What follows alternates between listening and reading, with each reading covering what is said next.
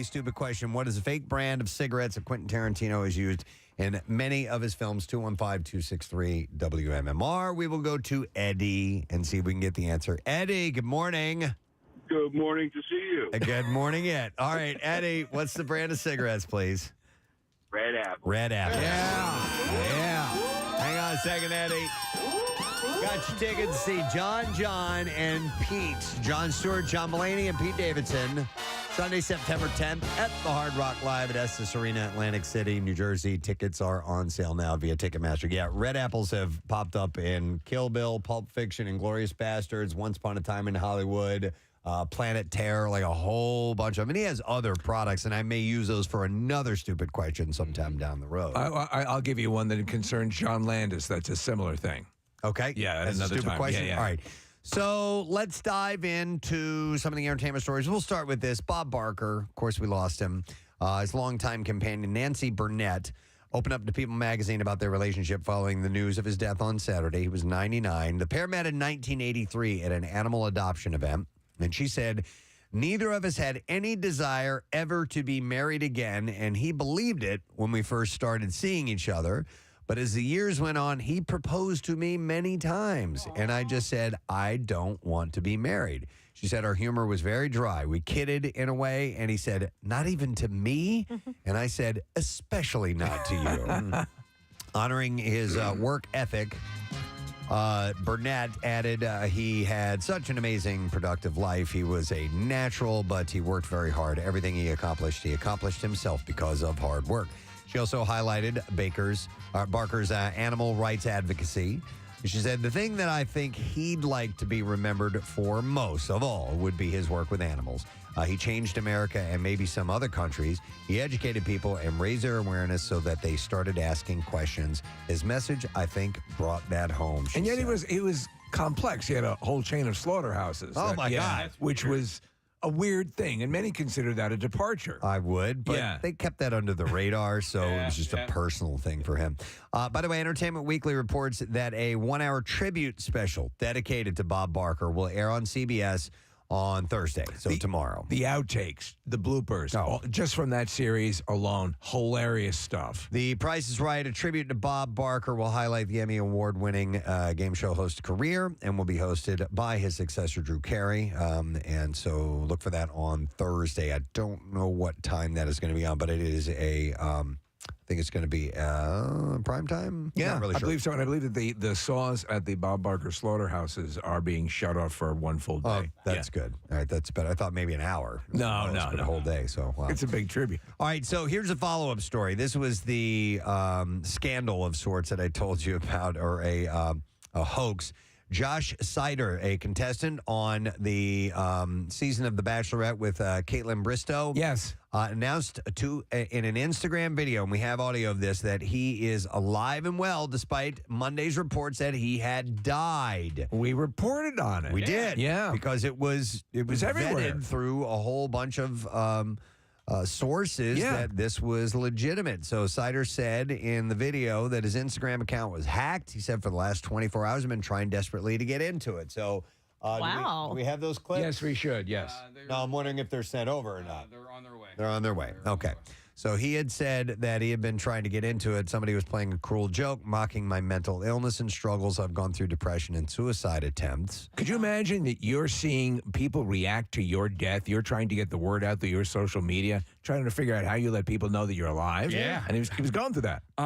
So is a similar story. A guy that when I went to the Grand Canyon, guy was on the trip with me.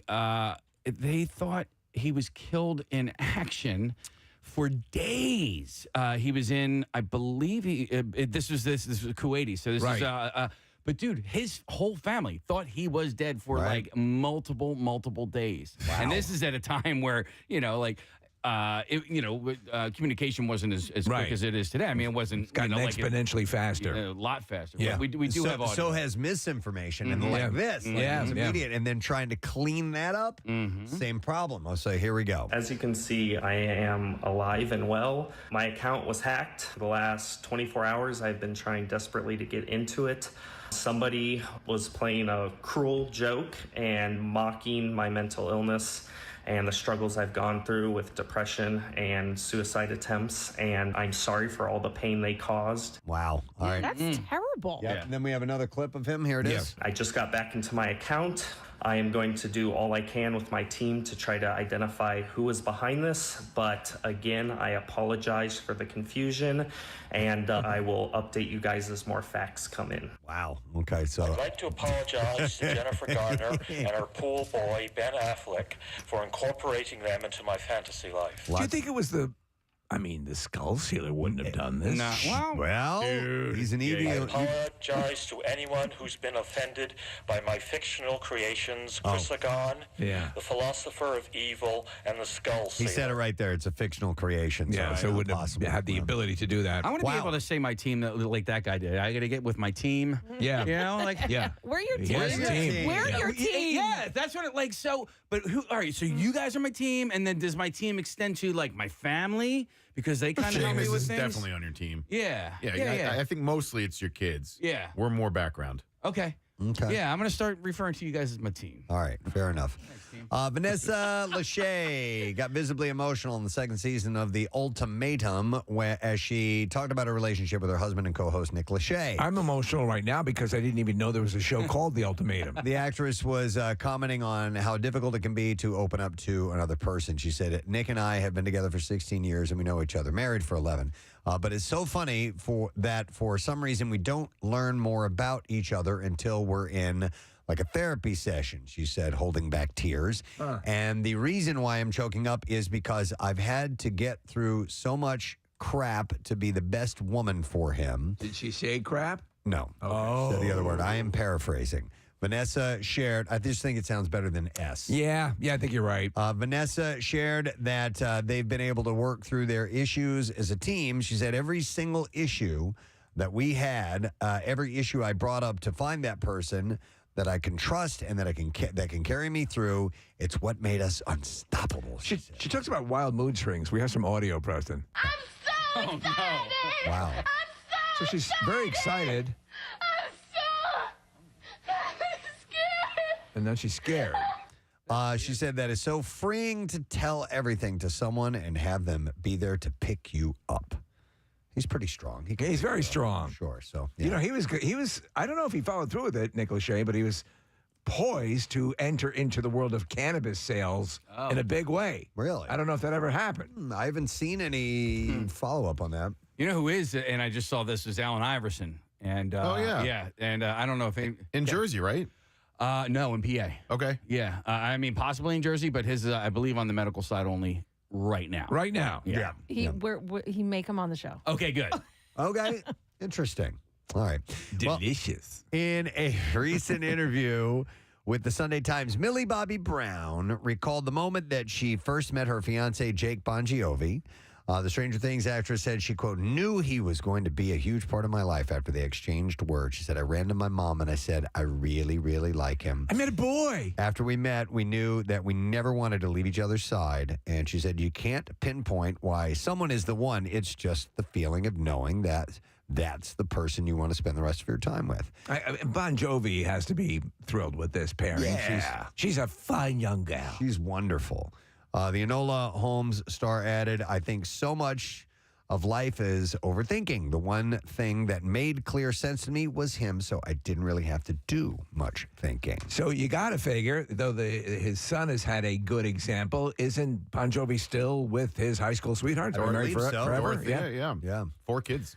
So the biggest names in late night television are teaming up for a new podcast. Jimmy Fallon, Seth Meyers, Stephen Colbert, Jimmy Kimmel, and John Oliver will host what is called Strike Force 5, a new limited series podcast debuting on August 30th. You think it's a riff on Fox Force 5? I was thinking the exact same thing, yeah. Which is from Pulp Fiction. And so this is going to be on Spotify. Fallon, Myers, and the gang will get together for at least 12 episodes, and they will take turns leading conversations about how they're navigating the Writers Guild of America strike in Hollywood and beyond. The work stoppage has practically shut down the entertainment industry. Folks in SAG-AFTRA joined the writers on the picket line in July, and all that has left Fallon, Myers, Colbert, Kimmel, and Oliver with not much to do for months now. So in the past strikes, Carson, during a writer's strike, wrote his own monologues and did that. But these shows are pretty elaborate, and the purpose of the podcast, Preston, is to raise money for the... That is correct, for the workers, yes. In the strike's early days, the 5 hosts got together on Zoom to discuss the serious issues of work stoppage, and instead they had a great time. They were cracking each other up, and they had a bunch of great conversations. So now they're opening up the once private conversations for listeners everywhere. And like Fallon had mentioned in his Instagram, all proceeds received by the hosts from Strike Force 5 will go to out-of-work staff from the hosts' respective shows. If you ever get a chance, you can probably find clips on YouTube when Carson was writing his own monologue. And obviously, he loved his writers. And he's a funny guy. Yeah. But he was a master of playing off bombing material. Right. And that was And just he bombed like crazy Yeah, then? It was a massive run. Sarah Jessica Parker couldn't resist the kitten that her And Just Like That character adopts on the second season of the show. And on Tuesday, she revealed on Instagram that she and her husband, Matthew Broderick, officially adopted the cat in real life in April. She said, if he looks familiar, that's because he is. And she captioned a carousel of photos featuring the long-haired tabby cat. Carrie Bradshaw adopts the kitten named Shu on the show. Makes sense. After Sarah Ramirez's Shay Diaz brings him to her apartment. When you go on your like streaming channel, sometimes it'll go, hey, things you might like, and it keeps doing this show that she's on, and Just Like That. I have never watched. Why would you be ending up with that? Thank you. Yeah. I'm like, what? And it's what could possibly be the connection? It is first on my like. Hey, have you been looking at a lot of horse pictures? Yeah, no. Dude. Maybe I watched the Kentucky Derby. That's what it was. That could be it. There it is. And they made the connection. Wouldn't it be crazy if you watched it and it turned out that you absolutely loved the show? You know? Yeah, Maybe the algorithm knows something you Maybe it don't. knows. Yeah. I don't know. By the way, she said his off-camera name is Lotus. He and his siblings were all given botanical names when they were rescued by newborns by the Humane Society. So good for them. Rosie O'Donnell took to TikTok recently to ask her fans for advice on what to wear to Beyonce's Labor Day concert. She said, take me to Super Save tomorrow because they have a sale. She said, I've been told by a fairly reliable source that Beyonce wants everyone who's coming to see her on Labor Day to wear silver clothes. So like chrome I've is her seen theme. I've seen the edict go out, and a lot of people commenting on this. Like, you need to look like futuristic, outer spacey. Ooh, I think it's a great idea. Yeah. We should do it on the show. Great idea. You've seen the disco ball helmets that you can buy? Yeah, I would get one of those. She said, does anyone know where I can get any silver clothes to wear? I mean, like a silver shirt, maybe. I want to be a part of the cool kids. I don't want to disobey the queen bee. And she later thanked her fans for their input and said that she thinks she's going with white pants, a thin white hoodie, and a puffer vest that is bright metallic silver. And she said, got me some silver, so thank you all. So you got your Neil Peart shirt on today. Would you ever, for a concert, was there a concert that you ever adopted a new fashion choice or wanted to make a fashion statement? You wear a concert shirt as a standard. Did you ever modify your look to be part of a concert crowd? Boy, that's a good question. I'm trying to think of what type of a show I went to that would require something like that. I mean, like, as opposed to just, wearing, the band's name or something like that. Right. Not me personally, but Caroline I took to, was a big fan of, oh my God, now I'm 21 Pilots. 21 Pilots, thank you. I got you, bro. And so there are some very important fashion things like that duct tape that are important that you wear to that. So they got dressed So up for she that. did that. Yeah. But you didn't do it. I didn't do it. No. For Fish concert, Steve, I will not shower for a month. Yeah. Do you, it's not what do you I'm rock tie-dye? wearing. Will you rock real trippy stuff? I don't. No, I just. But I mean, a lot of people do. It's just that's not my fashion. I know you have. I embrace this because I think it's cool. It's just something different to do. It's not your everyday life. I want to go. I want to be in the whole. What have you done? Cowboy stuff, yeah, right? definitely like country. What else? Anything like, else? I didn't go to the Taylor Swift concert, but like all the pre-stuff to it, like I got a little Taylor Swift outfit, stuff like that. When you for look to sure. see her rocking a goth look, it's like Oh, that'd be awesome. Marissa says Jimmy Buffett. There you go. That's Yes, a perfect yeah. example. Perfect People example, that dress yeah. a certain way. Yeah, I mean, if I the went to event. another Jimmy Buffett concert, the Hawaiian outfit, shirts and stuff. but the outfit that I would wear, I would probably only wear it one time there. You know Right. what I mean? Yeah. And the same thing with the cowboy boots and the cowboy hat, all of that. Like I wear it. I maybe wore it twice, once to a concert and once to a friend's wedding who got married on a farm and was like, you have to wear boots. Do you know what gives me a big sense of calm and inner peace is being able to say, I'll never have to decide what I'm wearing to the next Jimmy Buffett concert because I won't be going. That's a good question. I'm sure at some point in my life, of all the concerts I've Yeah, been you to, I've had worn to. something specific, but I can't think of it I right mean, now. you did it for like the midnight screenings of Rocky Horror Picture Show. Horror, Yeah, right? You get dressed up for that. I didn't do that. Oh, you didn't? I didn't do the dress up part. Okay. But But just people like do. Rocky. Yeah. most definitely. Yeah, just like Rocky. The boxing star. Yeah, What's the transvestite from Transylvania? that would be great. All right, a couple other stories to run by you. According to Us Weekly, Tom Brady isn't worried about Arena Shake's recent vacation with her ex-boyfriend, Bradley Cooper. We asked this question yesterday. When you are a Tom Brady, do you get jealous of any other guy? A source said Tom has no idea if Rena is still seeing Bradley, but it's really none of his business. Tom and Rena aren't in a committed relationship, so she feels free to see anybody she likes. That means he's banging everyone as well. Robert Downey Jr. and his wife, Susan Downey, celebrated their 18th wedding anniversary with a romantic Instagram post. The pair recreated a photo from their wedding day, showing the actor leaning in to kiss Susan with his eyes closed as she looks down and smiles while holding a bouquet of flowers. Steve, I don't know where this was. I'm pretty sure you saw it, but there was I saw a biography of him, and he was very candid about his drug use and time in jail and everything that he went through. And at the beginning of their relationship, he was still dealing with some of those demons. And he said she gave him an ultimatum. Yes. She said, if you don't stop, I'm gone. And he said, it's amazing when you're in love, what an ultimatum will do sometimes. Oh, he credits her with everything. Yeah, and they've been great together because people don't remember. I know we do, Preston. I remember we were reporting on it years ago. Oh, yeah. He was gone. We thought he was going to die. Yeah, absolutely. Pretty certain he was going to die. And then Mel Gibson brings him back, of all people. And then there exists footage of Robert Downey Jr. on stage and Mel Gibson's behind him. And it was during one of Gibson's real rough periods. Yeah. And he goes, now I'm going to return the favor. Yeah. Thank you, Casey. I like this one here.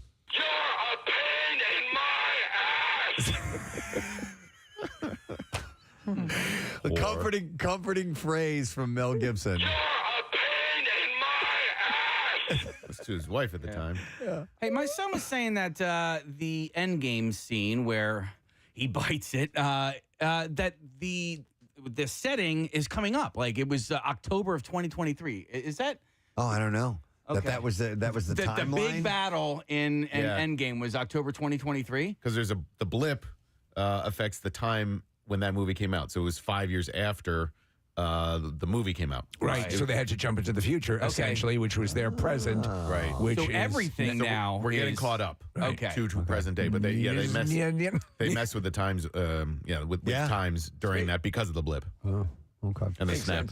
All right, let's see what else we have here for you. Zendaya wants to put the Rue in Ruthless in her next role. She said during a video for Elle magazine that she hopes to channel an evil character for her next role. Did you see her photo shoot recently? I did not. Oh, my God. She looks fantastic. So I would like to then. Yeah. She said, I would love to play a villain of sorts, tap into that evil supervillain vibe, whatever that manifests in. She said, I don't think necessarily in a superhero sense, but in an emotional sense. I feel like I usually play the good guy, so I'd like to play the bad guy. I bet she'd be good. Also on the list of Zendaya's goals, directing.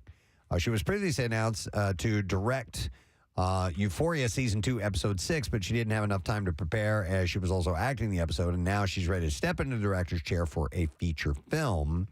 She said, I'd like to direct one day, direct a film, hopefully more than just one, but just doing it. The first step to actually doing something yourself is not an easy step to take, so hopefully I can get over that fear. She is expected to helm a Euphoria Season 3 episode, with the series most likely returning in 2025. Just days after dropping her new summer anthem single Soon, Selena Gomez took to Instagram to reveal that she had recently broken her hand and undergone surgery for it. Reading this article, it doesn't say when the injury took place, what type of injury it was, how severe it was, none of that stuff. So I don't really know much about this at all. From what I understand, a backhoe rolled over her hand. Oh, wow. But okay. I don't know if that story's accurate. The day after she released her new track, she made sure to thank her fans for their support, calling her single a playful anthem about being comfortable in your own skin and loving your own company. And it's also really fun to dance to. She's still in like the top 5 of the highest Instagram followers, right? She has 428 million followers. Oh, okay. You guys are all watching. Oh, Press, you're not watching Murders in the Building. Okay. I am. Yeah. We are. Did she? She's got kidney issues, right? She does, and so she looks a little bigger. Okay. So and that you retain fluid weight and stuff like that. Right. Okay. And she's mentioned that, and that can vacillate, but she's a lovely girl. She also quickly shot down speculation that the song was inspired by her relationship with The Weeknd, whom Gomez briefly dated in 2017, but she said couldn't be more false. So not about him at all, according to her. Let's see. Liar, whore, and you know it. Whoa. She's upset. Wow. She's going De Niro. Yeah. Back off for her, child. Entertainment Tonight reports Okay. Back off for a child, seriously. that Romeo and Michelle's high school reunion star Mira Sorvino is expected to join the 32nd season of Dancing with the Stars. Is this like the only Oscar winner to ever? No, I think they've been. I know that De Niro, Nicholson, they've done it. No, there has to be another. Cloris Leachman. Is she an Oscar winner? Yeah, she won an Oscar for There the you Last go. Picture Show. And she was, I think, the oldest person to be on Dancing with the Stars as well. Former Bachelorette Charity Lawson and Vanderpump Rules star Ariana Madix are the only 2 confirmed contestants on the new season so far. So I guess they're going to roll out some more names in the next few days. You know what I would say would get their numbers back up again? You know, they're doing this thing where they brought Alfonso Ribeiro in and with the model. I can't remember. Brain who. fart. He danced Tyra with- Banks. Oh, okay. They're the hosts. And so I guess she's out, and now is it Juliana Hough? I'm looking at the one picture of the co-hosts. Love I Juliana have Hough. no clue. Bring Tom Berenger back. Not Tom Berenger, Bergeron. Tom Bergeron. I'd rather see Wait. Tom Berenger. But Tom Bergeron, he retired, right? Yeah, so he's like, or just They from retired this. him, basically. Really? Yeah, But I that mean, was he's the not word. doing anything right now, is Is he fully retired?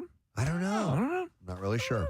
He's great. He is a great host of pretty much anything.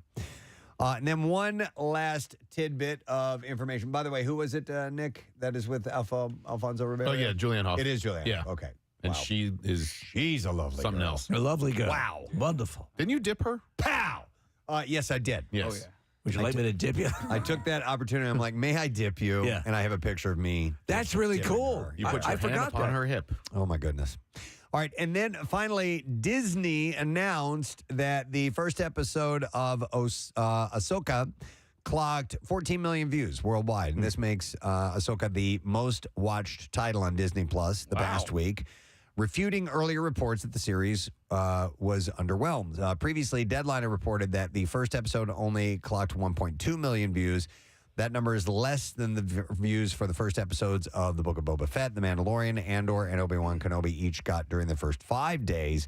Many news outlets interpreted the data as evidence that Ahsoka had a disappointing start, but Disney doesn't always publicize its viewership numbers, but that data and the subsequent media interpretation of it prompted Lucasfilm to issue a glowing statement about the official Ahsoka viewership data, so it was way better than it had been reported. Well, what you're talking about is at the heart of the writers' strike and the SAG strike is that no one knows the exact numbers and no one knows the source of the numbers a lot of times, whether it's through Nielsen, whether it's through the streaming company themselves, and that's how they want to judge what an actor or actress should be paid, you know, how they can reconcile that. Big issue. I watched the first 2 episodes. I really enjoyed it. I'm looking forward to this week's. I was telling Casey this yesterday. It's made me kind of dive back into Star Wars stuff that I never explored, like Clone Wars and Rebels and a lot of the animated stuff, because that's where Ahsoka's story really began in the Star Wars universe. So, but the first 2 episodes I thought were really good.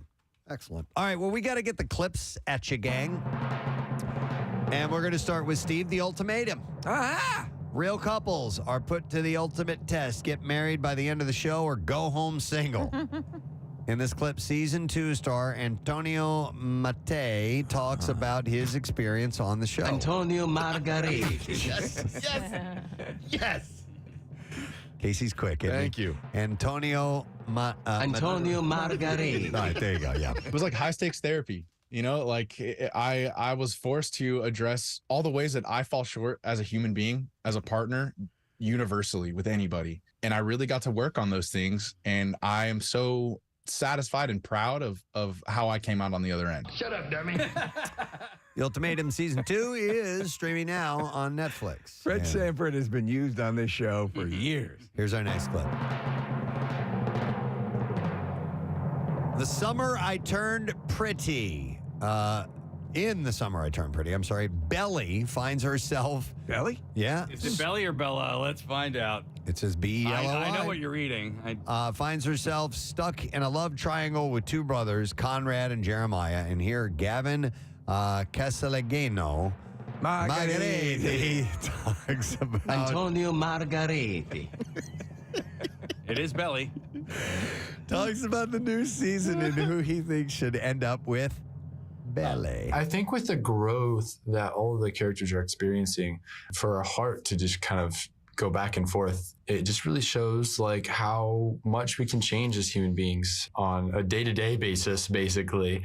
But yeah, I think, you know, in the end of season 1, it just made sense with Conrad. And now I think for season 2, there's, you know, a little time for Jeremiah to shine. I don't even know who the hell you are. The Summer I Turned Pretty is streaming now on Prime Video. Do you have a summer where you believe you turned pretty?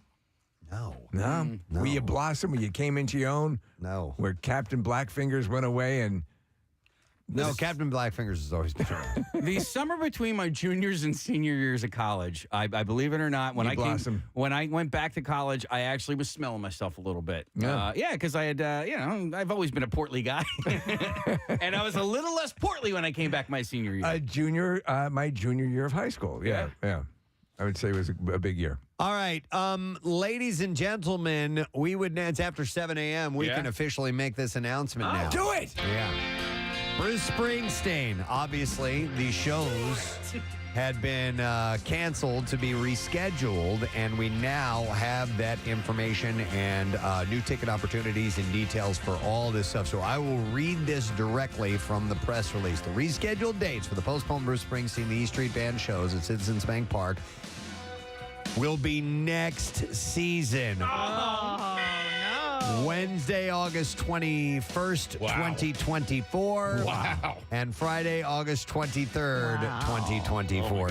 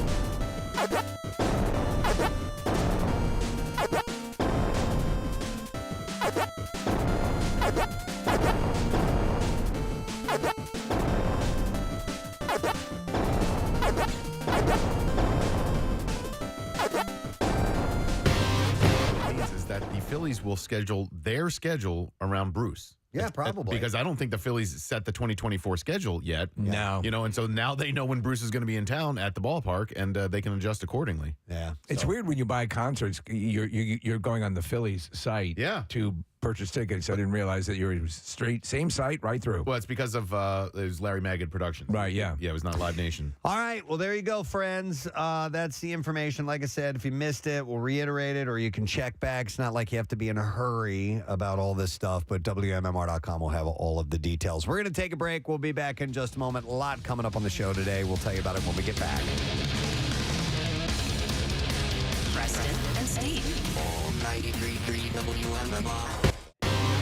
Excellent. Some more free advertising because they have this amazing salsa and guacamole dip. I don't even want to talk about that. You just made a mess in my mouth. I know I just said you that. just made a mess in my mouth. How am I going to explain it to my mother? Good. I told you he would do that. He's a football player. Did he give you that line about the big game? Damn it. He made a mess in your mouth, didn't he? Start the countdown clock for when that is isolated and repeated many already times. working on it. I know she is. It's like goo. Goo. Ew. Did he leave goo in your mouth? Oh, gross. Go back to the strawberries. I want to talk about the strawberries. Yeah, because now he messed it all up with salsa and guacamole. Yeah, I'm skip that. thinking Let's go back to Sweet and savory. The deep fried brownie is glorious. But she's just saying chocolate covered things. In general, and trying to do it yourself. It's hard because you have to know what's going to be the right consistency. Kathy, you end up on Pinterest with nailed it. Yeah, exactly. You know, what is this, guys? I just hit the button. Oh, Jesus. You just made a mess in my mouth. I'm going to need that over here. I know you are. I know, yeah. That'll go next. It was the day I would never forget. That'll go next with the ball sacks are yummy. Right? Ball sacks are yummy. You just made a mess in my mouth. Ball sacks are yummy. You just made a mess in my mouth. Ball sacks are yummy. You just made a mess in my mouth. Ball sacks are yummy. I can't do the stutter thing. Well, you might be ball able to. Ball sacks are yummy. You just made a mess. You just made a mess in my mouth. Ball sacks are. You just made a mess. You just made a mess in my mouth. Ball sacks are yummy. You just made a mess in my mouth. It's like Max sacks are yummy. Do it slowly. Oh, okay. Even sexier. Okay, here we go. All right. Oh, wait. You just made a mess in my mouth. Ball sacks are yummy. You just made a mess in my mouth. Okay. Sounds a little Mandy-ish. It does, doesn't it? Oh, dear Lord. What were we talking about? Chocolate. Made a mess in my mouth. No, it's Hi, my name is Mandy, and you just made a mess in my mouth. Hey, director Jennifer Lee hinted that Elsa may get a girlfriend in Frozen 2. What? Yeah, she said... That's why it's called Frozen 2 Cold Cooter. She said, where we're going with it, we have tons of conversations about it, and we're really conscientious about these things. Listen, I can help warm that thing up. She said You let Cold Cooter go. She said the sequel is expected in 2019. I consider that a personal achievement that Kathy likes Cold Cooter. And the shocking part is that you didn't. I was still laughing, and Preston just kept going. I'm like, nobody really But said I mean, anything for about Kathy that. Romano to enjoy Cold Cooter, I think I'm just going to sit out the rest of the show. It's inventive. Kristen Bell and Idina Menzel have signed on to reprise the roles of Anna and Elsa in Frozen 2. So They always say this stuff, but they never follow it. This is the Spider-Man where he's going to be gay. Yeah. They never do it. There's a show, I forget the name of it, but Jace is watching it, and one of the kids in the show has dads. And two dads, and It's a Disney show, isn't it? I can't remember. It's Disney, a cartoon. I can't remember. Oh yeah, Crazy Family or like Loud Family or something like that. And we watched a show called My Two Dads. Yeah. But I was just surprised. He just watches it like he didn't. It was just normal. Like this one kid has two dads. This other kid has a mom and a dad, and it was just. Mommy, did you hear Elsa's a lesbian? Yeah, that'll be next. Just totally the other way. It has no sense of it. It's totally fine. Elsa's lesbian? Yeah. It'd be interesting. It's on Nickelodeon. The Loud House? Yes, that's there it. you That's go. it. No kidding. I have. We're gay. I've not and seen it. loud. loud. And they're pretty. One of the dads is pretty feminine, and they one of the episodes, or at least the one that I watched, they go on a skiing trip, and the dads are very overprotective and nervous that the kids are going to get hurt. And Wow, Interesting. The voice of one of them is Wayne Brady, and then the voice of the other is Michael McDonald, the singer. I'm in love with a dude. I turn around and he goes to town on me. It feels so good. That's not what they do in the show. Is it They call it the Hershey Highway. Are you sure it's the Michael McDonald? Nope. Okay. I got distracted by the singing. Sweet freedom. We're just two dudes and we're getting it on. Penis by penis by penis by penis. I'm working my way through. Obviously, we're approaching it with sensitivity. Of course we are. And compassion. See, I think it's cool. We are a progressive show, obviously, not even remotely having fun. Very different Michael McDonald. All right, Oh, it's the one from I know that guy. Mad TV. There was an actor, Steve, you'd recognize He's this guy. excellent. He's very funny. Yeah, he's a great actor, and Okay. he plays the other gay dad. It's not the one from the Doobies. the Doobie Brothers. Though I've dabbled occasionally, now and then, I like some dudes. I like your Michael McDonald, Thank you. Steve. I'm a fan of man junk, like it on my head. They call it what they call it? A Roman helmet. Michael McDonald isn't singing this song. Oh, God This damn is it. Tom Johnston. It's Tom Johnston. There you go. That's it. Thank you very much. That's Michael McDonald. You don't know me, 'cause I'm your all the lyrics sound like the others. So it's called, what's it called, Loud House? Well, that's Yeah, Michael yes. MacDonald, right? And this is Michael McDonald? You might Or be are they right. both?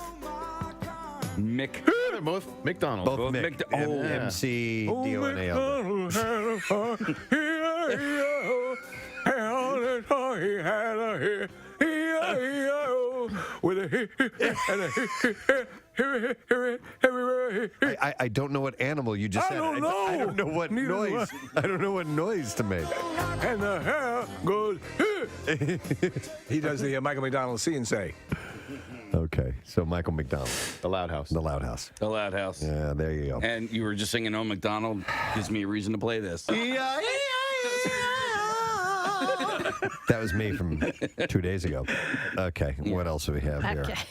Okay. All right. Jeff Franklin, the creator. You don't get news like this anywhere else. And showrunner for Fuller House and the creator of the original Full House has been fired from Warner Brothers. Why? What happened? And What happened to the talented man? He created Full House. I don't know why you're still here. don't Okay. even question. I heard it was breakfast. There was another time, and I got really pissed off at this one too. A buddy and I went into a bar that had pool tables, and we just wanted to shoot some pool. We weren't there exclusively to do it. It was, hey, Right. pool tables. Let's do it. Let's shoot a game of pool. So we go over to play pool. Nobody's playing at the table. And we go to play, and there's a couple sitting at the bar. They're like, no, table's ours. I'm like, there's nobody playing here. Yeah. Like, yeah, our quarters are on the table. I'm like, yeah, but you're not playing pool. No. Quarters indicate next. Yeah, exactly. Yeah. Exactly. So my buddy and I'm like, yeah, we want to play against each other. No, you got to play us. No.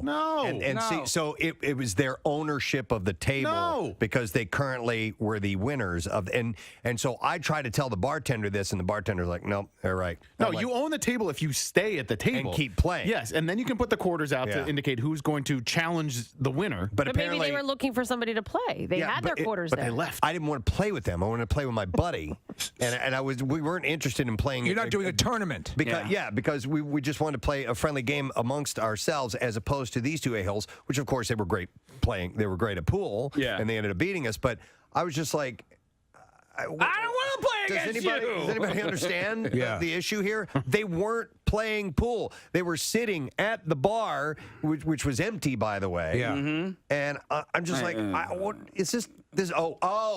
this is what you do. Yeah. Oh, you guys are a bunch of This is dicks. what you do. You should have done the thing that this is your thing that the Joker does in The Dark Knight and break it in half. And I know we're having tryouts. I think I have a good idea. Ask me how I got these scars. My wife was always sad. I just wanted her to smile. There are times when I wish I didn't care about getting arrested. You know what I mean?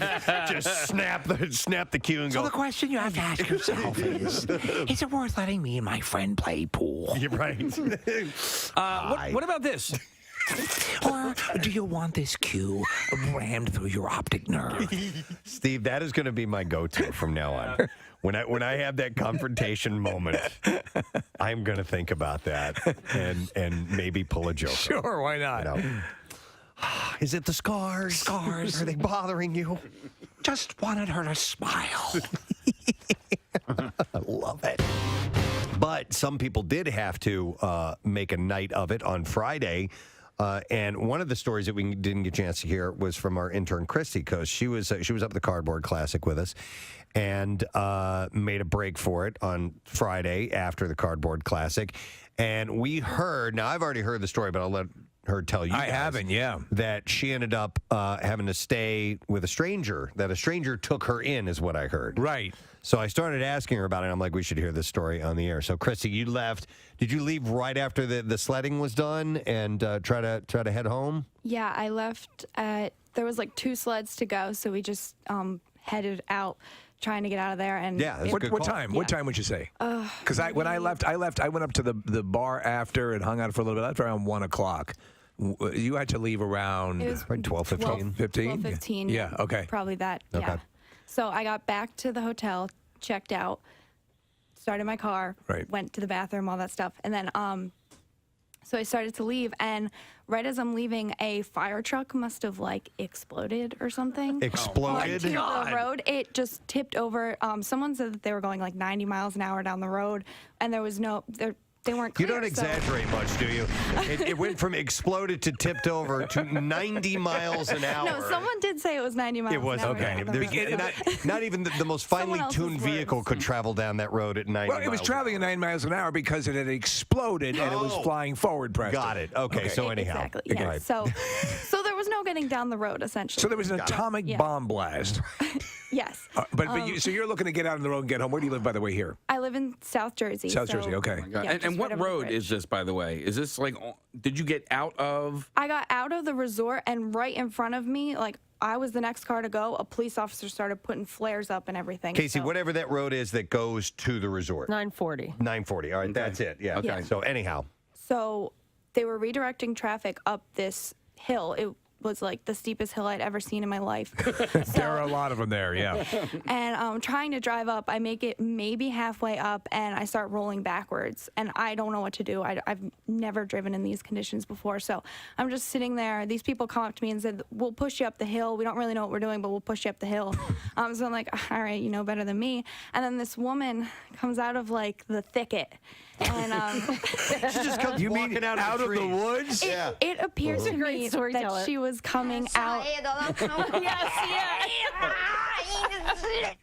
It appeared that she was coming out of the woods. She, I did learn that she had parked her car up there, and she lived on this really steep hill. It was like a development of houses, and she says, "Can I get into your car and I'll help you?" And she helps me, and she can't get my car up the hill, so So she's like, she gets behind the wheel. She Yes. gets behind the wheel. Because She gets behind she's the done wheel. this before. We Yes. assume because she lives next to this stinking hill. Yes, Okay. so she knows what she's doing, but my car's an old person car, so we're not going to get up the hill. So she decides to reverse down the hill, and as she's doing that, I kind of, I'm really grateful. WMMR. All right, thanks, Kath. So I'll hit this once again. We just made the announcement about Bruce Springsteen and the rescheduled dates from the shows that didn't quite happen this year. It's going to be a year. Literally. Yeah. Like almost to the days, Almost right? to the day. So if you had tickets for Wednesday, August 16th or Friday, August 18th, they will now be valid next year.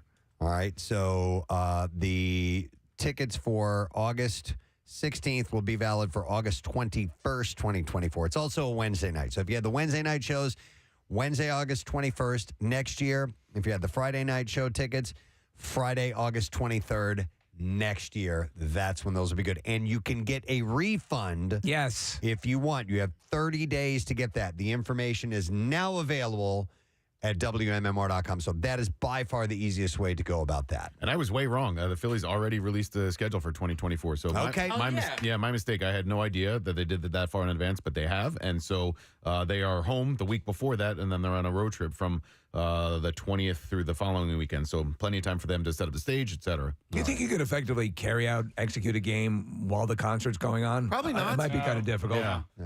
I could do a shortened version of the game. Maybe I don't know. Savannah Bananas could. Yeah, they right. could do it. All right. Listen up. I would like to share some important information with you, and we do it via the wonderful institution of the Just Saying Institute. The Just Saying Institute, home of the Casey Foster Vanderpump Rules Appreciation You bastard. I got a lot of great stories to share with you. So we'll start with this. Data suggests that about 4,000 Americans visit the emergency room annually with a foreign object lodged in their butt. Yeah. Hell, right. the bizarre files are proof of that. Yeah, 4,000 Americans annually. What was the anally. last thing you got Stuck almost in my ass. irretrievably wedged in your ass? Casey recently had a camera up his. Yeah. An old box-style camera. So the I universe... could safely say I've never had anything stuck up there. Yeah, I haven't either. I mean, the University of Rochester found that about 38,948 Americans visited the ER with this embarrassing injury between, it says 2021 and 2021. So that's 2021 to 2021. Wow. That's conceivably like a minute. That's bad information from the JSI here. It says in over half of the cases, an adult toy was involved. 77.8% of the time, the patient was a man. Other objects found where the sun doesn't shine include, here you go, here's your list of stuff. All right. Marbles, Yeah. bottles, and drugs. No toaster ovens? No.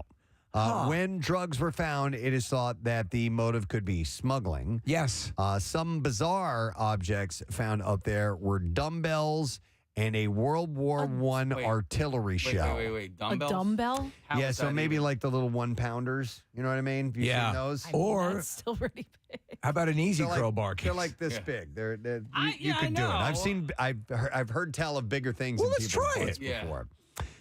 Younger adults between 20 and 34 were more likely to sustain this particular kind of injury. It's amazing what, and you'll do the story and we'll see the X-ray, like a full light bulb, a full intact light bulb, old style, old At school. some point, the person in their mind, Yeah. the phrase has to actually appear in their head. They have to hear a voice in their Yeah. mind say, I wonder if I could stick that in my butt. Oh, my Yeah, I bet I could get this up there. Bet I could put that and in I my bet butt. and usually from what you're saying, and I bet it's going to feel good. Hang on. We have Molly, who is an X-ray technician. All right. Anytime you mention this type of thing, you get these calls. Yeah. Hi, Molly. You're on the air. Good morning. Hi, it's Marley, like Bob Marley. I'm sorry. Marley. Hey, Marley. What's up? So I'm an X-ray technician. I work for a hospital, Mhm. and I have had particularly more men Yes. with stuff lodged Yeah. in their rectum. This study says 77.8% of the time the patient is a man. Well, I mean, We're just freaks. in all fairness, it's kind of the only hole we have down there. Yeah. Not really. It's a Well, tiny- no, I said The only kind one of. you can Kind of, really yeah. I get said something kind of of. size. Right. You know, like a dumbbell. like something you could work a nice dumbbell up. Marley, how many times have you seen this incident, do you think? I've had it 5 times, and I've only been an X-ray tech for like 3 years. Okay. Wow. And what are some of the objects? So usually they tell you have things with flared ends. So I've seen like dildos. I've seen a battery, blades, like little Blades. box cutter blades. Wow. Like what kind of blades? I'm sorry? Like box cutter blades. No. Like a what? box, like a razor, like That's- a box Razor cutter. blades, yes. Yeah. How does someone not get torn up. Horribly injured. I asked them like, hey, how'd you get this up there? And they don't usually answer. Like, it was just an accident. I was opening a box and the box cutter went up my ass. It was an accident that there's a You know box how it cutter in happens. there. My guess is, and correct me if I'm wrong if you were looking at it, was the blade retracted? No. No, with the blade That's insane. extended, it seems that's like putting barbed wire up your Dude, that's potential death right there, easily. We should try Yeah. that. No.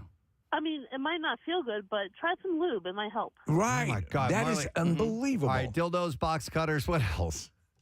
What was the other one? You said a battery. So as far, you're well. doing. Battery, This is like great. the square batteries. Oh, like a 9 volt. 9 volts. Yeah, Wait, yeah. why? I was They gonna make round ones. I was Yeah, going like- to jokingly ask you if it was a 9 volt. No. Oh, wow. A No, car battery. 9 volt is smaller because you figure like a D. I would figure. Yeah, if, but if it's you're gonna, round. Right, it's rounded on the Yeah. edges, but Yeah. a 9 volt is not. Like a double A, why waste your time? Yeah, you're not even trying. You're not even horny. Yeah, come on. What were the old, Steven, you remember the old larger batteries? Ds. The big, no, not the D, the big square one. With the With the two prongs yes, on the top. I love those. Was that like a 6 volt, I think it was. Yeah, it was a big. You guys probably don't You guys remember those probably don't batteries. remember. Sure, you had them in science class. Okay. Wow. All right, Marley, appreciate it. Thank you so much. Thank you so much for having me on. No problem. Anytime. Wow. Yeah, it's a 6 volt battery. Yeah, I bet you that would hurt. What about a car battery? Let me go next to, we have Felicia, also an X-ray tech. She's been at it for 16 years. Hi, Felicia. Good morning. Good morning. All right, Felicia, we've opened up the floodgates here, so we've spread them. How many times do you think Honestly, I've seen like 2 or 3 a year. I work second shift. Okay. Well, I did work second shift, but I probably 2 or 3 times a year, and it's a mixture of men and females. Okay. It's more guys, Yep. but yeah, you see a lot of Like stuff. And it's, what? Yeah, give us your inventory. okay, so one was a glass test tube. Oh, my. Yeah. Okay. That was a young child. Oh, man. No. The glass test tube, there was a baseball. How that happens, I don't know. Are you talking about a full Major League Baseball? Absolutely. Wow. Wow. So that's how you shag those flies, Preston. You know they rub mud on those things. Yeah, but I've also I remember a friend telling me that because he worked in the sewage, that people were flushing baseballs down their toilet, and I was wondering how that even fits down a toilet. There's let no alone way. a butt. All right, And what if you else? have just a fart toilet, kid? Felicia, It's a vacuum. You get it too far in somewhere, it will.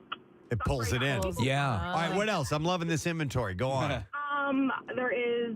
I mean, again, I've seen razor blades also. Oh my God. So let me ask you. So here's the obvious question. What was in that case? Was that person severely bleeding? Because there's no way you could get something in like that without slicing you up.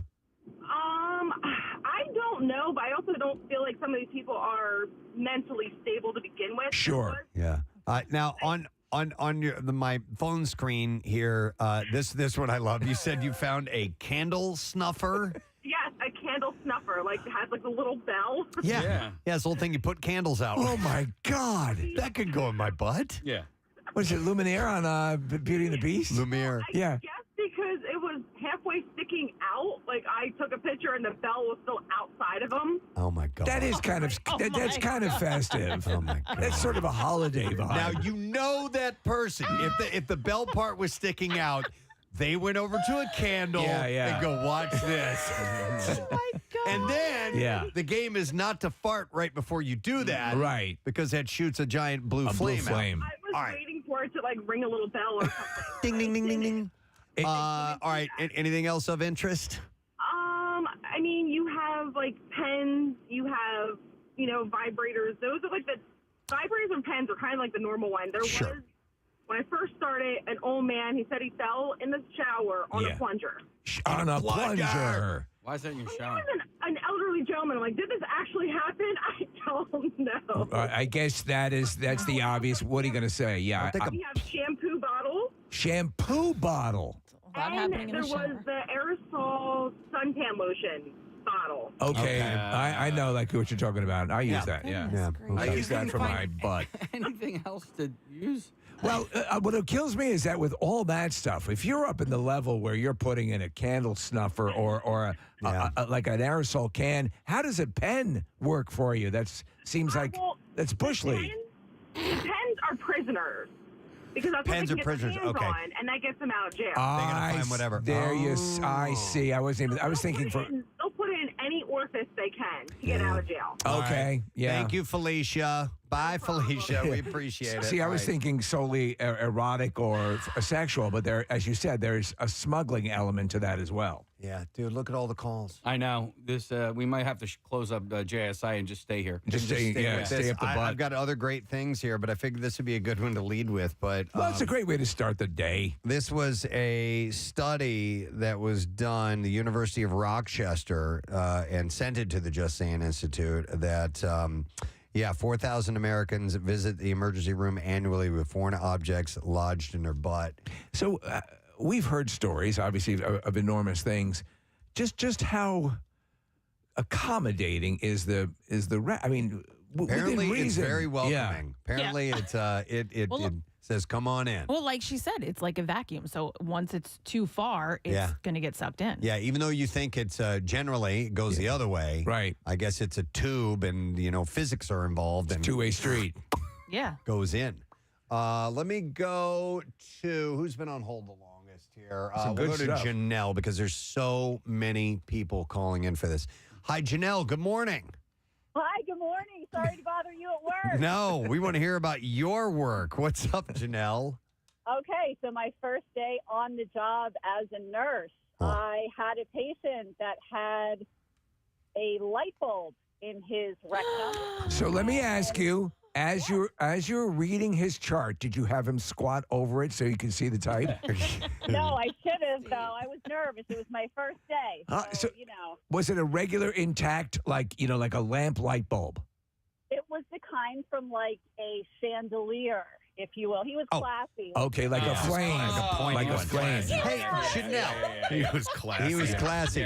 Janelle, Classy guy. I have a question. So, Not to bill the insurance. That was all over his chart. Do not bill insurance. Do not bill insurance, because he was a little embarrassed. Okay. Imagine that. Janelle, I have a question for you. Your first day of the job. Did people prepare you that you might see something like this? Did you have, were you not fully surprised, or did this just absolutely take you by complete surprise? This took me by complete surprise. Okay. I've since then gone into mental health nursing, so I've seen a lot more interesting things. So I like it. It's Well, always, an interesting day. Did some of the more It's very illuminating. Did more of the seasoned nurses, when you either share this or were with them, they were like, "Yeah, this happens."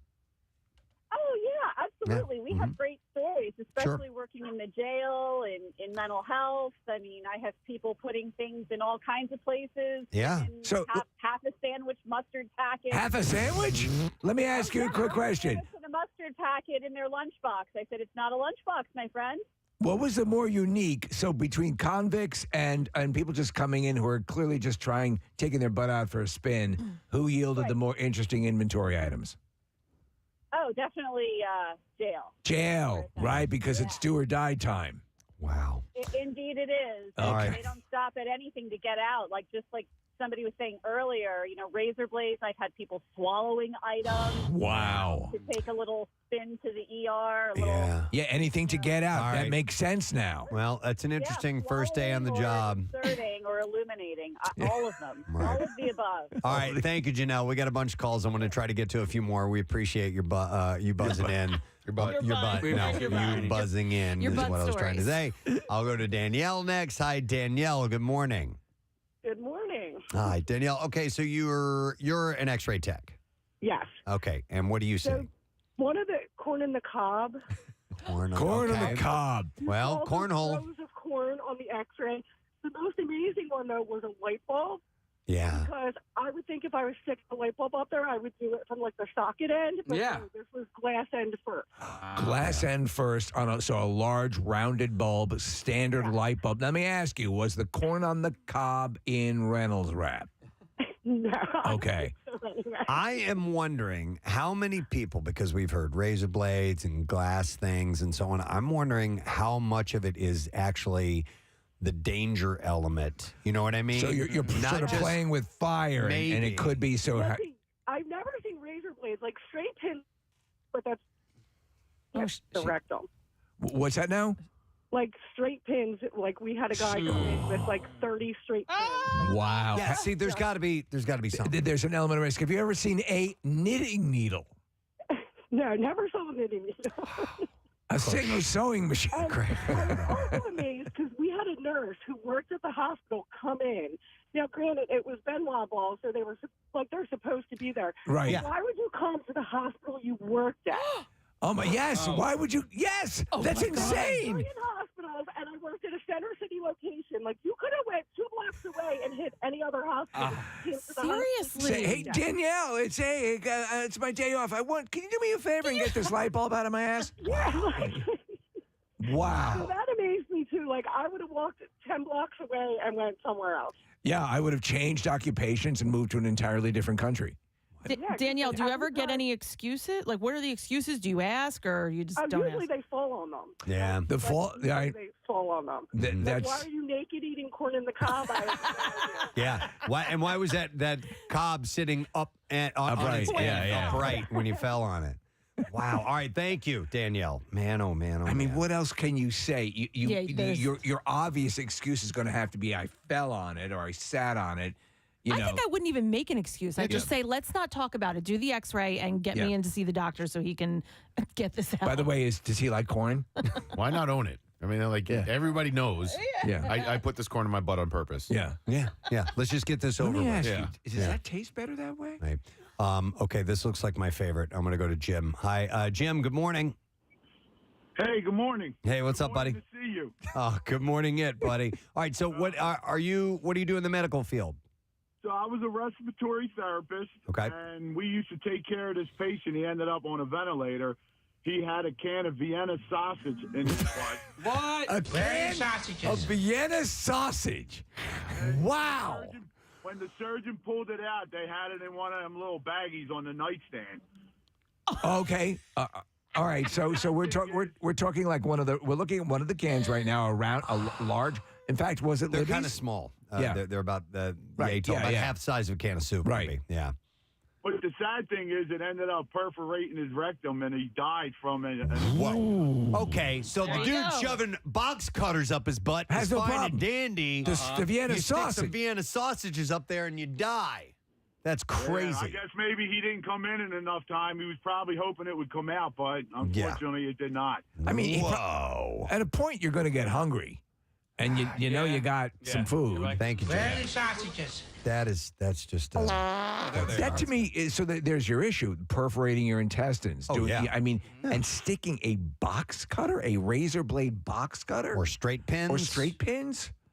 or a hand truck. Let's go next to Mary is on the line. Hi there, Mary. Hi, how are you? Good. What's up? So my mom is a ER nurse, and she had a couple come in. They were on their honeymoon. The female had a large Yankee candle shoved inside of her, Oh, my and God. they drove or flew home from their honeymoon with it inside of her and waited to go to the ER. She flew home. So when you say inside of her, we're assuming on the butt side? I don't know which side, but I know Okay. it was in there, and the doctor's only question was, what scent is it? Oh my God. Sandalwood. What scent is it? Hey, Mary, had they been like on an island vacation or Yeah, something? so Okay. They were. It was like a good, decent amount of a flight that she flew home. But Could you imagine that? Okay. Thank you, Mary. That's wow. Okay. Those candles can get thick too. University of Rochester found this information about 4,000 Americans visit the emergency room annually with a foreign object lodged in their butt. Let's go to an expert. You know the music. You know what that means. From Fox 29 and Penn Medicine. Trust all of us. He knows his way around the bud. Dr. Mike Sirigliano is on the line. Dr. Mike, good morning.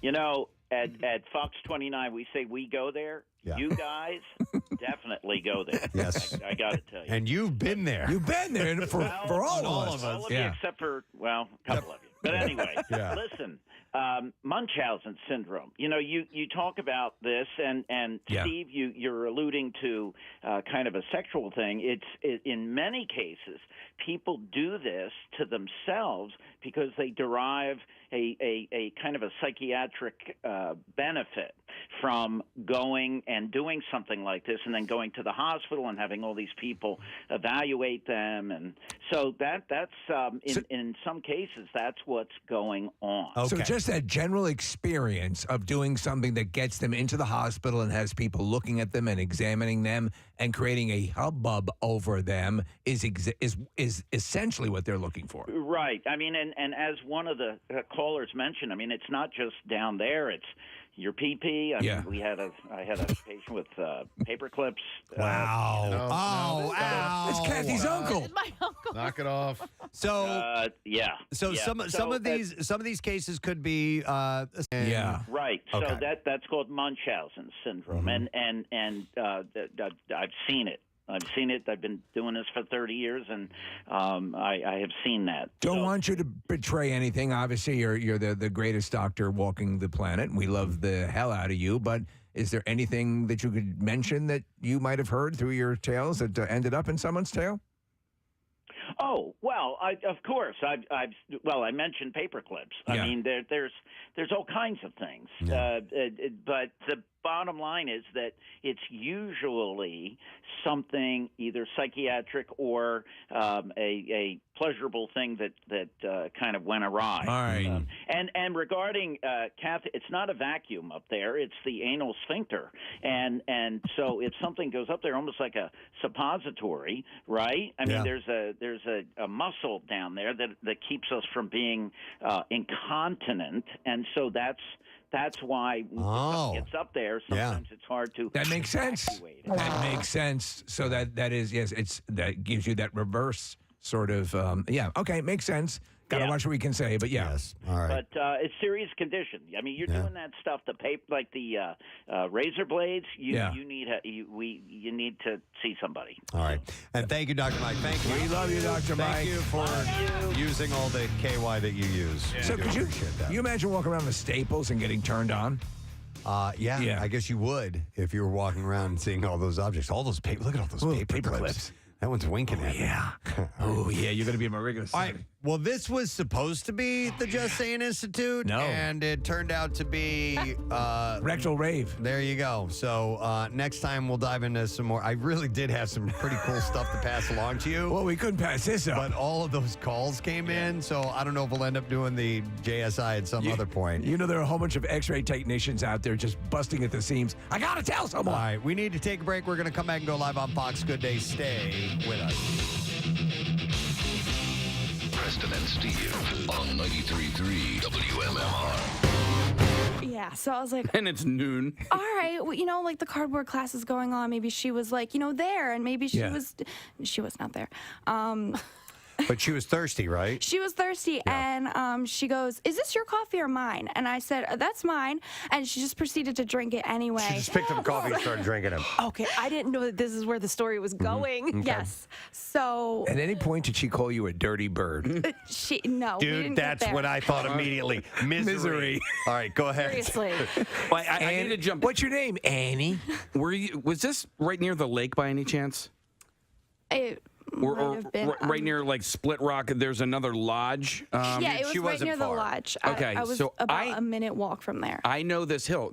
Nick, this is the hill that you and I went down. Yeah, that's where the fire truck that was. we had to Yeah. traverse. That it exploded earlier. Down. Yeah. Going 90 miles an hour. It was scary going down the hill, not even going up the hill. That's okay. So I know exactly. but you where this potentially is. have you have someone who's potentially drunk sitting at the wheel of your car trying to. But you're thankful Drinking her for it. I'm thankful Drinking your for coffee. her. Yeah. Yes, and At least she offered to help. I let her have the coffee, obviously, and but she was helping me. I didn't know what else to do. And That's nice. she gets my car down the hill, You have any birth control?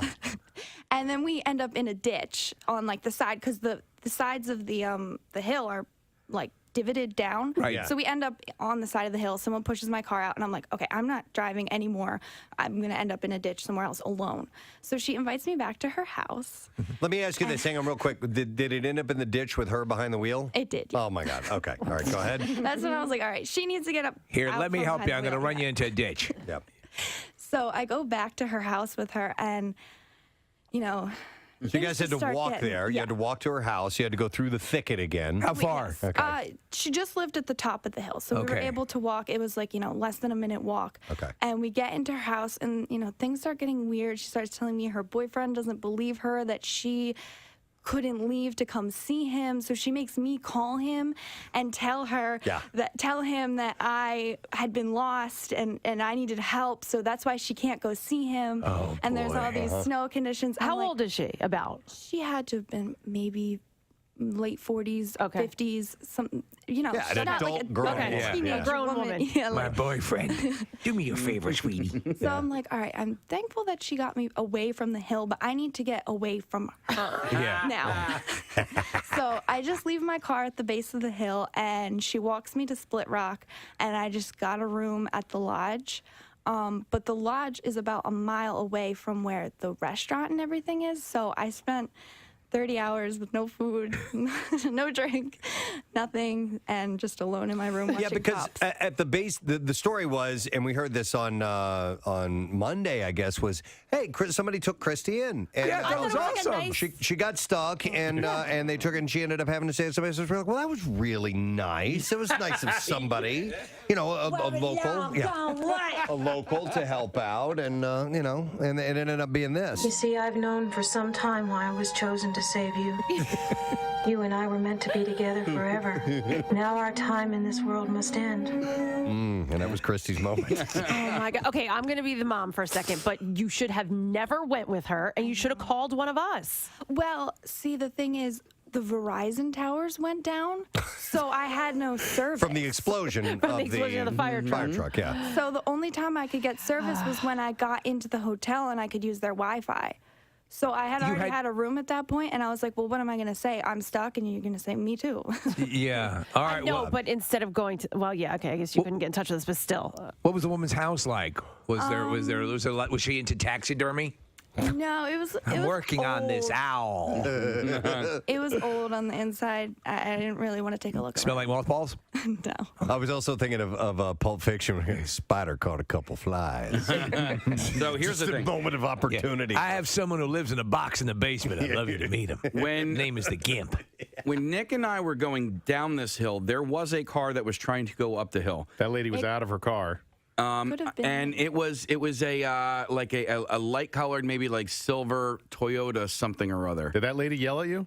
No. She yelled at me. Did she really? About Why? what? Yeah, well, because she didn't want me to go any further because of the fire. I'm not exaggerating. Because of the fire truck that was on its side down that hill, and she was warning me, but she was doing it in a shocking, sort of half-hinged kind of a manner. And I was like, all right, I You got think it was the same woman? I'm wondering. Okay. Was she wearing a red sweatshirt? I don't remember what she was wearing, but I'm not talking about that. Was she wearing a red sweatshirt that said Archie Bunker for president? That was on Nick. That was on Lake Drive or whatever. The hill I'm talking about that you were stuck on, I believe, was Estate. Yeah, that's what it was called, Estates Drive or whatever. Wow. So how long? So when you got into the house, how long were you in the house? Maybe like an hour. An hour? Oh, you were there that long? Because I didn't know what Want to watch do. my stories with me? What were you? Yeah. What were you guys talking about after you got off the phone with her boyfriend? She kept asking me like really odd questions. You'll never know the fear of losing someone like you if you're someone like me. She really wanted to make me a meal. She wanted to take pictures with me. Are you a good girl? Are you a good girl? She just wanted to like document the moment that like she had saved someone. This is sounding very similar to the Hawaii trip, Preston. Somebody was texting in and asked if there were swords on the wall. Yeah, it could have gone that way if she didn't leave. I don't want to be forward, but I can see your dirty pillows. Did you take? You don't want boys touching your dirty pillows. Did you take your jacket off and hats and gloves and stuff? Yeah, because I was so like well, you're lovely. soaked from being outside, so I wanted to get on. Do you wonder how I got the smile? I know you couldn't see it with my ski mask on. I have this permanent smile that I gave myself, you see. And so you were there Could you call my boyfriend? So you're there about an hour and a half. Yeah. Holy Jesus Christ. You must have thought at some point, I'm going to die. I'm going to get murdered by this person. Me and Nick just drove right past you. You didn't know that probably at the same. Yes. They were. What time did you guys leave? After her. Yeah. How long after her? I left around 12:30, 12:45. Did you go up that hill? No, I didn't go that way. Yeah, I went all the way around and then ended up finding where Casey was. They ended up coming the opposite way, so they were going down the hill. She was going up the hill. I was trying to get back to the turnpike on the south side of Dead Boulder. I felt pretty bad because on my way back to Jack Frost, after I tried to get on the Northeast Extension, I came back and I'm coming through the entrance, and there was a white, I don't know if it was like a Suburban or something like that, that was in a ditch so far so that it was laying on its side. I saw that. Did you see it? Yeah, I saw it too. I came upon it, Kathy, and Sayadala Kong Kong. No, I came upon it, Kathy. It must have been shortly after the windshield wipers were still going. They had flashers on. wow. And I couldn't stop. I wanted to help, but I'm like, if I stop, I'll get stuck too, and it's just going to make the problem worse. So I just kept on going. I know. Good luck.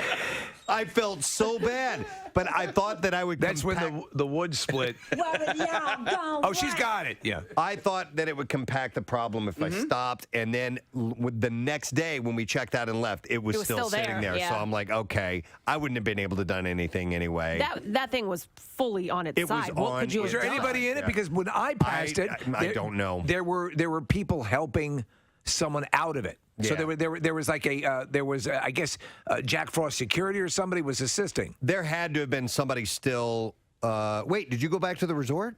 No. No, this was on the way to the resort. Oh, because there was This another is across the highway. There was another Okay. vehicle, a similar vehicle on its side, exactly as you're describing. Okay, but the wipers a were still lot. on, the lights were, the flashes were on, so it was still running. So people were probably inside of it. When you were going through the wallet, yeah. I just. I had to make a decision. Some money? Credit cards?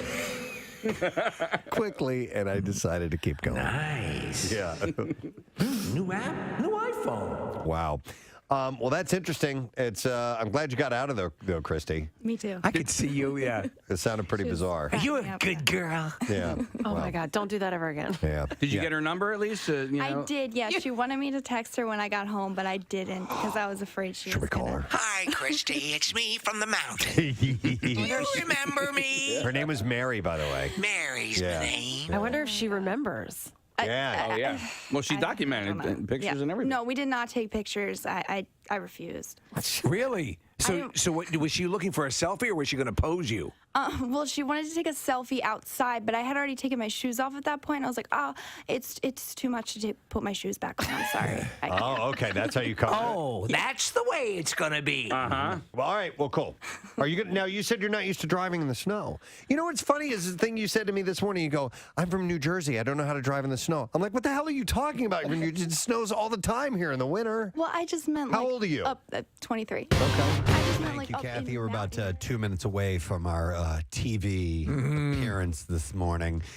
So I'll mention a couple things. We have a secret text word today. It's your chance to win a pair of tickets to see Rich Voss, who's going to be performing Friday, October 27th at Punchline in Philly. So text the word secret to 39333 to get yourself in on that. And if you missed it earlier, we revealed the information about the Bruce Springsteen and E Street Band rescheduled dates. The bottom line is it's going to be a year. Yeah. A year from the original dates. Not exactly. So the dates were August 16th and August 18th initially this year. Next year, they'll be August 21st and August 23rd. So it's still going to be a Wednesday and Friday night. And if you had tickets for the Wednesday night show this year, they're good for the Wednesday night show next year. If you had tickets for the Friday night show this year, they're good for the Friday night show next year. Now, what if you have plans next year or you're not even sure at this point that you want to go? You can get a refund. And you have a 30-day window starting today.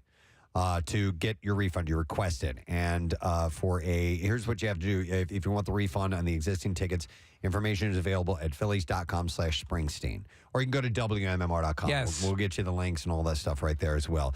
If you went through a secondary site, you have to go back to where the tickets were originally purchased, and then you have to request a refund/review on that company's policies and work it out there. Remember, there are people tailgating, ready to go. Yeah. And people who flew in from Hawaii to go. All right, we should be hearing some music in the next 5 seconds or so, and that means we are going to go live on Fox Good Day this morning, and there it is.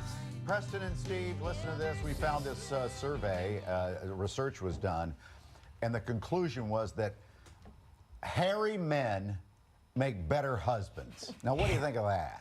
Well, okay, are we talking like excessive back hair? Gorillas? Yeah, what type of hair are we talking? It's instead of the trend now where we manscape all over the place. We get Just waxed. let it fly. Just Let it fly. Yeah, kind of let it go in all regions. I don't think like a caveman, but just don't manscape so closely. Oh, so like a Bad Bunny sort of thing.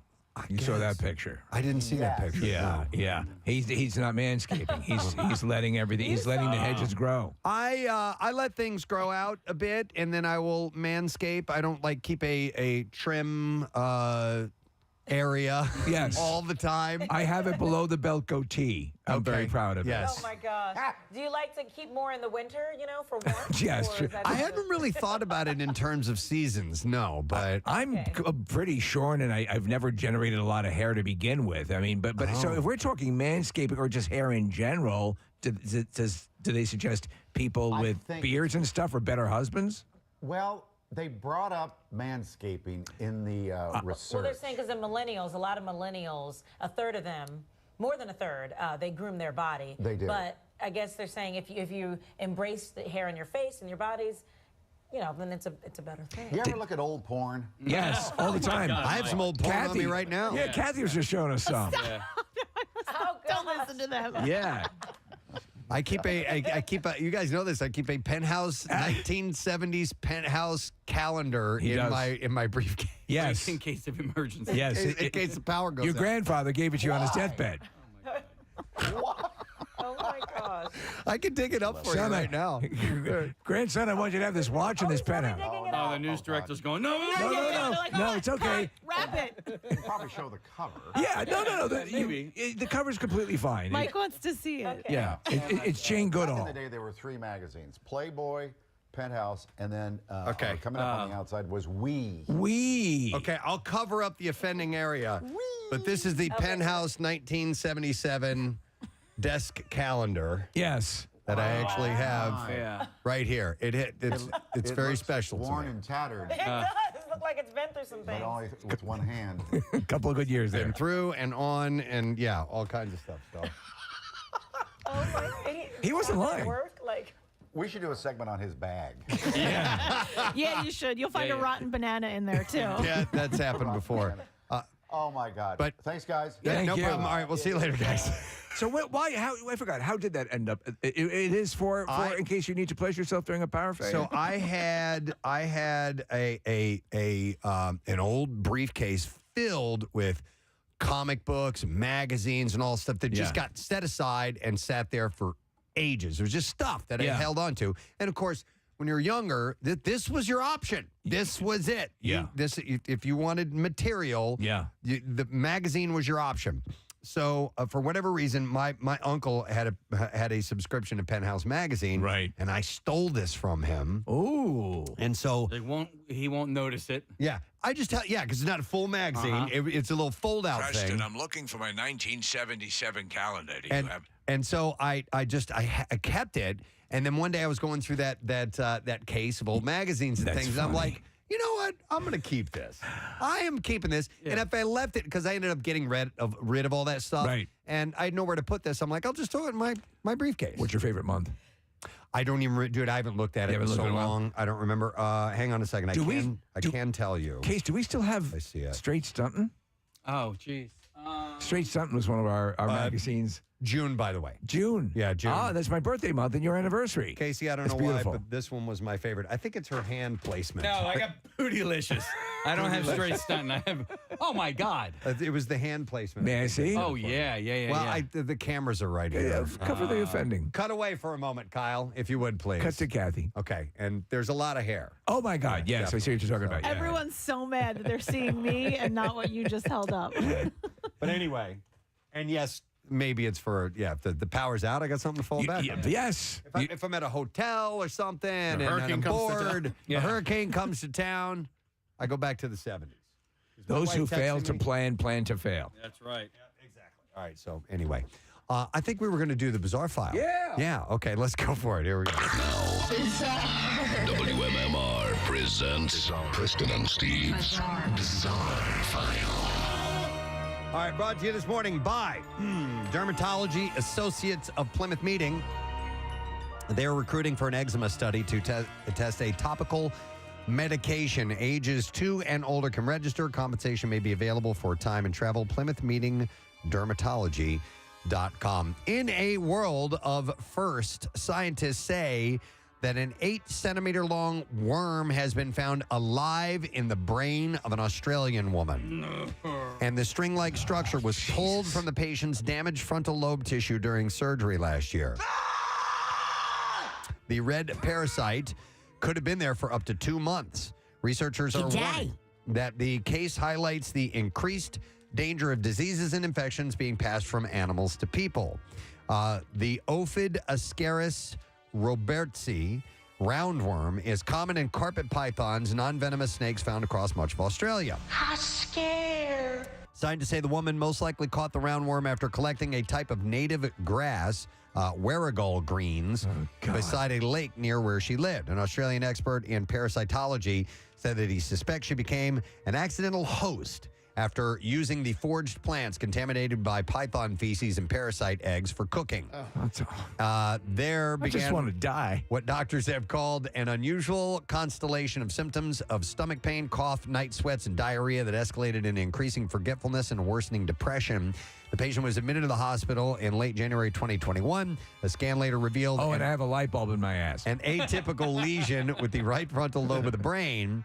And this caused her condition. The cause of her condition was only revealed by a surgeon's knife during a biopsy in June of 2022. She's recovering well despite making medical history. How far along are you in from? Woo. I'm only like 3 episodes in. I need to watch a few more. Save this reference for later. This is a horrible story. A 16-year-old girl allegedly stabbed another teenage girl to death in Washington, D.C. early on Sunday. And the stabbing happened during an argument over McDonald's sauces. Naima Ligon, who is 16, was brought to a local hospital where she died of her wounds. And according to police, the teens had ordered food. They got in the car together. The two got into an argument over the sauces that had been given, which led to the stabbing. Officers took the other girl into custody on charges of second-degree murder. While armed, she had a knife when she was arrested. That's just... There is footage, I think it's from New York, it might have been a McDonald's, where the person behind the counter says, we've run out of a particular sauce. These teenagers trash the place. Yeah. They go nuts. I think I remember seeing that. Yep. A Chicago television news crew reporting on a string of robberies in the city's Westtown neighborhood became the story themselves when they were robbed at gunpoint early Monday while they were reporting on a string of robberies. Now, did they send a crew to cover that crew being robbed? A reporter and photographer for Spanish-language TV station Univision Chicago were filming just before 5 a.m. When 3 men wearing ski masks and brandishing firearms robbed them at gunpoint. Luis Godinez, the vice president of the Univision Chicago, said that they were approached with guns and robbed. Mainly it was personal items, and they took a camera. The police identified the victims as a 28-year-old male and 42-year-old male. They were outside when the 3 men drove up in a gray sedan and a black SUV. After taking the items, the armed robbers fled in their vehicles. No injuries were reported and no one in custody at this point. This just in, we're being robbed. I'm now being placed in the trunk of an automobile, and I have to tell you, it's confining, and I'm having difficulty breathing. A San Diego man who could not resist rubbing the belly of a golden retriever, even in the middle of a brazen theft, has finally been arrested. The police department posted a picture on Facebook of the dog smiling with his tongue hanging out in front of the bike, which has since been returned to where it was stolen. It's adorable footage because the dog is going over and you figure the dog is going to be a guard dog. It's just looking for a belly rub. Garage security video shows the man sharing a moment with Ace, whom the police department called a very good boy, before taking off with a bike that is believed to be worth around $1,300. The department thanked an anonymous tip and the work of investigators for the bike's return. In the video, the guy enters the garage, grabs the bike, starts to walk out. He's about 5 feet outside of the garage door, and a golden retriever comes outside into the garage and follows him out. He immediately comes back in, parks the bike, and starts playing with the dog. I love Golden so much, but they would be a terrible watchdog. They will just make friends with anyone. They're just gorgeous. It's like Preston Guardians 3. You're a bad dog. Yeah. The dog just labors over that for the whole movie. I'm not. No, take it back. Take it back.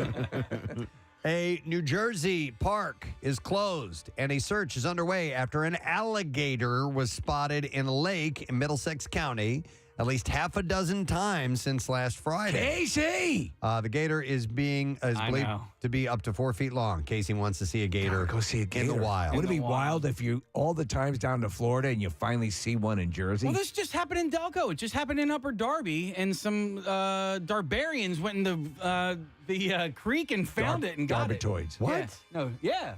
This happened in July. How big? I'm not really sure. Maybe around that same size, 4 or 5 feet. Wow. Yeah. Wildlife authorities, along with the police, searched the water of Lake Cretan on Monday using drones. And Antonio Di Margarete. Antonio Margarete said he was fishing when he saw the reptile, adding that it was maybe 5 feet long and it appeared in the water right before his eyes. He said, "Yeah, it surprised me. I knew it was around here, but I didn't think I'd actually hook it." Oh, I seen it. John Madden said it's been... John Madden is the mayor, by the way. Oh. It said it has been sighted upstream on the other side of the footbridge, and boom. After nearly half a dozen alligator sightings on Monday, Madden shut down all entrances to the park and all playgrounds. And a parent said, we were ready to go for a walk and they closed it, and I'd rather have the kids safe. The mayor issued a stern warning saying they got to stay away from the water.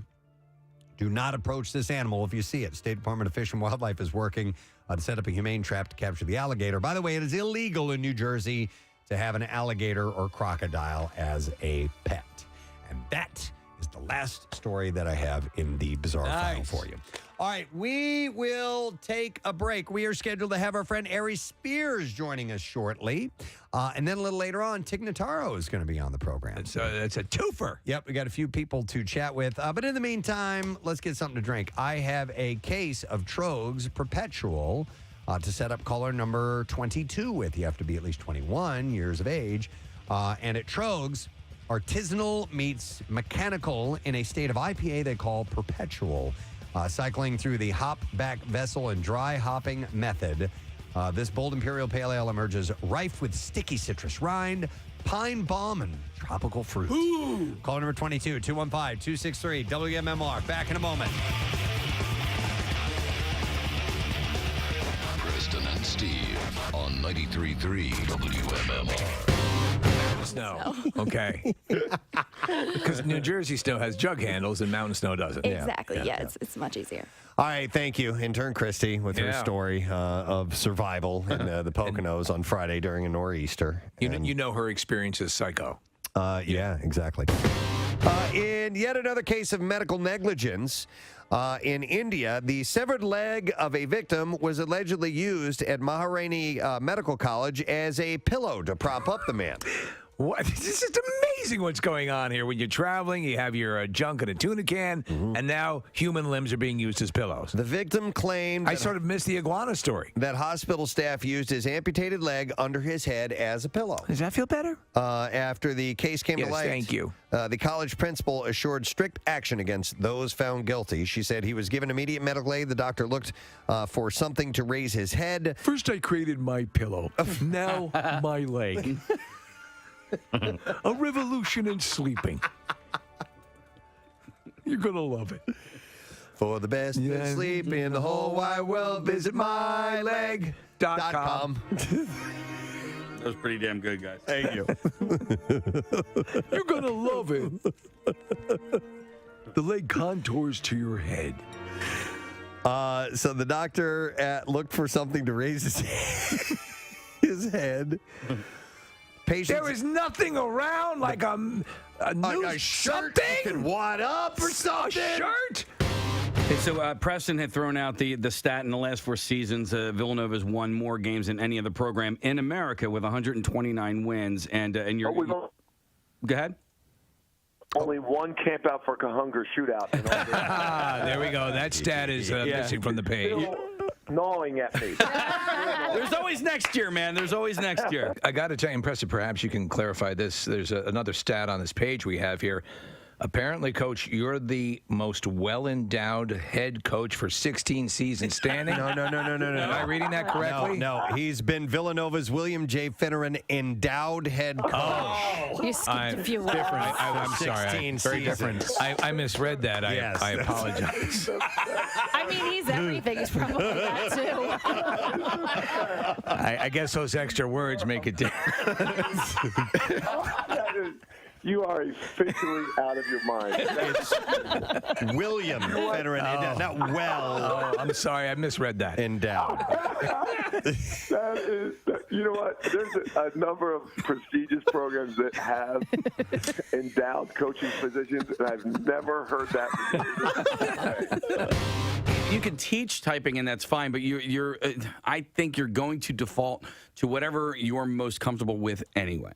You know, like the Hunt and Peck thing. Yeah, I mean, I was taught, and I still do it. I know, but like Jim Antes, for instance, have you ever seen him type? Is that a Hunt and Peck guy? He is our general sales manager, and he uses his whole left hand and then his right index finger, and that's how he types. All right, and I've that's seen what people works for him. that just use the 2 index fingers and fly. Yeah. It's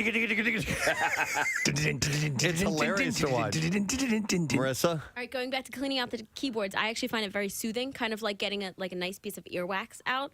Have you ever turned over your keyboard and dumped out all the dirt that's in it? No. Can we do it to your keyboard that's right here? Yeah. Go. I don't think.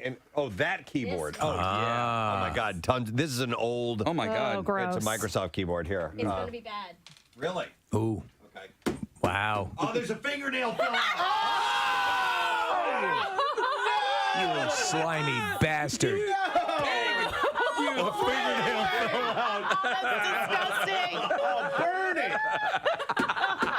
Oh my God, Preston. That's a pubic hair. Oh my God. That's great. I don't want to hit any of the keys here. Marissa ran away from the microphone. So, attorney Marty Singer has filed court papers demanding that FX provide him with all 10 episodes of Trust, a forthcoming series about J. Paul Getty III's 1973 kidnapping. I'm back, You're gonna bitches. I'm sorry? I'm back, bitches. Marty Singer. Marty Singer's back and into his A. And the show Trust about the Getty family, is that the one you're talking about? Yes. They believe it's felonious, ridiculous, and absurd. Okay. And the family plans to vigorously fight the allegations and accusations made by this ridiculous series starring Donald Sutherland. Donald Sutherland's in it? Yes, Donald Sutherland plays John Paul Getty Sr. Okay. Could you please bring me up to speed? I don't know the story. I may or may have forgotten about the There was a kidnapping, right? Yeah. And there were always allegations that the son or grandson arranged his own kidnapping. So it was a right to what I remember, and I'm going to have to say I'm maybe so the one notch grandson- closer to what than you are. So there was a kidnapping, a ransom, and the grandson's trying to get it himself. And the family's stance on it was they never pay ransom. So Marty Singer, yes, has filed court papers demanding that they provide him. Marty has to see all 10 episodes of Trust. I filed those mother effers. And I said kabooyah. In court papers, Singer claims the show defames Getty family members and hints at a possible lawsuit. It defames, it defrauds, and it's not delightful. Is it delovely? It's not even delovely. Okay. It's disgusting. Marty is representing Getty's sister. Betty Getty. No. Betty Getty? So I'm Betty Getty's lawyer. No. Ariadne? Go with Betty. Okay. It rolls off the tongue better. It does. In court, it's going to be more impressive. It's Ariadne, I guess. Ariadne. It's not even a name. It's a rash you get on your balls. That's not even a word. Ariadne. Those aren't even letters. Ariadne, those are not. The I court bet you it's Go like ahead. Adrian or something. And it's a typo? Yeah. And they misspelled it? I don't know. I submit to the court that it's a typo. The court papers filed to Trust exec producers Danny Boyle and Simon Beaufoy. Oh, they're the producers of the series, the miniseries. Yes, we hate. That we hate? Yes. The claims that Getty's kidnapping resulted in 9 arrests and 2 convictions, but that Trust outlandishly makes it appear as if members of the Getty family were actually complicit in the kidnapping and that the crime had been faked in an attempt to dupe grandfather and billionaire J. Paul Getty out of millions of dollars for the benefit. So, But it was not as if there was not that rumor floating around. Right. They're just taking that angle. But I can see where the family would be upset. Yeah, and by the way, his statement was, this is outrageous. It's outrageous and disgusting. It's not delightful. It's not lovely. It's disgusting. Yeah, it's not even wonderful. Tiger Woods and ex-girlfriend Kristen Smith are fighting a legal battle as she's trying to get out of a non-disclosure agreement that she signed at the end of their relationship. Is this the Perkins waitress? I don't think so. Okay. Smith, who dated Woods from 2015 to 2017, so they were together for a while, claims that the agreement isn't enforceable for an undisclosed reason, and the two are in arbitration over her attempt to get out of it. I wonder how legally binding, and we're seeing these things put to the test, these NDAs, these non-disclosure agreements are. You know, I mean, how Wait, for a girlfriend, though? Yeah. I don't get that. They said it's not uncommon, though.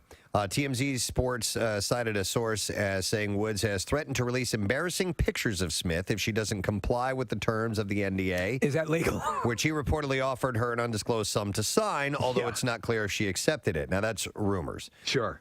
Smith reportedly believes Woods cheated on her during their relationship, and that's why they broke up. Woods had several affairs while he was married to ex-wife Elin Nordgren. It's not uncommon for pro athletes or celebrities to have romantic partners sign NDAs so that if they break up, the other person can't publicly disparage them or harm their reputation. Well, you can see that also because if you're a high-profile sports star, you can be targeted for that reason. But at what point do you do that? Is that like a second date thing? right before the handy. Yeah. Right before the hand. Could you sign this, please? Listen, since you have one hand available, sign this. And I bet you it's Here's not. a pen. I bet you it's not them though. Like the person saying, "Hey, here, sign this." My name is Marty Singer. Yeah, Before you seriously. proceed with that manual stimulation, I have a few documents you'd sign. And by the way, I'd recommend you use a hand lotion. Yeah. My client tends to chafe about the genital region. He's in the back seat. Right. Well, but I it's a see way. your head making a trajectory towards his lap. And before we enter into this realm of all gratification, there are a few documents I'd like you to sign. Don't worry, the notary is in the trunk. Yeah, but it's a way for them to say, "Well, they make me do it. You have to sign it." Like not to put it on them. It's exactly. You're exactly right. That's a perfect deflection. Yeah. He can't give her pleasures until that's how they pitch it. Pleased to meet you. You're a lovely young woman, and I'm sure you're going to make him have many orgasms. But before we enter into that, please stand in front of this cyclorama. I need to take a picture of. Speaking of boner dreams, okay. Have you ever finished an entire? Of course. Really? Never. I never have. Of course. I never had that a always nocturnal emission? No, yeah, no. I thought that always happened when you were like teenagers. It happens to some Never. people, but not to me. Oh. I've had sex dreams where Kathy, the docking is about to happen. And Wait, you were going to do it with another guy? You guys were going to Not dock that together? kind of docking. Oh, okay. Yeah, not foreskin. That is a dream come true. I mean, that's what docking is. Hi. It's great because I'm not circumcised. Use a different analogy. I've got lots to play with. Man. You're going to be Soyuz, and I'm going to be the Apollo. I was trying to think of a way to not say penetration. You're about to fist a man you met at a bar. No. Yeah, You were about not to docking. have You're about to turn around and receive a man into your posterior. gay sex with another guy. No, none of those things. Oh. Absolutely none of those things at all. Oh my God. Did you do the foreskin thing again, please? I've lost the foreskin. Oh my God. This docking is going to be one for the history books. We're going to be like a Chinese finger puzzle.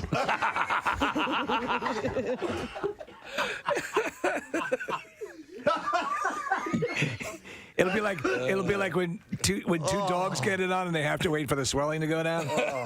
On another note, as far as Steve, you had said waking up and then you realize, oh, okay, I'm back in the real world. It's okay. Have you ever had, and I had one last year where I took a nap and I was really, really tired and I woke up and I didn't know where I was. And it took me a few seconds to figure out where I was. Yes. And that was really scary. I nodded off. That was really scary. That leads me to believe what like dementia and Alzheimer's might be like. Yeah, what it might feel like. Yeah. I mean, because I was in my own room. The most. It's okay, baby. It's okay. We're still docked and everything is fine. We're totally docked. We're snugly inside the docking bay. Just relax. Just relax. Daddy's gonna cuddle. Daddy. I was worried I was not still connected by genitals to another man. After filing for divorce from David Charvet, after 6 years of marriage, TV host and Dancing with the Stars season 7 champ Brooke Burke opened up about their split on the blog Modern Mom. Can I guess what the reason was for the split? Yeah, I haven't read it, so I can't answer. Too stupid. He was stultifyingly stupid. The pair share 2 children, Shea, who is 10, and Heaven, who is 11. She also shares... She really didn't rip the lid off that, did she? She also shares 2 children. All right, we have a report from our social media desk. Yes. Marissa Magnata has some type of update. Yeah, guys, there is an official Preston and Steve fan club, if you guys didn't know. It's on Facebook. What? It has a ton of people who are in it. It's really cool. It's a great community where people go and talk about things after the show, post little photos that they make, little art, or just, continue conversations. It got majorly spammed. I think Meta changed some sort of admin responsibilities or whatever. We do administer it, but we don't really, I haven't even changed the photo in 13 years. It's just up there for you guys to do it. But I did clean it up, so tell anybody who's part of it. I know a bunch of people muted the fan club, but please come back. I'm going to privatize it so that we'll try to block some of the spam. And it's just a great place. Like I said, a good community where you can go and chat about the show. So there were just loads of ads. It was being bombarded by ads. It wasn't just ads, Preston. It was like actual spam. Like beef that you fake eat. accounts. Oh. Yeah. Oh, yeah. I thought it was like spam. Yeah, no, it was like sushi spam, sandwiches spam, all sorts of spam. You don't want that all over your computer. It's greasy. No, I don't get it. I do not understand what those posts do. They're just like stupid videos that mean nothing. And right. There's anacondas or like people doing weird smushing of stuff. It's really gross. Okay. So wow. it's all gone. It's cleaned All right. up. Thank you, Marissa Magnata, Yay. from our social media desk. The quote-unquote official Presidency fan club on Facebook. Go join. All right, please do. Right there. Thank you. So Casey says we got 6 or 7 minutes before Ari Spears joins us. So what's the plan? Can I get to another Just Saying Institute story or two? You unleashed the whirlwind last time. Yeah, with the up the butt stuff. If you missed it, we were doing the Just Saying Institute, and the first story I led with was, the 4,000 Americans a year have foreign objects in their rectum, and they go to the hospital, and then we got all these calls from nurses and x-ray technicians and all these great stories. So we only did one story, and I did have a couple of other ones I thought were pretty interesting. Right. So we got a couple of minutes before Aries comes on board, but I thought this was pretty wild. Ozempic, okay? Yes. Ozempic. You Mounting evidence suggests that Ozempic may not only help with weight loss, but could help with addictions like gambling. Wow. What? Yeah. Thin, so you get thin and you keep your money. Yeah. Ozempic has been rumored to help Americans curb their alcohol and nicotine use, and this connection has been observed in several trials. The medication may also help with overspending and gambling. Could you imagine that if this weight loss drug ended up becoming a treatment for all these different things? And it was not created to be a weight loss drug. It was created for diabetes, blood sugar management. right? Or blood sugar. Right. Okay, yeah. So, that would be insane. But that's what happens with these off labels. Well, that's how we got Viagra. Viagra was kind of like a blood thinner. Yeah, so sort of. It was a heart medication. Right. Yeah. So it had to do with vascular, and some scientists believe that the drug helps control the brain's reward pathway and rushes of dopamine. I wonder if anybody who is on Ozempic has experienced stuff like this. Here's according to Dr. Chris Palmer, he said, the exact same brain circuits that are regulating our food intake are also playing a role in our addictive behaviors. All of those things, alcohol, nicotine, food, especially delicious food high in sugar and fat, those types of food tend to stimulate this system much more. Would you gamble when you eat? Or you like, what are the odds I'm going to like this? Right? Would I gamble when I eat? Like, you're gambling. I order this. I've never ordered this before. What are the odds I'm going to like this? It probably feeds into the same dynamic. Maybe. I don't know. But it's pretty interesting. This is... It's pretty... Yes, it is. It's sounding awesome. I mean, it's like, I'm not overweight. I pulled back. I got to a weight that I liked earlier this year, and then I kind of fell off the wagon, and I've been eating and putting on a few pounds here and there. And I know I don't qualify for Ozempic, but damn it, I think it'd be nice to help maintain if you could get like low doses of this or something regularly. And stop gambling away your mortgage. Yeah. Yeah, Until they see the long-term effects, and then everyone's going to stop taking it. Maybe. I don't know. The issue now, it's not even like a supply chain issue now. Now it's like the insurance doesn't want to pay for it. Yeah. You knew that was coming. As soon as all these people, because with who wanted to lose weight or whatever, the insurance company is definitely going to step in. Because And why do insurance companies think they know more than the doctor, right? So like the doctor's saying, hey, this is what you need. They send in the prescription. Then the insurance company's gone, no, I don't think so. I know. I went to college for 4 years. I don't think so. They delineate between what would have been covered under its original use for the for blood sugar, for the for diabetes. For diabetes, control. yeah, sure. So but it would be, still why? It's still being prescribed for diabetes as well, How, right? yeah, right. So yeah. right. Yeah. So then, how do you delineate between that if you're the insurer?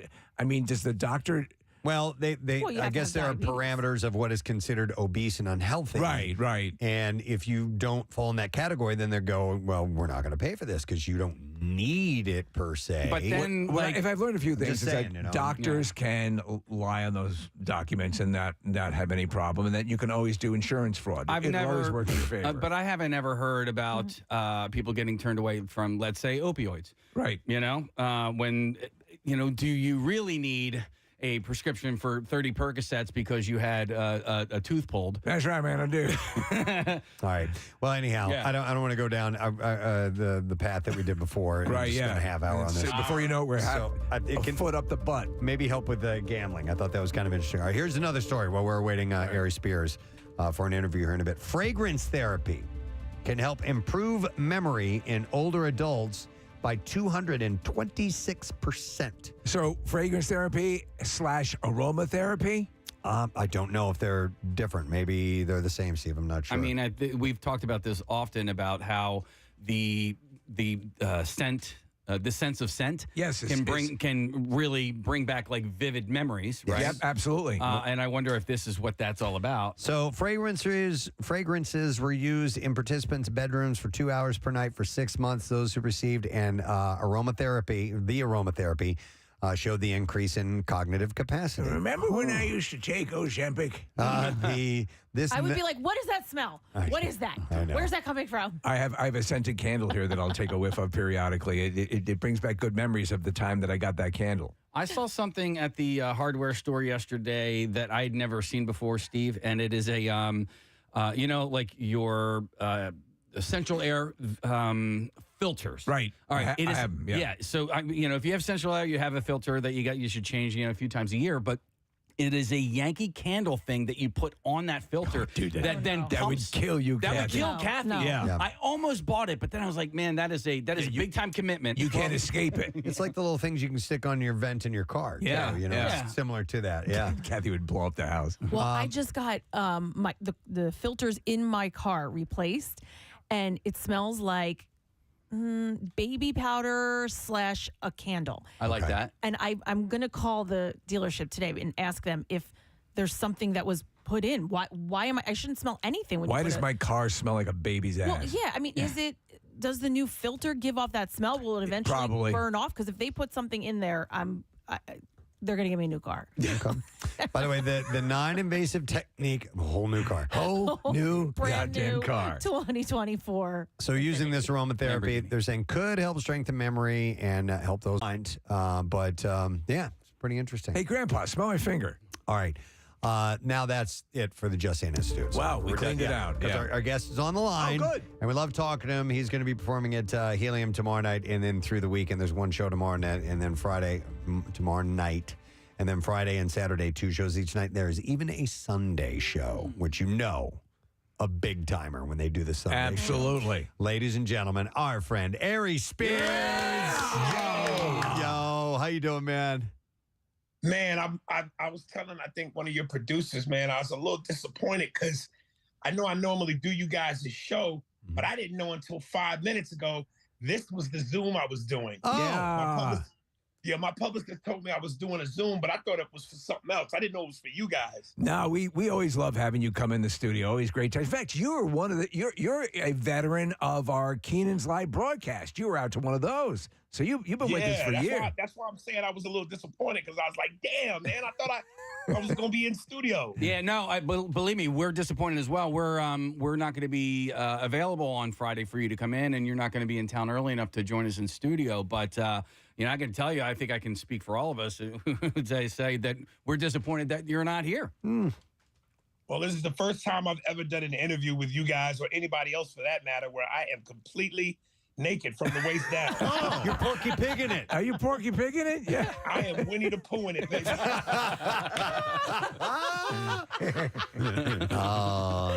opens up a whole new level of intimacy for us. Yeah. Oh, man. 5:30 in the morning, man. I'm still in the bed, man. Well, we appreciate you making that. Yeah, we always forget there's the time difference. I wanted to ask Ari. You and we talk about this with the writers' strike and with SAG. You're a stand-up comedian. You're going around. You're doing your stuff. You're working. Does that hit you at any level? Because obviously you're a writer as well and a content creator.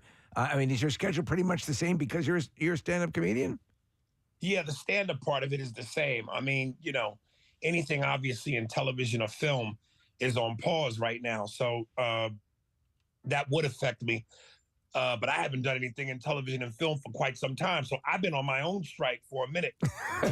You've been on your own strike. What about your podcast? You can continue to do that, right? Yeah. I mean, that's an independent thing. Right. So yeah, that's really an independent thing. But anything scripted, be it television, film. I mean, I'm one of the regular voices on the Disney cartoon, The Proud Family. Right. So, that's everything's just put on hold. So stand-up is the only thing we got right now. I wanted to mention I saw a clip of you. I didn't see the whole thing, but it was the Tiger Belly, the podcast, Bobby Lee's podcast, and you and I didn't get the full gist of it. But had you and he been at war a little bit, or because you were apologizing for something, and I couldn't quite figure out what had transpired. Yeah, what went on?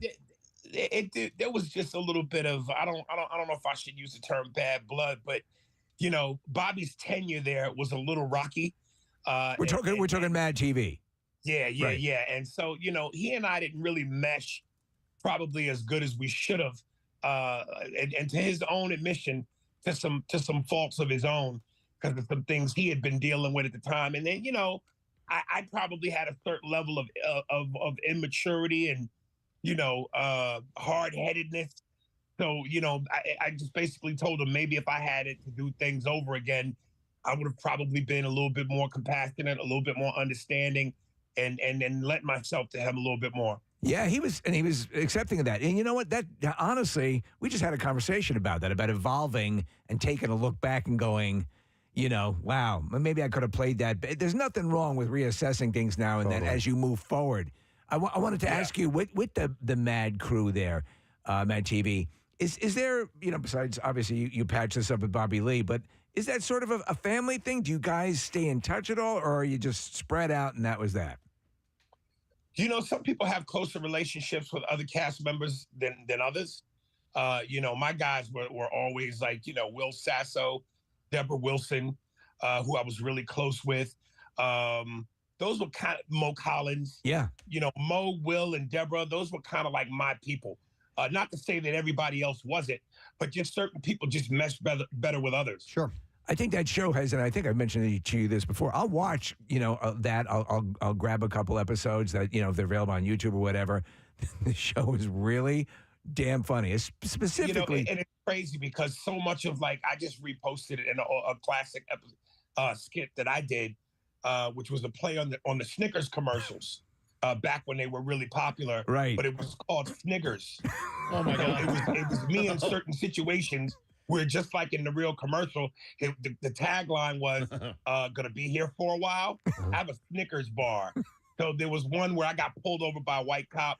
He illegally searched me, tore my car apart. I'm sitting on the curb, and then the tagline, gonna be here for a while, have a Snickers. Oh my God. You know, Oh my couldn't do God. that today. And that made it on. Yeah, you just couldn't get away with that today. Yeah. Well, that's, you know what I love, and I think I've told you many times, was the Blade and Sling Blade bit. Yeah. They're paired together. Oh my God. Yeah, and it was just hilarious. But yeah, I think the show is finally, because I see clips of it now being circulated on social media. I think it's finally getting its due, respect. Do you sense that? Well, I mean, that's the good thing about social media and YouTube is that, these things get a fifth and sixth life, which is cool, for people to either get refamiliar or see it for the first time. But those that know. I mean, it's like the difference between uncut cocaine versus coke mixed with baking soda. We were just unfiltered raw cocaine, man. Right. On that podcast, which is The Jew and the Jerk, right? So Spears and Steinberg. Right, yeah. And so we see in some of our prep here that you talked about having sex with celebrities. Not having heard the segment, are you specifically talking about sex that you have had with other celebrities or the pitfalls of having sex with celebrities? No, I was saying that I've never dated a beautiful woman in Los Angeles that has never been with a celebrity. Ah. It's like the more gorgeous you are, 9 times out of 10, she slept with a celebrity. Really? Yeah. Oh, yeah. Yeah. And I specifically was talking about my very first girlfriend, whose name I have tattooed on my arm. And I remember one day I was at her house and I'm listening to her answering machine, and it's Sylvester Stallone. Oh. And he's just like, hey, yo, Julie, it's Sly. Call me. And then later she showed me a Polaroid of his manhood.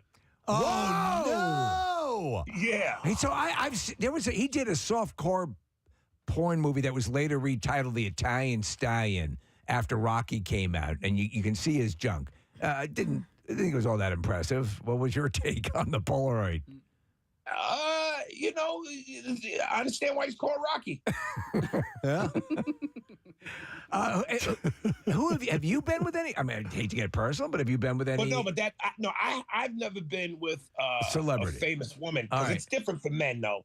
Unless you're like Brad Pitt or a young Denzel Washington, it's just different for men in that way. Yeah. A famous man can bang 1,000 regular chicks, but a famous woman is only banging a dude that's at her level or above. That's true. He's right. Dude, he's right. That is a perfect assessment. Beyonce's not hooking up with the dude that works at Payless Shoes. Yeah. No, you're right. But you can best believe if she's bad enough, Shaq will bang the chick that works at Orange Julius. Even with the hat. That is as clear an assessment as I've ever heard. That's yeah, brilliant. that's spot on. Oh, man. You're right. Shaq will have sex with the Orange Julius girl. Wow. Hey, Aries, you mentioned the tattoo of your ex-girlfriend, her name. Yeah. How old were you when you got that? Probably 19, Okay. 20. So a young man, and is it one that you regret, or you still okay? No, not at all. I did what young people do. Yeah. I did something stupid. Any other names? No, the rest are just symbols, Okay, all like right. a zodiac sign and just like a bunch of symbols. Yeah, well, and I don't know if I've ever asked this before, but you got the tattoo. You were swept up in love, but you seem level-headed. You just gave us one of the greatest assessments of celebrity dating we've ever heard. But in a relationship, can you get carried away? Oh, I'm carried away right now. Really? I'm 48 making mistakes. So, yeah. Are you playing the field, or do you have somebody special in your life? I mean, I got my baby mother who we have 2 kids together. We've been off and on for like 16 years, married her twice. Trying to make it work because, man, I'm 48 and the idea of starting over is terrifying to me. Because, dating is for young people. It only works for you when it works for you. And if it doesn't work for you, then it's work for you. And I don't want to put in the work. You know, and put in the work. How would you fare? Because we talk about this all the time. We've been married for years. I think I would be dead meat in this dating environment. It's app based or whatever. I don't think I would fare well. Dude, trust me, if you see my black ass at a nightclub at 2 a.m, I'm looking for wounded deer. I'm looking for a Walking Dead chicken straggler. Oh, the Walking Dead. Oh my God. Yeah. Is Philly good for that, Ari? Is like when you're in town at 2 a.m., is Philly a good spot or a bad spot for hunting? Listen, man, I absolutely love Philly. And what's so great, man, is like my last 2 gigs, we were somewhere that is the total opposite of Philly. So, and I'm an East Coast dude. I'm a New Yorker. So, whether it's Philly, New York, D.C., Boston, Connecticut, that Eastern Seaboard is my vibe, man. Because I was just recently somewhere in the South. And I'm sorry, but I like Negroes that read.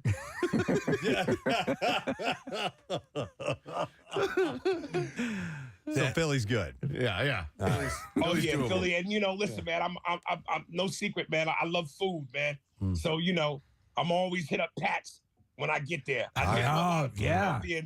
That's like boo. But I love me some Pat's, man. I do too. I'm down with it. I actually go to Pat's because I think their fries better. Okay.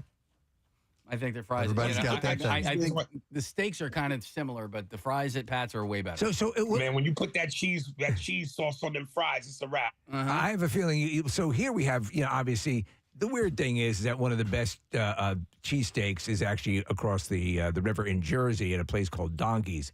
But you would impress me as a guy who knows his way, around some of the culinary aspects of the various cities you've been in. What is your favorite, cannot resist food when you're touring, when you go to an area and you say, the best part of this gig is that I'm going to be in proximity to this food?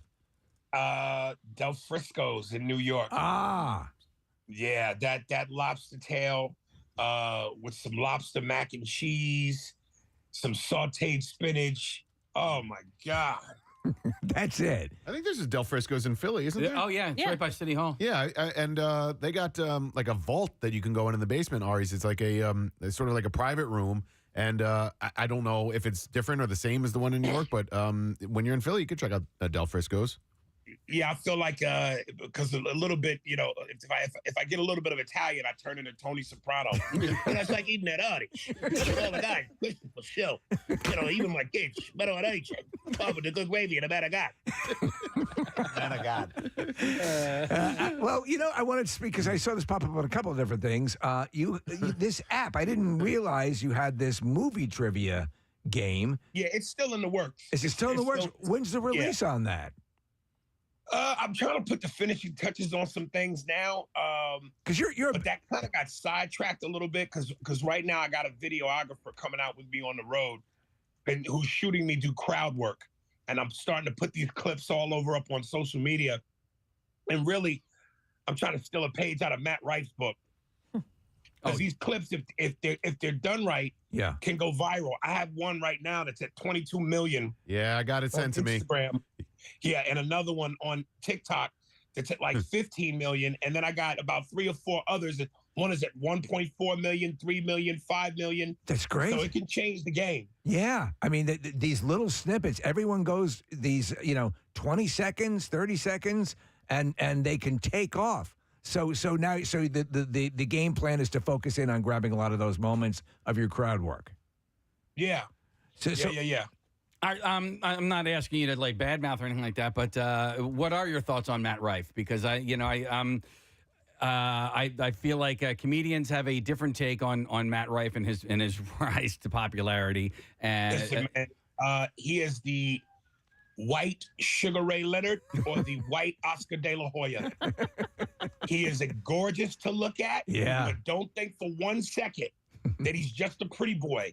That boy got skills, man. Yeah. Okay. Comedically, he got skills. That's why, because if you're unfamiliar, he has like matinee idol looks. He's like, He's a knockout. And he's got a great body, and probably he's packing some heat. You guys say he's a knockout. But no, I mean, but he's doing Helium, and later on in the month, and he's been sold out for months now. I mean, it's listen, there's some dude, and that's why I make the comparison to Sugar Ray Leonard and Oscar De La Hoya, because while they were both, especially Oscar, in their prime and at the height of their careers, they were pretty dudes, man. Yeah. They were model-esque, but they brought the thunder. Yeah. And I've worked with Matt. I know Matt. His improvisational skills are off the charts. That man is pound for pound one of the funniest dudes in the game. Wow. He just happens to look great. Yeah. Well, so, I mean, listen, you've been doing this a long time, and you've seen a lot of people come and go. This guy, he was a natural. I think he took the stage at like 14 years old, and he just like took right to it. So I'm sure you've seen people just, you're like, okay, this guy or girl, too good looking to be listen, funny. Man, listen, I'm having a moment of vanity here. Yeah. You don't have to be attractive to have swagger and sex appeal. Mm-mm. Sean Connery was old and bald and women loved him. Yeah. James Gandolfini as Tony Soprano was fat and bald and women found him sexy. Now, I got to get back on my game, but Google me, man. In my younger days, I was a sexy dude. I'm still sexy. You still are. You I'm still sexy. I just got a love for pasta now. Yeah. The kids call it Riz. You got the Riz. Have you heard man, that? I got swagger, baby. Yeah, and no pants on. And no pants on. Disappointing an entire race. That's great. Man. So about the app and your love of movies, what have you seen? Did you see the Zack Snyder trailer for Rebel Moon?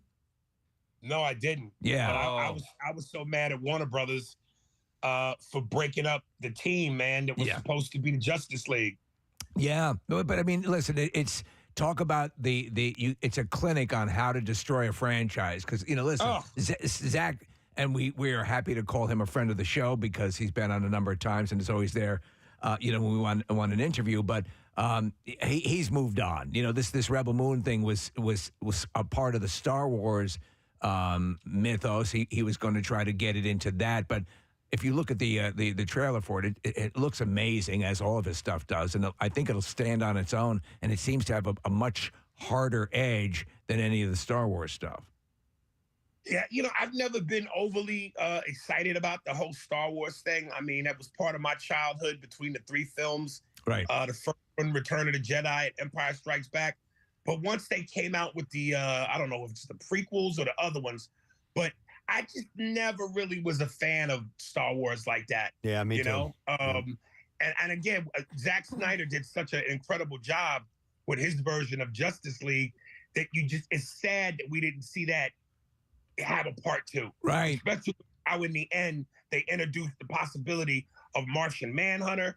Yep. Then we talking about the idea of maybe Black Adam, Hawkman. They could have really went somewhere with that. Yeah. Well, it's what could have been, but at least we have what we have. What's rocking your world these days, movie wise, and what have you seen that's blown you away? I haven't really seen anything that's like blown me away. I probably have a deeper love right now for what's on cable, like this Winning Time on HBO. Yeah, love that show. Oh, that's an Adam McKay produced. Phenomenal. Yeah, and I love how they portray Magic. I love how they portray Kareem, and they go back and they dissect the rivalries between the Sixers and the Lakers, between the Celtics and the Lakers. It's really well done. Who's the guy playing Larry Bird? I don't know who that is, but all three of those guys, Larry Bird, Magic Johnson, and Kareem, they all look very much like those guys looked in that era. And what's crazy is, my manager when I first came to LA was Norm Nixon. And his actual son is playing him in it. Wow. And so they look identical. That's why. And John C. Reilly doing a terrific job. Yeah, John C. Reilly's great. And then the guy with the big nose playing Pat Riley. Adrian Brody, yes. Yeah, so I would not have thought this would have been in my wheelhouse, but it was on the other day. I started watching it. Got a big nose. You know what I meant. Well, no, I mean, listen, I hear you because for me, Adrian was a tough sell in the first season because I'm just like, man, my man's beak is straight to can stand. But you know what? He's winning me over. Yeah. He's good. He's good. Like, I remember, I know what you're saying, because, like, in every role, you got to get past the first few seconds. Yes. There was the Spike Lee movie, The Summer of Sam. Yeah. You see, and he played it like a punk rocker. And every time you see him. Oh, yeah, he was in that. Yeah, but you know what he's really good in on the sci-fi side? That movie Predators. Did you see that? No, I didn't. It's a whole. So basically, they're taking the Predators have kind of their own planet that they bring life from other planets to, and they hunt them on this particular planet. And he got jacked and got into shape. So the guy's versatile. But yes, we'd be lying if we said you don't get distracted by the nose right out of the gate. Yeah, I mean, and Son of Sam, he was playing a fictitious character. Right. Here he's playing one of the coolest, suavest coaches in NBA history. So the nose is kind of distracting, but acting-wise, he's pulling it off. Yeah. Was anything else? What about in the genre realm? I like. What I'm also getting into a lot is the documentaries, man. Yes. Like HBO had a great one called Last Call. And I don't know if you remember, it was about the serial killer in the 80s in New York who was killing gay men. Yes. Yeah, I did not see it, but I heard great things about it. It's a 4-part documentary. It's awesome. I love the documentary on Netflix about Arnold Schwarzenegger. Yeah, that was really interesting. So I'm really into like docs and stuff that's going on cable. Have you ever worked with Schwarzenegger? You've encountered him? No, never. All right, well, that's the bucket list, I guess. Yeah, one of. Well, listen, Aries, when the app comes out, when that is up and running, I'm interested because we're way into movie trivia and games about movies and stuff. Just give us a heads up because we want to get on board for that for sure. It's very simple how you play. It's you just time somebody. It's a room full of people, and you basically just it locks your brain up. Like if I were to say to you, Steve, who's your favorite actor? Right. Okay. That's right now. Currently, that's a tough one. I might go with De Niro. All right. So let's go with De Niro. I would say to you, in 15 seconds, I even give you 18 seconds. In 18 seconds, give me 13 De Niro movies. Wow. Name them. Go. Yeah. I'm not even. If you weren't being timed, you could reel them off easily. Right. But something about being timed, your brain locks up after about 5 movies. You're exactly right, because we do a contest called 5 and 10, and when you're timed, it's basically, and you can give 5 simple things, 5 ice cream flavors. But the second you hear that clock start going, you just fold. And at least I do. That's why on timed game shows, I would be an abysmal failure. I mean, I buckle under pressure. But I would love this, and it would sharpen you after you do it for a little while, probably. So that's why I want to check that out. It's almost like that. I forget what that one game show was, but yeah, you can't have a lifeline. Nobody can help you, and it's like if you play with 5 people, it's like process of elimination. The last one standing wins. Love it. Nice.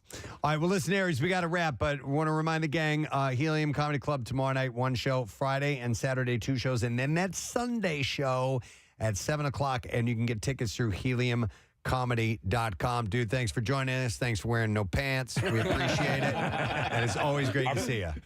Thank you, and support the podcast, Spears and Steinberg, available on all streaming platforms. Hit me on Instagram in my DMs, and I'll send you the links. We love you, man. Thank you. Aries Spears, guys. And with that, we'll take a quick break. We will come back in just a moment, and Tig Notaro is going to be joining us when we get back. Stay there.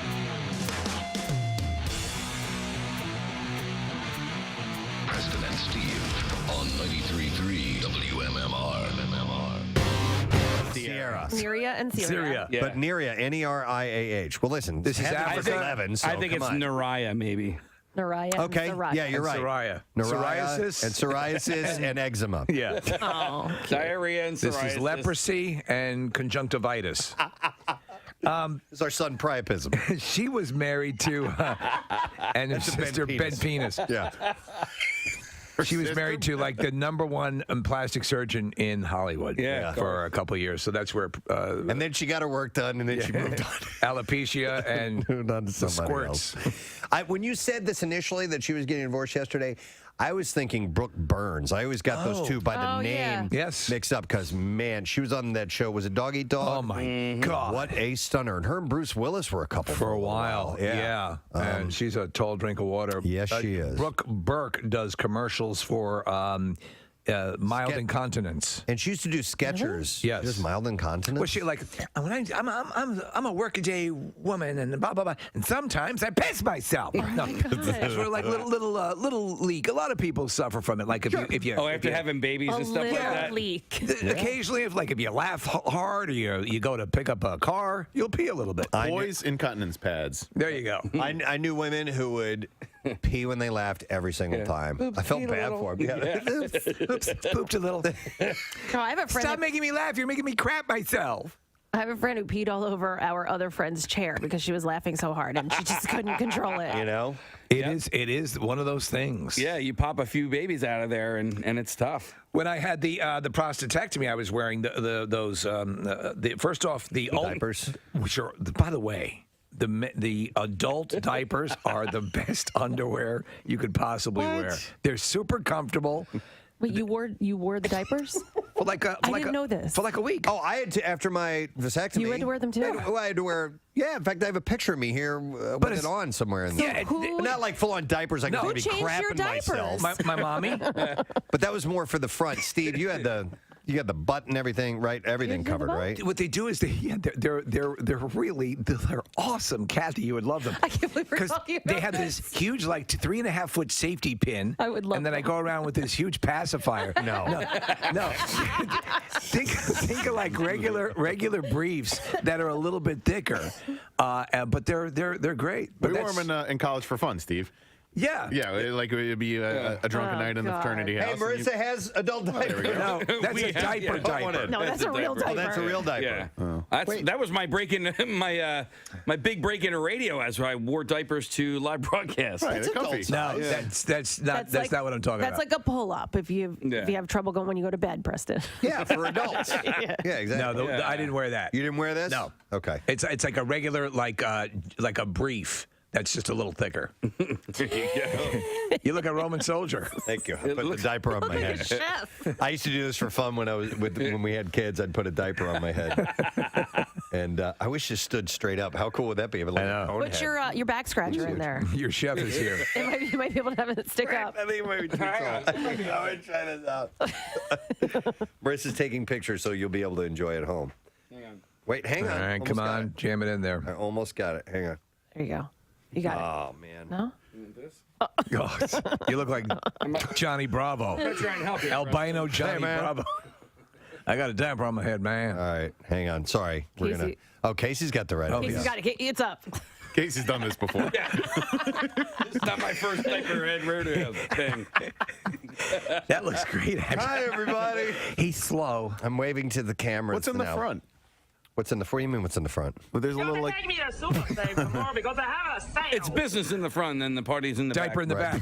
Okay. Business in the front, What are you diaper in the talking back. about? There's the little rectangle area right above the forehead. That's your absorbent part. Yeah, it's the absorbent. So Nick, where you pee and poop. what I was wearing was... I've never seen a diaper on a man's head like this before. Okay, What I was wearing was like a brief that was just a little bit thicker than regular underwear. Not this behemoth. All right, well, anyhow. Brooke Park peas or pants. What's that? That's how we started talking about them. No, yeah. So Brooke Park peas or pants, yeah. So anyhow, she said that they are all committed to moving forward as a loving family. I don't care. All right, let's see what we got here. A preview of what appears to be Ghost's new single, Rats, has emerged online ahead of the track's official debut. I can't help but think of Charlie Brown when you say that. I know. The 26-second excerpt comes comes just days before the full song's rumored arrival on Thanksgiving evening or Friday morning. Rats. Rats is taken from the delightful Charlie Brown story. Rats. The Swedish band's upcoming fourth album, for which more details are also said to be arriving at the end of this week. Isn't that funny? That used to be kind of a pseudo curse word for kids. Yeah. Rats. It was akin to the C word. Yeah. Was it? No. Oh, it was completely the C word. Ghost frontman. What did you just say? Did you say the R word? R dash dash dash. But I didn't say rotes. I said the big one. Ghost frontman Tobias Forge told Loudwire about rats when he said, when I was when I was a kid, there was a concert called Moscow Peace Festival. Ozzy Osbourne opened with I Don't Know, and it's such an effing great opening track. He said this was in front of like 80,000 people who went nuts, and I wanted to have that feel with rats. What's that? That's Ozzy Rocky doing the Rocky. Exactly. Say, do that again. I'm sorry.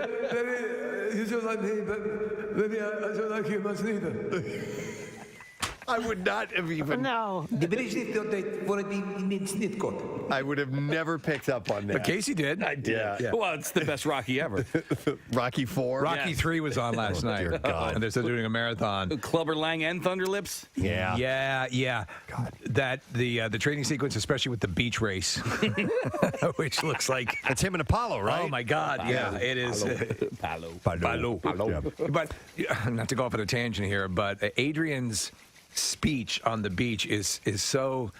She's a good actress, but not in that scene. I don't remember. What was it? You're a fighter. You gotta get up and fight. I married a fighter. Yeah, you don't act too good. I know you're like the Godfather. You were terrific, but you're just literally terrible now.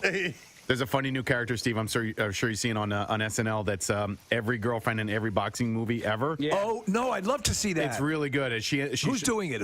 It's one of the new newer girl? one of the newer actresses. Yeah, and it's on Weekend Update. Oh, I got to see that. And it's basically like Renee Zellweger and Cinderella Man and meets Adrian meets the put upon, long suffering. Yeah, she's taking the kids to the sister's house, and it's one cliche after another, but it's really funny. So maybe. There we go. If you have the clip, yeah. So maybe you lose, or maybe you don't, but you gotta fight. Excuse me, now I gotta go feed the seagulls. What? They fly down and they eat it right out of your hand. You're an idiot. I'm sorry, were you saying something? I plan on giving up. Instead of fighting? This guy's a very good fighter. Yeah. He's got a mohawk. Yeah. Okay. And Mickey protected me. Wow. So this was about Ozzy? No, it was actually about Ghost. Oh, Ghost. And then we went to Ozzy, and then we went to Rocky. Oh, right, Russia. But it's what we do at the Preston and Steve Show. Ghostman. My name is Ghostman Scooby-Doo. Yeah, pleasure to meet you, Ghost Man. Can you talk some sense into this bitch? That's how you fight with your woman. Scooby-Doo. All right, Kevin, we're playing Mashup Madness. You know what to do, right? Most certainly. All right, here is the mashup for the two of you. Here we go.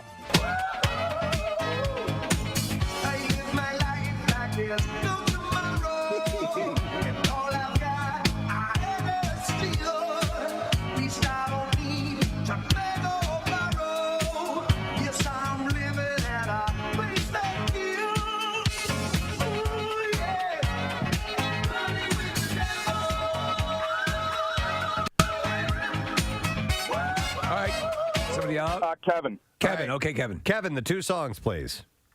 Do Me Like the Devil and... Hang on. Hold on. Say that again. Do Me Like the Devil and... Yeah. Are you sure? No, that's we can't give it to you. Do Me With the Devil is not a correct title. All right, but it's gonna hurt. I have horns on my pee-pee. But listen, Katie gets to take a shot and ask Oh, God, this is so much harder when you're under pressure. Well, I do know that it's Running with the Devil. Okay. And what's the other song? You know that beat. You know I it. know. Sing the lyrics in your head. I can't get it. Oh, sorry. That means, Kevin, you get to take another shot at it. Running with the Devil and Celebrate. Yeah! You got it back! Do me like the devil! All right, Okay, Katie. but lava comes out. Pedro Almodovar has set the stars for his upcoming film Dolor y Gloria, which is pain and Baby's Day Out. It's it's pain and glory. Okay. His production house El Desio announced that Almodovar will reunite with Antonio Banderas. Yes. And Penelope Cruz. I have worked with him in many pictures. Many of them in my native language of French. No, not French. No? Spanish. Spanish. Penelope Cruz as well. Absolutely. And it will. Don't you love me, Antonio? I do. I love you boobies. It will chronicle a. What do you love? I love you boobies. They protrude like two fleshy missiles. It will chronicle. It's so romantic. Yeah. You know? And you snatch is nothing to sneeze at. Dude. Totally went there. It sounds less what's a FCC snatch? offensive. When you say snatch? See, you snatch. It's very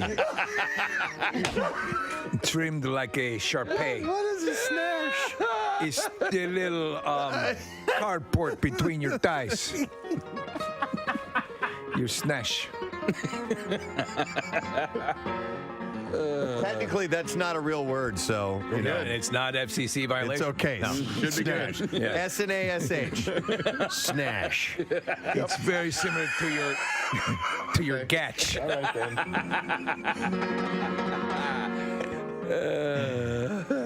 He says Spanish 101. Oh, dear God. What I have written in quotations on my info sheet is the word meshies. Oh, yeah. And you guys know what it is because Casey told us what this is. But this is from we'll just say a friend of mine. A friend of yours and his girlfriend. Yes, And this is years ago. They eventually get married? No. Oh, No. Okay. Murder, suicide. No. That's not what happened. But what age range are we talking when the meshies were happening? Freshman year in their college. In college. And they were both virgins? They were both virgins. Okay. And they had dated for a long time in college, and I just assumed they'd done it. Yeah. Yeah. Yeah. I just assumed that, and because they were, especially he was so committed. Do you know what I mean? Like so. Committed to her? Yes. And it was like one of those deals, like, you know, the first person that touches it, you're like, oh my God, I'm going to marry this person. Right. It was like that kind of commitment. Okay. And I didn't find out until just a few weeks ago that that whole time, because they had dated, I think, almost all the way up until senior year. So for years. Yeah. They never had sex. Okay. Yeah. Some people make the choice to do that. Yeah. But it goes even further. They used to do this thing called meshies. Okay. And meshies. This is going to be interesting how you describe this. It was funny because when I was doing the makeover, Kathy, when your friend Elisa came she by, called them meshies? she kept calling my shorts meshies. Like mesh shorts. And in my mind, I just All right, thank you very much, Kath. Couple things to mention. We have a guest coming up in a little bit, but we have a secret text word, chance to win some tickets to see Rich Boss Friday, October 27th at Punchline. So text word secret to 39333. See if you win by the end of the show. And then also, MMR's Back to School A to Z starts tomorrow. Yes. It will be at this time tomorrow that we will get into Very it. exciting. Yeah. We all love this. This is our favorite thing in the schedule. You know, on a music level, it's just amazing to hear all of this stuff. No repeats, and you hear stuff you haven't heard in years, or stuff you may have never heard, but you're going to be thrilled. You guys have any idea of what song you're opening up with? No idea. Okay, I haven't even glanced at it. I will tell you that it doesn't start with numbers. I believe it starts with symbols. Interesting. You and Chuck were having a conversation about it yesterday. Symbols. Okay. Yes. I might be misremembering. I think we started it one year, but Casey does too? All right, he has to lead them. And now he's gone. I don't remember ever starting it, but No, we'll find neither do out. I. I always thought it was Pierre was the closest to anybody starting it than us, but we'll we could have screwed up and started it with In which case, you would have said something to me because I've been banging all the past 2 weeks that we were the first time ever we're starting It's this. the first time we're starting it in 2023. There you go. For that, we know for sure. And if you don't remember, it is the first time. That's fine. it. Look at the. It feels like the first time. Yeah, the excitement is the first time. The very first time. But and you never know what might happen because we on the morning show we might and you know how much we talk here, and how few songs we play. We might end up with a 15 or 20 minute long song. It's conceivable. To be honest, I don't know what we'll do if that happens, but we'll figure it out. Luxurious bathroom break. There could be something from Genesis or Rush or Yes or any of these prog rock bands, maybe Pink Floyd, and we'll have some chunky tune. Supper's Ready runs 18 minutes Yeah, or 18, 19 longer. minutes. Yeah. How long is 2112? The entire thing, if you do the whole suite, I think it's like 22 minutes long, somewhere in that range. Okay. And I want to say like Xanadu might be 9 minutes long. So yeah, I love it. There's some big pieces of music out there that we might end up with. So back to school A to Z, details WMMR.com. We will start that tomorrow morning. Am I okay? Thank you. Casey left, and I don't know why. He's working our guest. I think that's the deal. So, Nick, pull that information back up if you would, please. I do want to mention this. We had plugged this yesterday.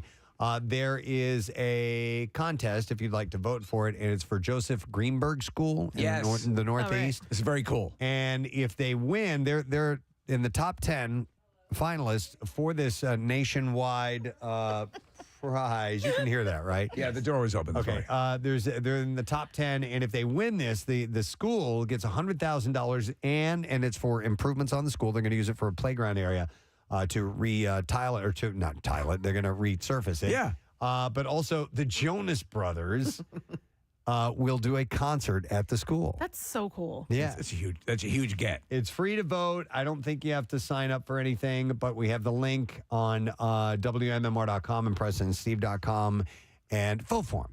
How great would that be to have them win? And we got Rory, the mullet kid, his championship. We helped out, gave a little nudge there. Maybe we can get this as well to our area. They actually have incentives for voting. They're giving away gift cards for people who vote. So if you go onto the website, you can actually win like a $100 gift card. Really? Yeah, for the voting process. Driving works. Yeah. Okay. Yeah. And speaking of Rory, the other day a listener sent me, he was in People Magazine. Yes. The People How Magazine with his little mullet. I love that kid. He got to go to the Phils game the other day, and he was playing guitar with the Fanatic out on the field. I mean, like, he got to another Phillies game, and he's a huge Phils fan. It's just been it's so exciting for him. By the way, his mom had emailed me, and I think he ended up buying 3 alpacas. They did, yes. Yeah. Oh my God, they did 3? 3 of them. Oh And my God. do you remember I said I couldn't say anything on the air about the party that they were having, and Nick, I forgot the establishment. It was Oli's Tavern. Oli's. They had wings. And so the night that they were doing the celebration party, the owner had emailed me, said he had a surprise. He had arranged for 5 alpacas to be brought there at the event, along with having wings. They had alpacas live. That's and I don't know awesome. if people could pet them or whatever it was. But Aaron said that they got the 3 alpacas, and on the first day, one of them spit on her. Of course. They do that. That's what they do. They're like They're llamas. camel-esque, yeah. Oh, alpacas are the spitters. No. It's llamas are more severe spitters, but I think alpacas, since they're the same, gene pool essentially, that they tend to spit as well. So, all right, what's the story here, Casey? We're ready to rock here. We are ready to rock. Yep. Okay, so our next guest is going to be performing at the Grand Opera House in Wilmington September 17th, so a little ways away, but not too far. And you can get tickets at thegrandwilmington.org. And we love talking to Tig Notaro, who is with us. Good morning, Tig. Good morning. Nice to have you on, and happy that you're coming back to the Delaware Valley. And is this a tour, a couple one-off shows? What you doing?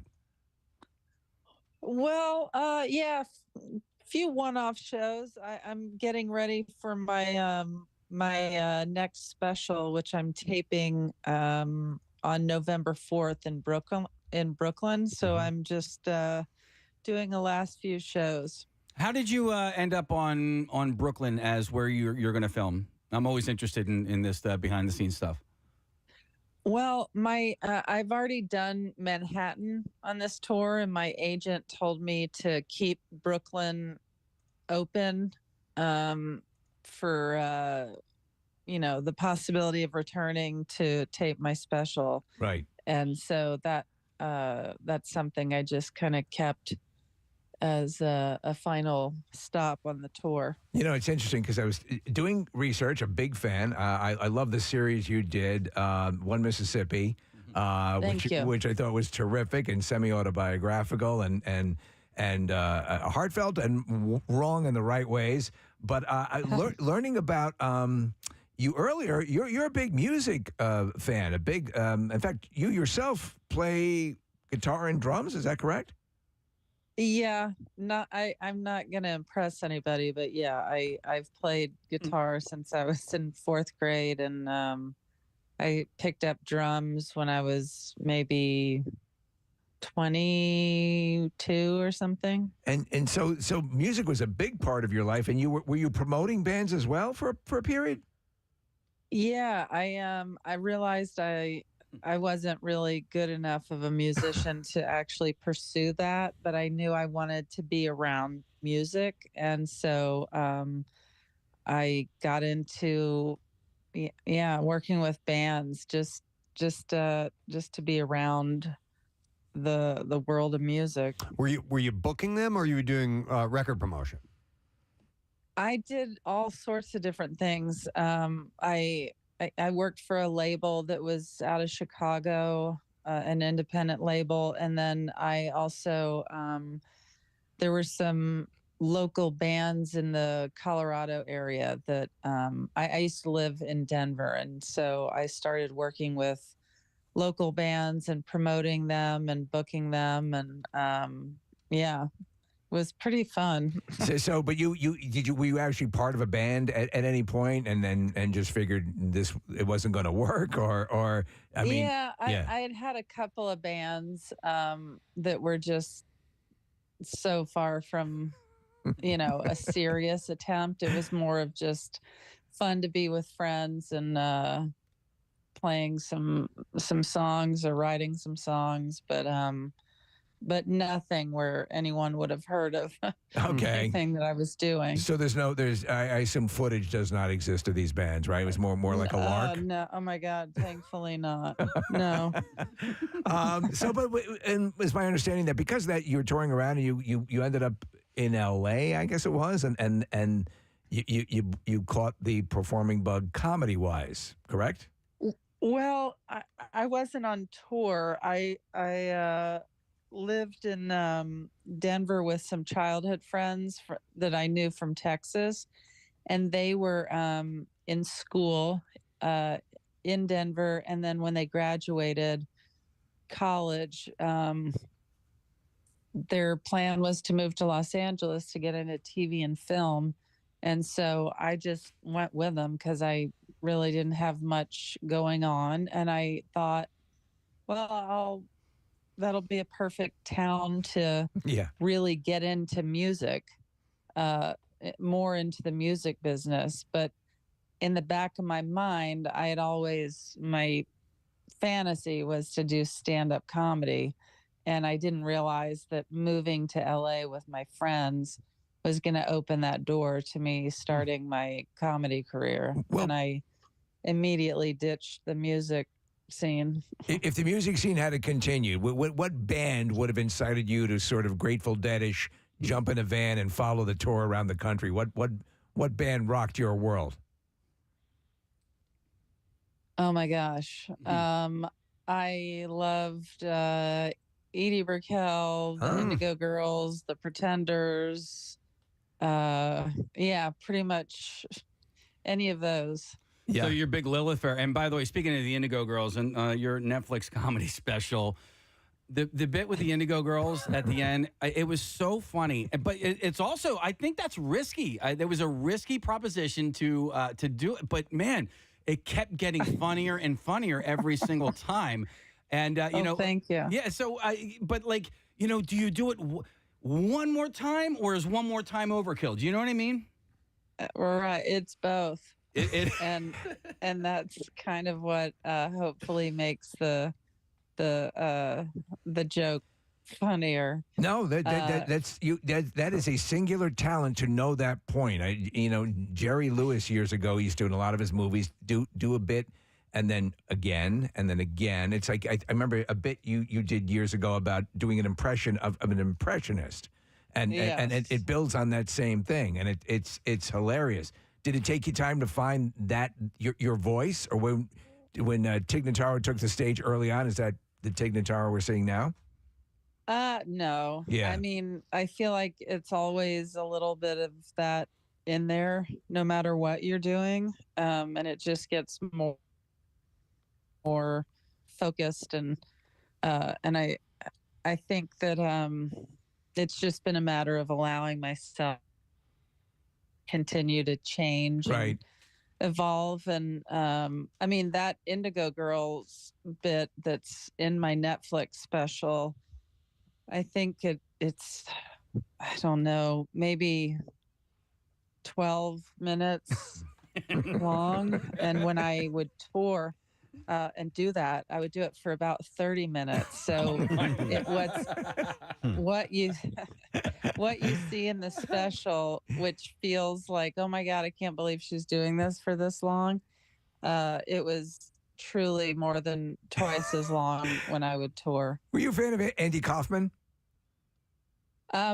Yeah, but not I only knew him from Taxi. Okay. I wasn't familiar as a kid. Yeah.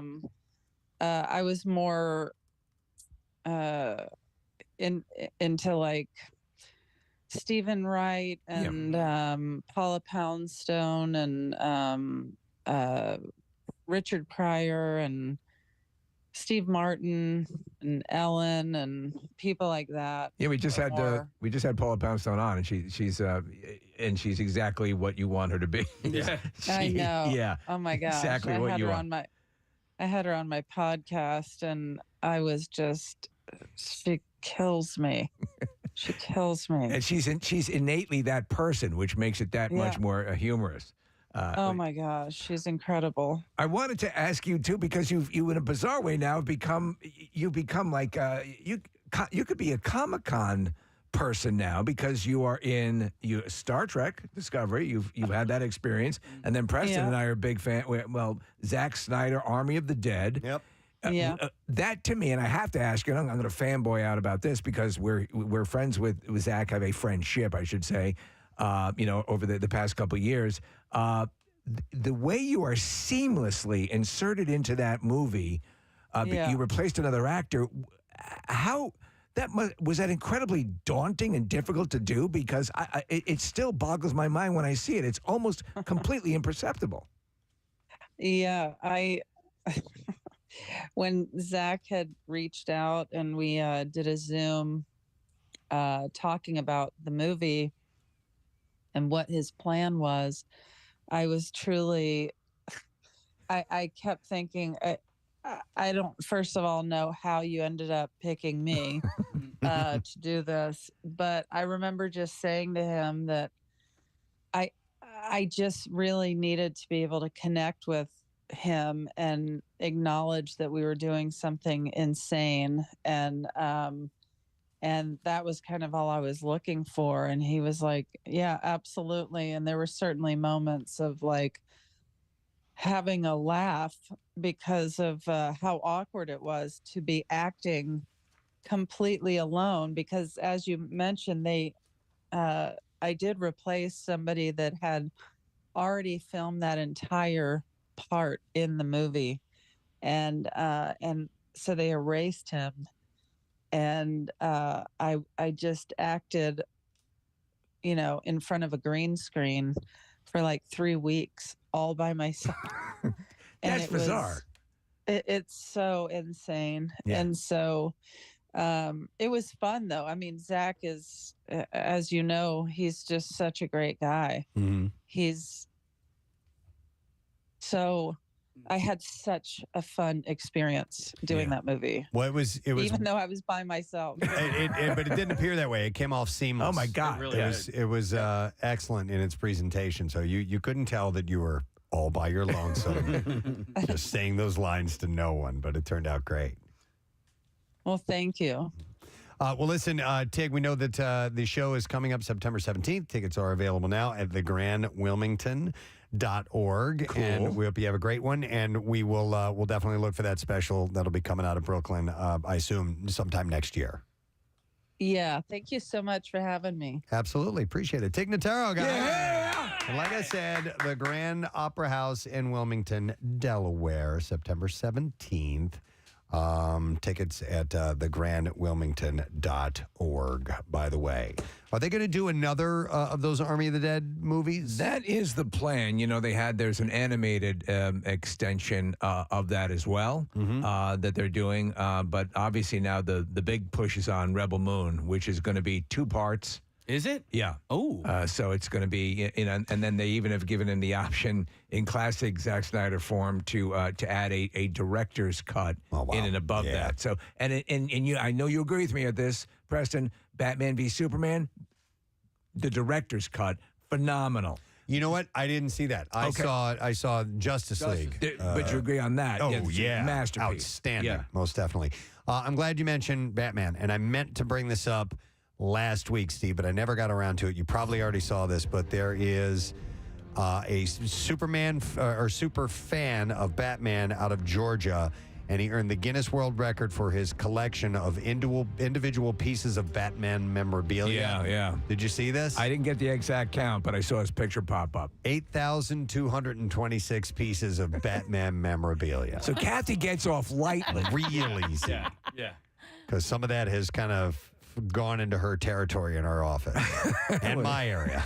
And my area. And Marissa's. Yep. Marissa's on the other side of me, and there's something over there. I'll tell you what. Yeah, I don't collect. I collect a specific type of Batman memorabilia. So You're like high-end Batman collector. Well, yeah, I don't like little Pez dispensers and stuff like that. I don't do. Right. You know, but I like the little, the more impressive. It's like $1 million and up.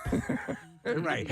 Me and Sotheby sitting there with my paddle. All right. What's the most expensive piece in your collection? Oh, 600? No. More? Yeah. Oh. I just know the one. Now, mind you, here's what they do. It's like Scarface. Give me a little taste of the cocaine. So what happens is when you purchase, they give you, Kathy, purchase points. Ooh. And you can apply the purchase points to the next purchase. Probably like 1,100. Okay. Yeah. I can appreciate. Well, you see the big one that's sitting in the. Well, yeah. There's one that I had to take a shelf out to put it in the office. Oh, everybody's been talking about your new one in there too. That's not Batman related. What's the other movie? The scary movie. Oh, from Terrifier. Yeah. Terrifier 2. Yeah. Art the Clown. Ladner, this guy, Brad Ladner is his name.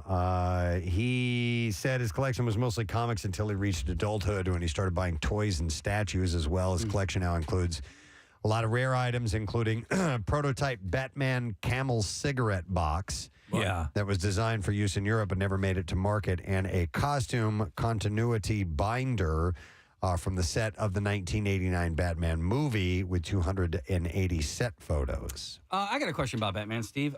He never used guns, right? No, he did.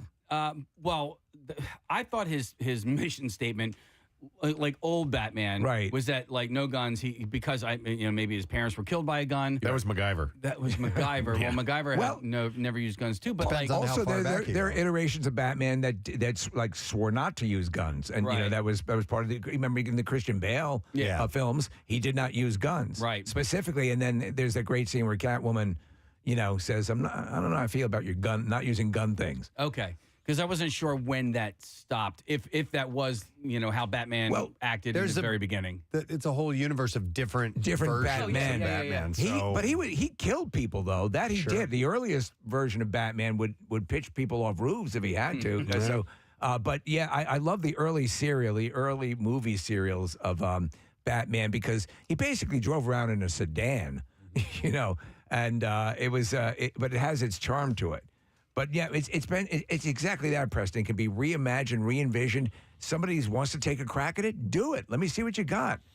By the way, there's if you're talking about movie memorabilia and just memorabilia in general, there is an auction coming up next month. There's going to be more than 1,400 iconic film props and objects from Hollywood franchises, including Star Wars, Marvel, Star Trek, Alien, all set to go on the block. It's part of Julianne's Auctions and TCM Present Legends Hollywood and Royalty event.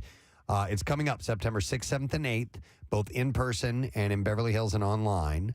I've asked 250,000 times about this, and I know, and I always forget, and I assume it always changes, but is there one in particular item, a movie, a prop that you would pay top dollar to get? Not one. I mean, there's probably a few, and I haven't, and I'm never going to, so I never really stop and think about it. Right. But I don't know what It's got to be something you can actually display. that would be or use. I mean, that's a really. If you're talking about an on the set used prop, that carries extra weight, because certainly I have a replica of the Iron Man mask in my office, but that's from Sideshow. That's not a movie used. It's a 1-to-1 scale, and it looks completely authentic, but it's not from. It wasn't worn. I took a tour of the Mann's Chinese Theater in Hollywood. I forgot what it's called now. It's called Kodak? Grauman's and Mann's and Kodak Theater. Yeah, it's TCL now. Is it TCL? But anyway, they had some of the classic props that are on display. There's kind of a museum as well. Yeah. And so, as cool as I would think it would be to have the actual 10 Commandments from the classic Cecil B. DeMille 10 Commandments, they are there on display. They don't look that cool in person. No. They're styrofoam. Yeah. So, and it wears after a while. So it would have to be something that not only is from that movie and cool in and of itself, but it would have to, quality-wise, upon close inspection, I think would have to look cool too. Right, you know what I mean? right. Yeah, So, something that yeah, I know exactly I thought it was what pretty you're cool. saying. Like our buddy, oh my God, I'm having a brain fart. Michael Giacchino. Thank you. Has the Eye of Agamotto, is that what it is? Yeah. The from Eye of Doctor Agam- Strange. Yeah. That's pretty damn cool. That is And it cool. looked really cool in person as well. We Doesn't he saw have it, of course. the Holy Grail? A replica, right? He had it built. No. I He think. actually went and got the Holy Grail from ancient times. Yeah, the Holy Grail. No, from the movie. But it's a replica from the movie. Yeah. I thought it was from the movie. I don't think No, it's the that's what I was actual saying. one. A replica from the movie. Oh, I thought you were making a joke of it being the actual Holy Grail. But the eye was legit from the movie set, from what I understand. I'd love a That he got. lightsaber from a movie. I mean, that's iconic, like Darth Vader's lightsaber or Well, Luke's. Luke's, the original one, when I think it might be in this lot or one of those original lightsabers. Well, you know who has a cool lightsaber, even though he's a prick? Dooku from Christopher Lee has that slightly it's bent- curved. Yeah, it's got priapism. like a penis that's not shaped right. Yeah, kind of like that. Well, they do have Han Solo's blaster. Yeah. That's on the auction. What about Hope Solo's butthole? Do they have that? No, but they do have Princess Leia's bikini. The classic, the actual bikini. Return of the Jedi is up for sale. And that would be, to me, that would be worth a lot. I don't know what the starting bid is on that. I don't either. I would want something, I think, from Pee-wee's Big Adventure. The bike? I think that's too much. But I'm trying to think of items his bow tie would be kind of cool to have. What about his, one of the items in the beginning, like the toaster? Oh my God, anything Right. from his playhouse inside. Right. Yeah. One of the radio stations I worked at, we had an actual exact replica of the bicycle. So, and I used to ride it in the hallway all the time. Really? Because we had enough room. It was a building that had a hallway that went all the way around. It went like in a square. And of course, I had a little bell on it, so I could ring the bell as I was riding down the hall. That's great. So people would know when I was coming around the corner. But it was an exact copy of the bike. I have pictures of me on it somewhere. It was awesome. I don't know how we ended up with that. So my buddy told me when we were younger that the Kerbeck house in Ocean City, whenever you drove past that house, there was always a Lamborghini or a Ferrari or something in the driveway. But he was like, they had the Pee Wee Herman bike in the garage. And that's I would ride my bike or walk past that house. I just wanted to see it with my the own off chance. eyes. Yeah. Was that? I never saw it with my own eyes. It was just lure. My friend has been in that house a number of times. I'll ask her if Okay. the bike is there. So some of the other items that are up, and these are the legit ones from the movie. Iron Man, we have the original Mark 17 helmet, is it? Or XLII? What is that? That's 10. What is L? 14? No, wait. XL. No. That's 10. I don't know what the 11. L is. L's 50. Oh, my God. So it'd be 40 something? XL. I 42. II. Yeah. Anyway, that helmet from Iron Man 3 is on sale. There were a bunch of Iron Men in that movie. There was the protocol, all those autonomous Iron Men. Maybe that XL means extra large. Maybe. I don't know. There's also something for horror fanatics, and they have the Xenomorph head from the Alien franchise. Oh, wow. So the original movie, the original Alien movie, there was, the one costume, maybe two costumes. In Aliens, there were, though it looks like there's hundreds of them, there were only like 3 or 4 costumes. They also have the C-3PO and R2-D2 display statues that were seen at the preview. And then you have, there's a whole bunch of stuff. There's a ton of Star Wars Star stuff. Trek fans. Yes. There's William Shatner's vibrant red Starfleet commander jacket in which he portrays James T. Kirk in that franchise. Also up for grabs is the Copernicus shuttle as well as the 24 gold plated USS Enterprise model. And they have Chris Evans' USO shield prop from Captain America: The First Avenger. So That's the pretty one, cool. That's not the one he ends up with. Right. That's the one he starts out with On stage. Yeah, Right. that'd be cool. Yeah. Well, then let me ask you guys: if money was no object, and you could have any one piece of memorabilia, and it could either be from a movie, a sporting event, or a musical piece of memorabilia, what do you think you would like? And I'm saying money's no object. Like you could have Paul McCartney's bass, or Right. Oh my God, the you Hawker know? bass. Yeah, or Boy, it'd probably be that. Yeah. It would probably be that. I was originally going to say Jimi Hendrix guitar that he lit on fire at the Monterey Pop Festival. That was pretty amazing. Peter North's cleanup job from Sorority Sluts. From Sorority I already Sluts? have it. Yeah. 1, 2, or 3? Yeah. One. The original. The OG. Okay, yeah. I gotcha. think I'd take the football that Nick Foles caught. That's at a good the one. Philly special. I want that specific football. Do you think it's in the Hall of Fame, or is it going to the Hall of Fame? Oh, I don't know. It might be, but it's such a pivotal. Yeah. Yeah, I think it But should. that would, you're not going for value on that. You're going for personal connection to that because of the pantheon of sports memorabilia, some type of Babe Ruth baseball or something like that would be way beyond as far as a monetary value goes. Exactly. But you would get that. You could probably get that for a steal. I know. Yeah. I actually, if money is no object. I have a game used football from that season. I do which is too. Really awesome. Yeah. You know, and I think I don't even care. I think it was like they punted it. You know, because they have separate balls for kicking and for punting. And my ball has a K on it, which I believe is the kicker's ball. But it was from the game that they beat the Bears that season. That's cool. Yeah. What would that be? What do you? Judging the worth on these things is as they say, it's worth what someone will pay for it. But any ballpark figure of what that would be worth? What, my ball or the ball that I would, the ball that you want, the one that the ball that I want, I would say in the thousands probably. I wouldn't go into tens of thousands. I'd probably grab maybe one of Neil's drum kits. Oh, wow. But he went through a bunch of them. So, What about Ringo? Like, I mean, it's yeah, that'd be pretty amazing. In fact, who is the gentleman who collects all that stuff? Yes, I know you're yeah. talking Oh, is about it the billionaire. owner of the Chiefs or the Colts? Colts, Jim Irsay? Yeah. He has all that. But I would, Trey's guitar, I would maybe take one of those. If you presented that in front of me, here, you can have Trey's guitar, or you could have the football that Nick Foles caught and the Philly special. I would have a really hard time. My dad's friend Rich Smith stole Edwin Starr's pants one time. Really? Wow. Yeah. Does he still have them? Yeah. That's war. I would. Yeah. Mike Reno's crock pot. From Loverboy. Do you use it or Star? Yeah. Edwin Starr, War, what is it good for? Absolutely nothing. God, no, I know the song. Yeah, I didn't know he did that. Rich Okay. stole. He broke into Edwin Starr's dressing room and stole his pants. What about you, Steve? From musical stuff? Whatever, from whatever. Okay. Anything. So one thing I've Anywhere. always wanted to have is the original from Russia with, I would want an Aston Martin DB Coupe from Goldfinger.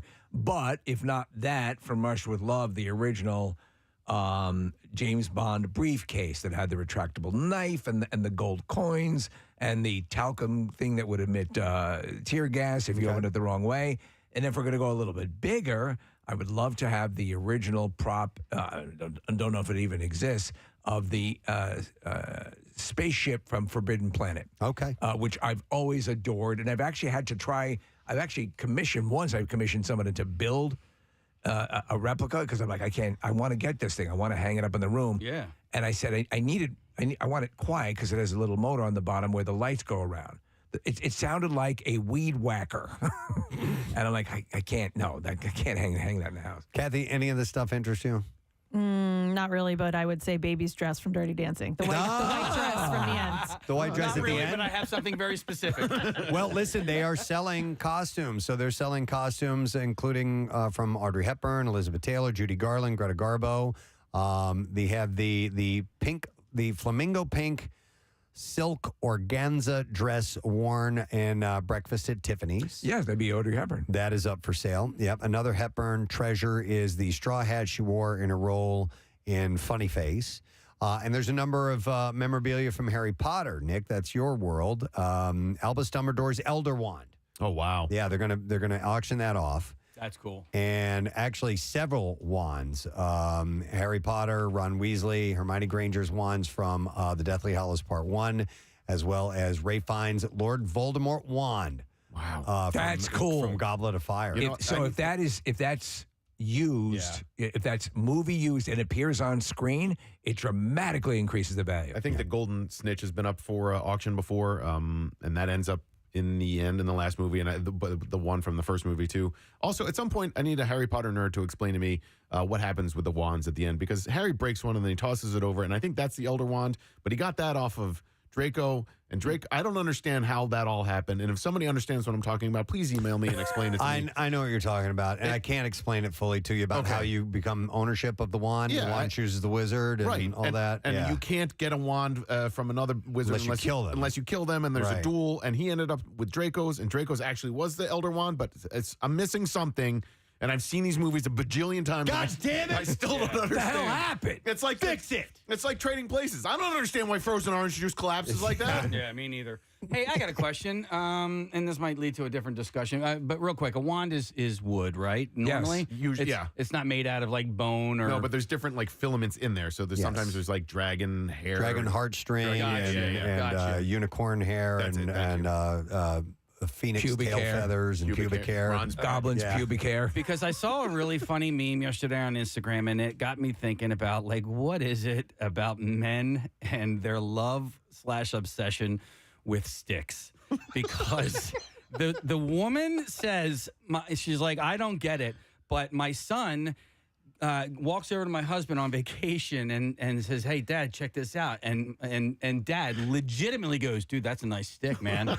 And then they brought it home. And then, did I tell you guys that I brought home a stick from the Grand Canyon? Yeah. I have two. I have 3 Harry Potter wands.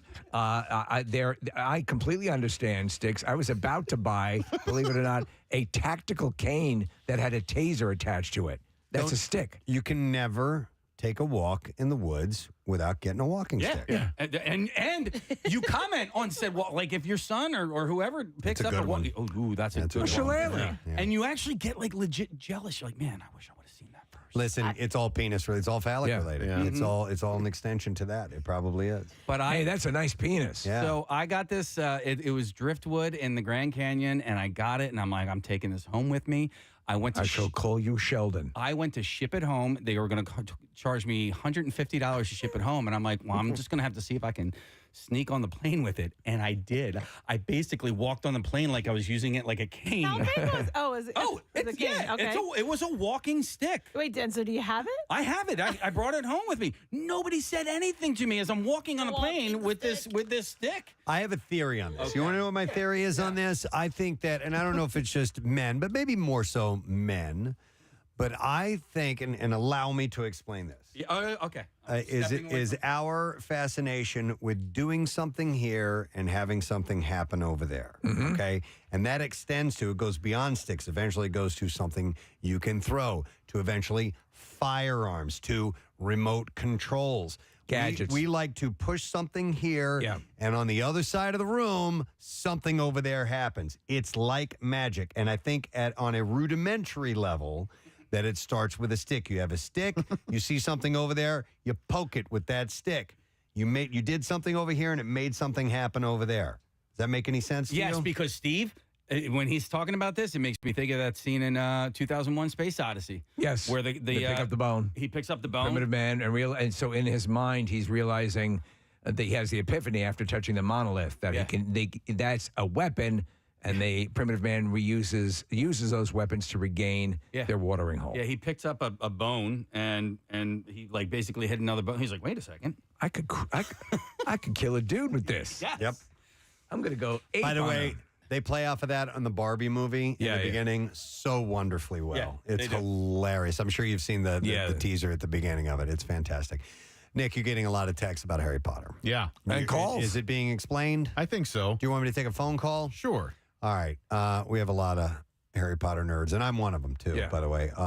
Which one do you like best here, Nick? I got Dave, Mike, and Mario. Let's go with Dave. All right, we'll go to Dave. Hi, Dave. You're on the air. Good morning. Hey, good morning, you guys. How you guys doing today? Great, buddy. All right, sum it up for Nick.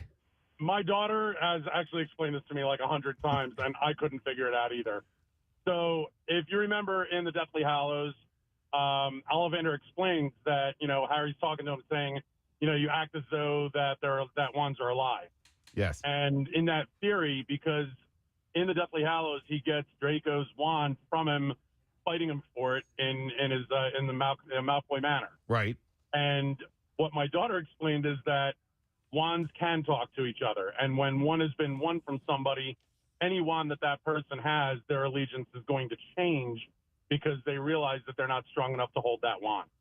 And that's why Harry's able to have the Elder Wand as his own, because he actually beat Malfoy for his wand. So both wands automatically become his. The wand has the wherewithal to really itself with a new owner? Yes.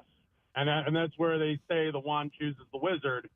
And once he won Malfoy's wand off of him, the Elder Wand also, because of that, recognized that one wand had changed its allegiance, so it changed it to Harry. All right. That's what my daughter told me. Well, how about this? In the movie and I forgot which one it was, there were so many of them. I don't think it was Deathly Hallows. Might have been the one right before that. D's Nuts. Where it was in Harry Potter D's Nuts. When they're training to fight, and Harry is behind the scenes taking them to the secret room and they train, they're disarming each other left and right while they're sparring, essentially. Right. Would that technically happen as well? No. And my kid explained, I asked the same questions you guys are asking. Okay. And my kid's like, no, they're in school, they're learning. It's not a fight. Like the wand knows when something is legit. It's not a fight. Like when they're training, but that he was actually involved in what the wand would consider a mortal fight, that it changed its allegiance. All right, this helps a little bit, but it's like the part that confuses me is that Draco doesn't kill Dumbledore. Snape does in the tower in Half-Blood Prince, right? And then Harry ends up with Draco's wand. So why is that the Elder Wand? Because the Elder Wand recognized that Malfoy had lost his wand. Is what my kid explained. So they're a lot more sentient. So these are some smart-ass wands. Draco actually disarmed Dumbledore, and it was not a sparring. It was real. It was real. The wand recognized that, so it became Draco's. And then when Draco lost his wand, the Elder Wand recognizes that he is not strong enough to hold the wand. Okay, so there has to be that that possibility of death for it to be an actual deal. Okay, I got it. All right, people are disagreeing, but all right. If Harry had been disarmed from the Elder Wand, okay. Well, Jackie's disagreeing on text. Jackie Bam Bam. All right, Dave, thank you. Appreciate it, man. It gets confusing. And it's You asked. You did. I need a Venn diagram or something. It's okay. We can move on. I don't know we're Somebody boring. says you should read the books. I have. We did read the books. I've read them all. All right. Yeah, if you didn't read the books like me, you'd just be sitting here going, this is stupid. No, not stupid. No. Just time I sucking. have Nick and I both read books. It's fantastic, and the movies are wonderful, amazing. Not taking anything away from them all. The books are deeper and even cooler. Right. So if you want to go into that realm and you have not done it yet, it's definitely worth your time. Especially after you get past the first one, I thought that was kind of like for kids. You know what I mean? That's a kid's book. Yeah. It's a kid's book. We're going to take a break. We're going to come back. We'll get to some bizarre file stories. Stay with us. Preston and Steve on 93.3 When they didn't actually have sex, but they would mess around with each other. Is this? Are we okay? Just to clarify here, is this through the clothes stuff? So, Meshies was a special thing, a special treat that he would receive from her. Yes. Where he would have to go put mesh shorts on. Okay.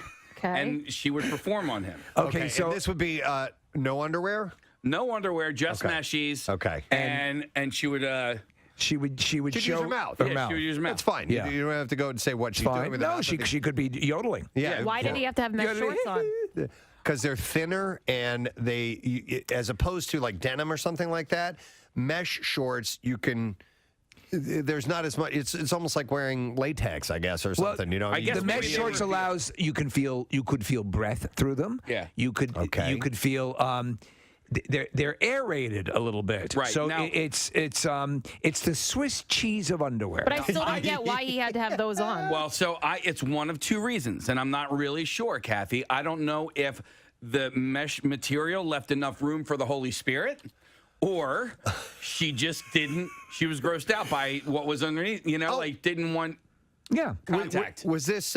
Was it religious reasons? I don't know. Okay, all right. It's so one it of one of two reasons. Either plausible deniability, I think, is what the meshies provided them. Okay. Man, that's insane. You know what? Take off the damn shorts. Honestly, that's what I'm thinking. You're really splitting hairs at that point. Yeah. I mean, we're doing everything to cause you pleasure except for flesh on flesh contact. The concept of saving yourself from marriage, that's absolutely fine. Is it? Yeah. And for many people, that's you know, I wouldn't besmirch someone who's making that choice and thinks that's totally fine. This is so cheating. Yeah. This is so cheating. Yeah. Because you are right there. You're right and there. if you're taking it to Happy Town, if you're going all the way to the end of the line.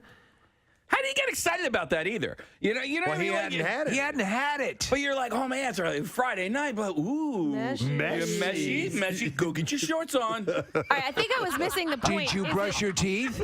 I think I was missing the point. It's happening through the shorts. Yes. Got it. Shorts. Got it. Yeah. Got it. Steve, did you check under the bed? Yes. Right. Where are my Oreos?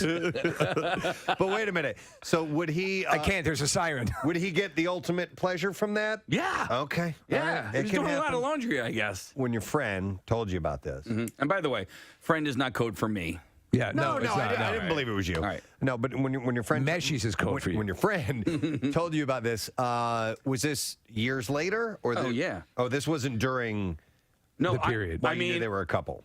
While they were a couple. no, because you got to figure this was 94 through 96 or something like that, and I just found out about it this year. Oh, you did? Okay. Yeah. All right, I didn't know that. Yeah. And does he laughably look back at it? Oh yeah, or- okay. yeah. I mean, it was because now it's he's married, kids, and he's done the full deal and all Right. that sort of stuff. And But to Nick's point, does he ever mention whether that's sort of a okay, like a little bit of a turn on? Still? no, Right. no. I mean, I just was so blown away because I just assumed that whole time. You know what I mean? They never knew. People will choose not to, and that's okay. But Case but he did share with you that was their nickname for it. Yeah, they Meshies. shared that name. Meshies. Got to get a meshie tonight. And I was pissed That because dinner was great. Go get your shorts. Really? Can I wear the yellow ones? They're the thinnest ones I They're a own. little thin, but all right. I have a friend, Preston, that does this. Yeah, this guy says he wears mesh shorts to strip clubs. Now, my friend Oh, that's wears creepy. really thin sweatpants. His blammin' pants. Without underwear. Yeah. Yeah, deliberately. That's that was a thing on the Family Guy. Blammin' pants? Blammin' pants. Oh God. Say that again. Blammin' pants. Blammin'? Yeah, Like he's that's going the to noise strip, you make? Yeah, he was going to strip clubs. I'm going to put on my blammin'. The first person in the world to receive 2 facial transplants says he's feeling well 3 months after his latest groundbreaking operation. Yeah, but his friends are calling him two-faced. You'd have to. Jerome Hammond had his first transplanted face removed last year after signs of rejection followed a treatment with an incompatible antibiotic during a cold. Yeah, because it's just as with an organ donation, sometimes the body will reject it. So the first face didn't take. Well, it was the antibiotics that caused it, though. Really? Yeah. Wow. Yep. The medication that's supposed to help it hurt it. No. It was that wasn't the anti-rejection drugs. So he had a cold and he took antibiotics, and that caused Oh my the God. rejection to happen. His new face remains smooth and motionless, and his skull, skin, and features are yet to be fully aligned. So he basically looks like Kris Jenner. But he is positive about his recovery. It is astonishing that someone who's undergone some sort of radically horrific accident or whatever has a shot at having a usable, outwardly normal-looking face. And you said that he was in the hospital without a face for 2 months? Yeah, and he couldn't talk at all. But he could dance. Man, oh man. God. You are the worst ever. God. I try to see the glasses half full, Kathy. You should. What an optimist, Steve Morrison. We're half messed up. Just watch his feet. Just watch his feet. Just watch. Yeah. Don't look at him in the eye. Focus on the feet. Don't look up. Oh, look at it. Oh my God, he's great. Give him the mic. Stop it. Oh my God. But now he's fine, so we this can't. is okay. It would actually be wrong to not joke with him.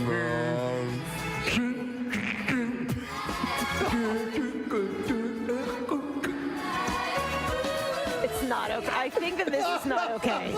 It's probably not okay. Please welcome Mr. Jason Reitman to our show this morning. Hi, Jason. Pleasure to be here. Nice to see you. One of our great embarrassments on the show here is you came in with Diablo Cody years ago, and we hadn't done our due diligence, and we were just more fascinated with the fact that she had been a stripper at some point and had a little well, he's getting into a successful Hollywood career. And here she is, this incredible script writer that that she's become, and you and she seem to really synergize really well. I mean, so when you get a script from her, you just automatically, I see this. Yeah, I mean, look, I'm imagine it's like when you guys met for the first time. You don't realize when you're on a first date of a relationship that's going to last the rest of your life. Right. And I met her for the first time, and we went to this bar in L.A., and she ordered a dirty martini, and I got a Diet Coke because I am the rock and roll of that relationship. And Diet Coke. And what has begun is this relationship where every 5 years we make a movie. It was Juno, and then Young Adult, and now Tully. And I'm looking forward to see the movies we make when we're in our 70s. Our hospice comedy is going to be amazing. Because as you have said in interviews, her tone and her take on things is changing, as is yours, and now you're a family man yourself. But her ability to write females that and people in general, but females that are flawed and relatable is uncanny. Yeah, and look, I think there's kind of a through line between all three films. And this one, Tully, is about that moment when you become a parent and you realize you have to grow up because your younger self is starting to feel like it's a different human being. Yeah. In fairness, when you guys came in that time and we talked about her being a stripper. You guys feel really guilty about this. We kid you not. We reference this. It actually redirected the trajectory of the show because we said, we got to check up on these people. Here's why. Because Juno was such a great piece of work. And I think afterwards we're like, holy crap, we missed the boat on talking to her about her writing ability because Juno turned out to be so good. So it did serve as a lesson in how odd that a woman came on a show and she was objectified for her beauty and her history and never talked about her talent. What an odd moment. We've gotten better though. So we hadn't seen her talent. Yes. And I suppose Jason, that you probably dealt with this a lot of your life as well, because you come from Hollywood royalty, and because of my stripping background. You were a stripper. Yeah, and you did that skating act. You did burlesque for like 5 or 6 years. No, because you have a reputation because you're a family, and you've had to prove in yourself on your own merits, and has that been difficult for you? My obituary will either begin director of Juno died today or son of director of Ghostbusters died today. And about, you okay? All right, 35 minutes or so. You good?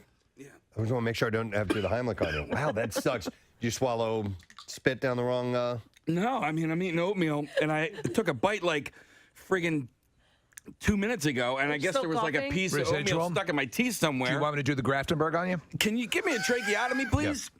I'll give you... Trach first. Wait a minute. The G-spot, yeah. That's the G and G spot. Oh. Yeah, I didn't know that. Learn stuff. It is Dr. Grafenberg. Really? Yes, I kid That's you what not. the G-spot is. It's named after a doctor. Yeah. Absolutely. You kidding me? Most definitely. All right, anyhow. Lord Cunnilingus is another... Oh, Jesus. Lord? Cunnilingus, yes, in the... Lord Cunnilingus. Yes. Oh, I thought it was Colonel Lingus. No, it's not. It's not a military No, title. it's Colonel Angus. Colonel Angus. That SNL bit, if you've never seen it, we should put that up next to us. Okay. Wow.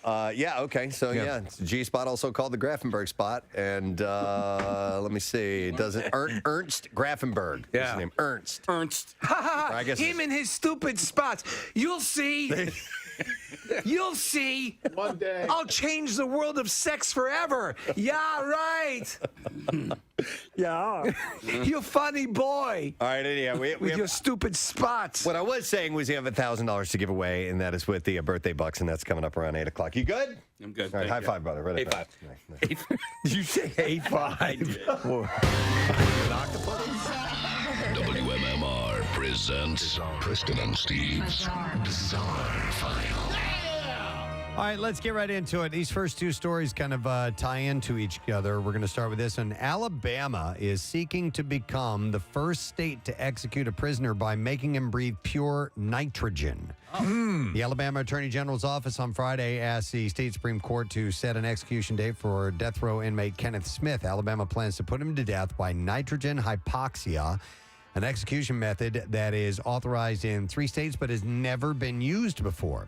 So that would sort of freeze him out, right? No. Actually, it's very humane. It's a humane way to go. Yeah, nitrogen hypoxia is caused by forcing inmates to breathe only nitrogen, depriving them of oxygen, and causing them to pass out and die. Nitrogen makes up 78% of the air inhaled by humans. It's harmless when inhaled with oxygen.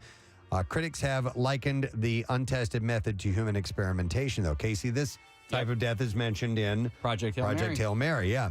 Alabama authorized nitrogen hypoxia in 2018, but the state hasn't yet attempted to use it to carry out death sentence. Oklahoma and Mississippi have also authorized it. You know, they could place a dead mouse in his cell because eventually the smell would just make you pass out. So the Attorney General's court filing didn't disclose the details of how the execution would be carried out. The execution by Smith's execution by lethal injection was called off last year because of problems with intravenous lines. Yeah. Smith was convicted in the 1988 murder for hire slaying of a preacher's wife. And so a number of Alabama inmates, including Smith, is seeking to block their executions by lethal injection and have argued they should be allowed to die by nitrogen hypoxia. The state is ready to use nitrogen hypoxia. The disclosure of this is expected to set off a new round of legal battles over the constitutionality of the whole thing. Now, interesting. This explains a little bit more in this separate story. An inventor has unveiled what they're calling a suicide booth that will ask 3 questions before suffocating their user.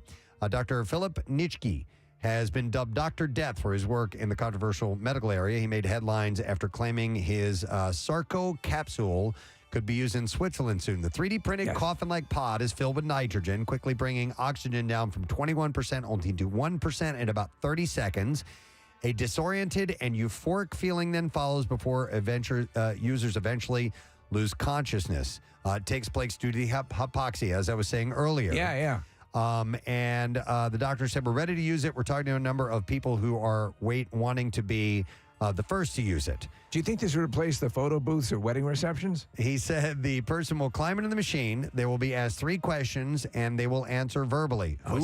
Who are you? Yeah. Where are you? And do you know what happens if you press the button? And if they answer those questions verbally, the software then switches the power on so that the button can be pressed. May I suggest a question, Preston? How does a wand know that it's changed owner? No, we're not going to go back there again. And if they press the button, they will die very quickly. Dr. Nitschke, whose Exit International organization came up with the capsule, said there's no panic, no choking feeling. Right, either. right.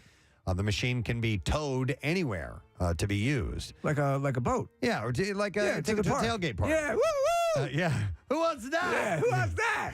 Around 1,300 people ended their life using assisted suicide in Switzerland last year. The Swiss government is yet to make clear whether it intends to allow the use of the capsule or not. Do you remember, in fact, one of the guys, when they were talking about this in Switzerland, kind of like a pastoral field, well, you know, almost like that movie Soylent Green, where they would put the pod out there and you could just kind of hop in and you're... Wow. Yeah, I mean, interesting. Yeah.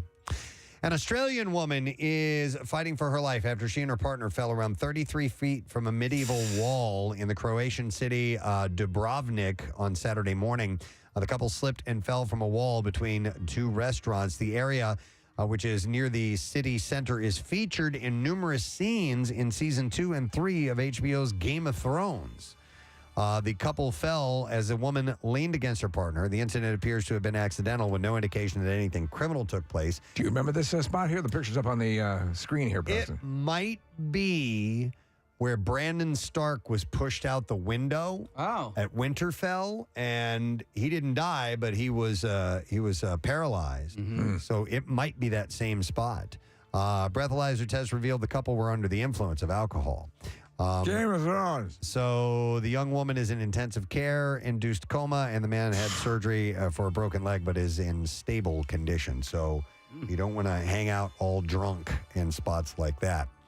Police rescued a kidnapped woman after she secretly passed a desperate note to a stranger at a gas station in Arizona.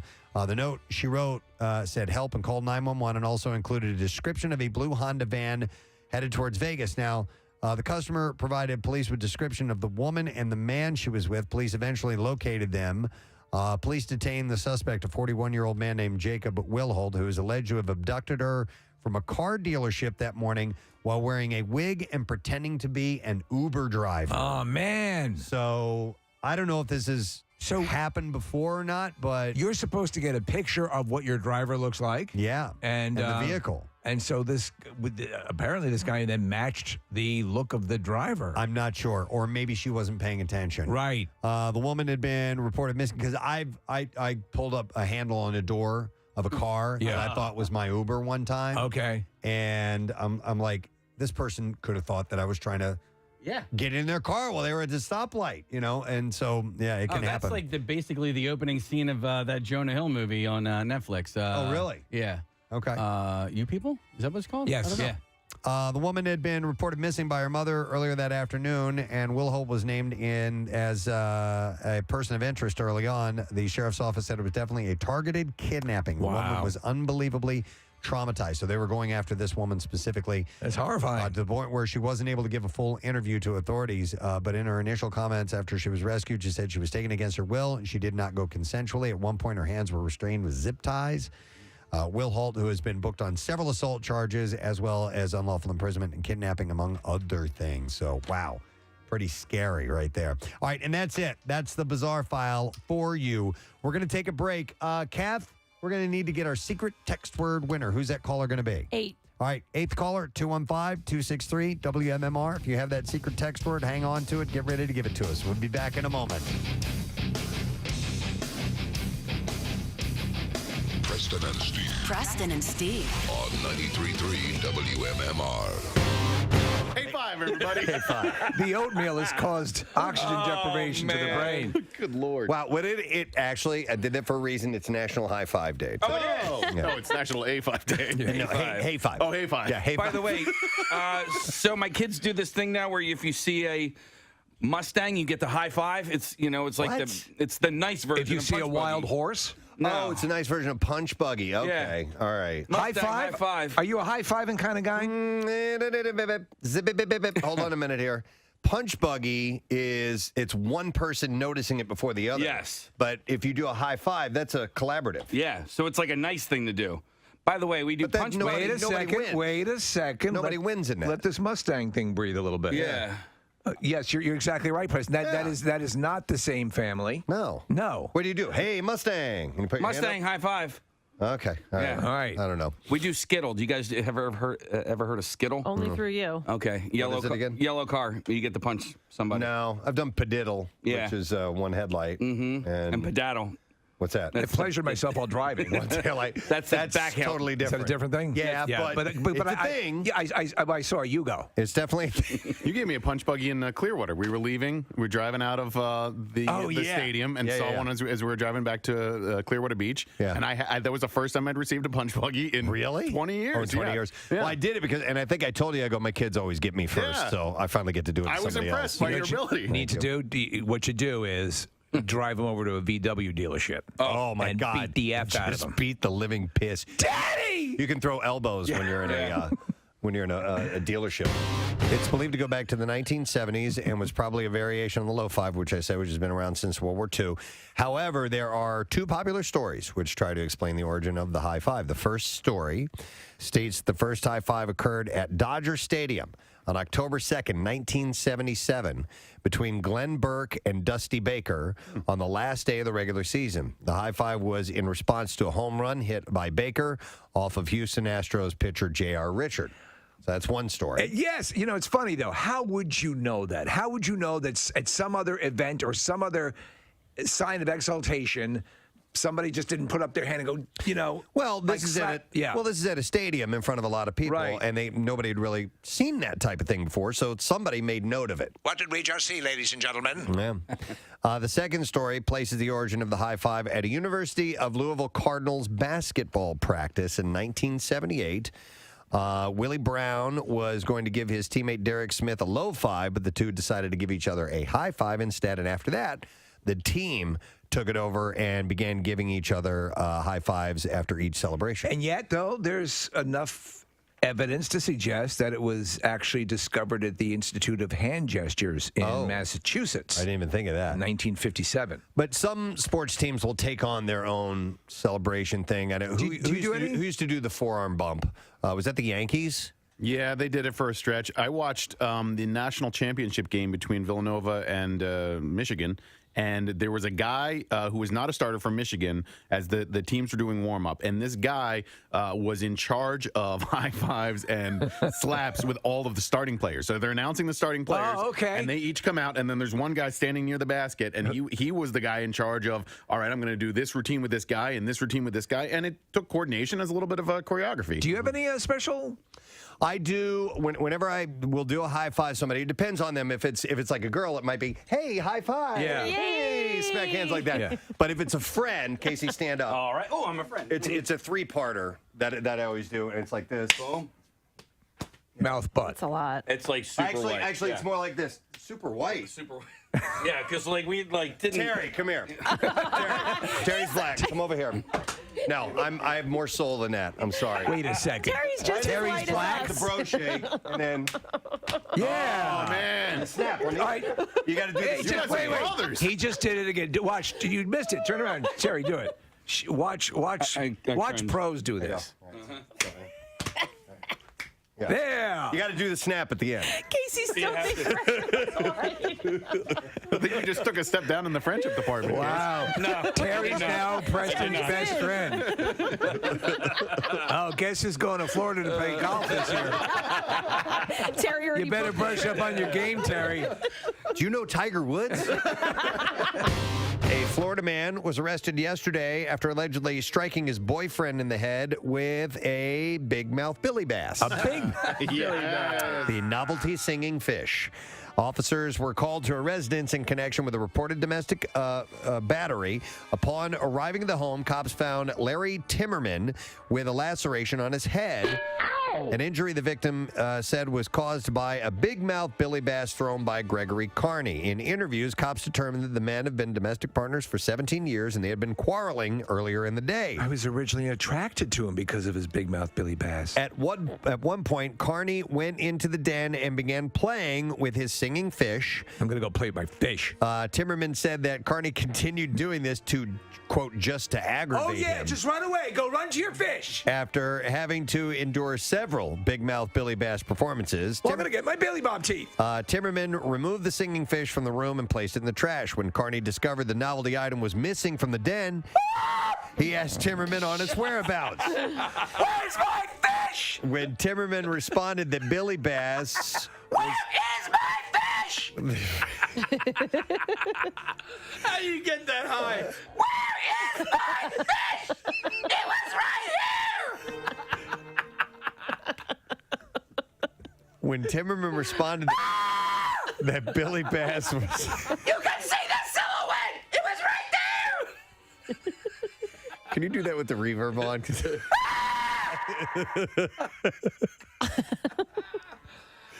When Timmerman responded, You are such a bitch. that Billy Bass was now in the trash, Carney became angry. Carney then fished the singing fish from the garbage and threw it at his boyfriend. Wait, where's that singing coming from? The item struck Timmerman in the head, causing a laceration. Carney admitted throwing the singing fish, but said that I did not aim for Larry and struck him in the head on He accident. was aiming for Shemp. Carney was subsequently arrested for domestic battery. Timmerman declined medical treatment for his injury. Man, you don't want police responding to any domestic situation, but when it's one involving a big mouth Billy Bass, That's pretty fun. Yeah. You would have been, yeah. I think you would have had a story to tell after it's a that story. The Sherry's Berries are of that ilk. I just They want are to give excellent. them some more free advertising because they have this amazing salsa and guacamole dip. I don't even want to talk about that. That just you just made a mess in my mouth. I know I just said you that. just made a mess in my mouth. How am I going to explain it to my mother? I told you he would do that. He's a football player. Did he give you that line about the big game? Damn it. He made a mess in your mouth, didn't he? Oh, start the countdown clock for when that is isolated and repeated many already times. working on it. I know she is. It's like goo. Goo. Ew. Did he leave goo in your mouth? Oh, gross. Go back No, to the like- strawberries. I want to talk about the strawberries. Yeah, because now he messed it all up with salsa and guacamole. Yeah, I'm skip that. thinking Let's go back to I'm Sweet thinking- and savory. The deep fried brownie is glorious. But she's just saying chocolate covered things. In Like, general, and trying to do it yourself. it's hard because you have to know what's going to be the right consistency. Kathy, you end up on Pinterest with nailed it. Yeah, exactly. You know, what is this, guys? I just hit the button. Oh, Jesus. You just made a mess in my mouth. I'm going to need that over here. I know you are. I know you are. That'll go next. It was the day I would never forget.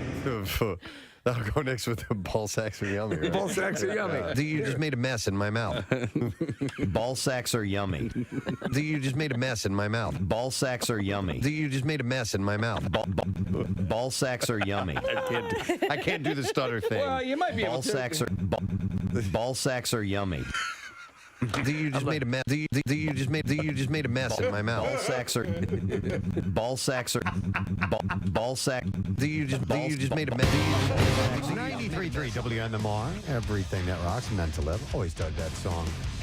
Preston and Steve Show. 17 minutes after 10 o'clock on a Wednesday morning, and Wednesdays mean several things that we do regularly. One of them happens to be the secret text word, and we were looking for caller number 8. We're going to go to the phones. Talk to caller number 8. Caller number 8's name is Steven. Hi there, Steven. Hi. Good morning. Say that again. Good morning. Good morning. Good morning to see you, Steven. Thank you. All right, Steven, do you happen to know what the secret text word is, please? Cooler. Caller, that is correct. Yes. Cooler. Hang on the line, my man. We are going to set you up with some tickets to see Rich Voss Friday, October 27th at Punchline Philly. Tickets and information for the events, Friday and Saturday night shows, by the way, via punchlinephilly.com. And we had a random texter as well, and it is Jay Aita, who is from Southampton, PA. And Jay's going to get those tickets to see Rich Voss. Again, Friday, October 27th at Punchline Philly. All right, today's lesson question. We have something else to give away here. We're going to do a pair of tickets to the MMRBQ.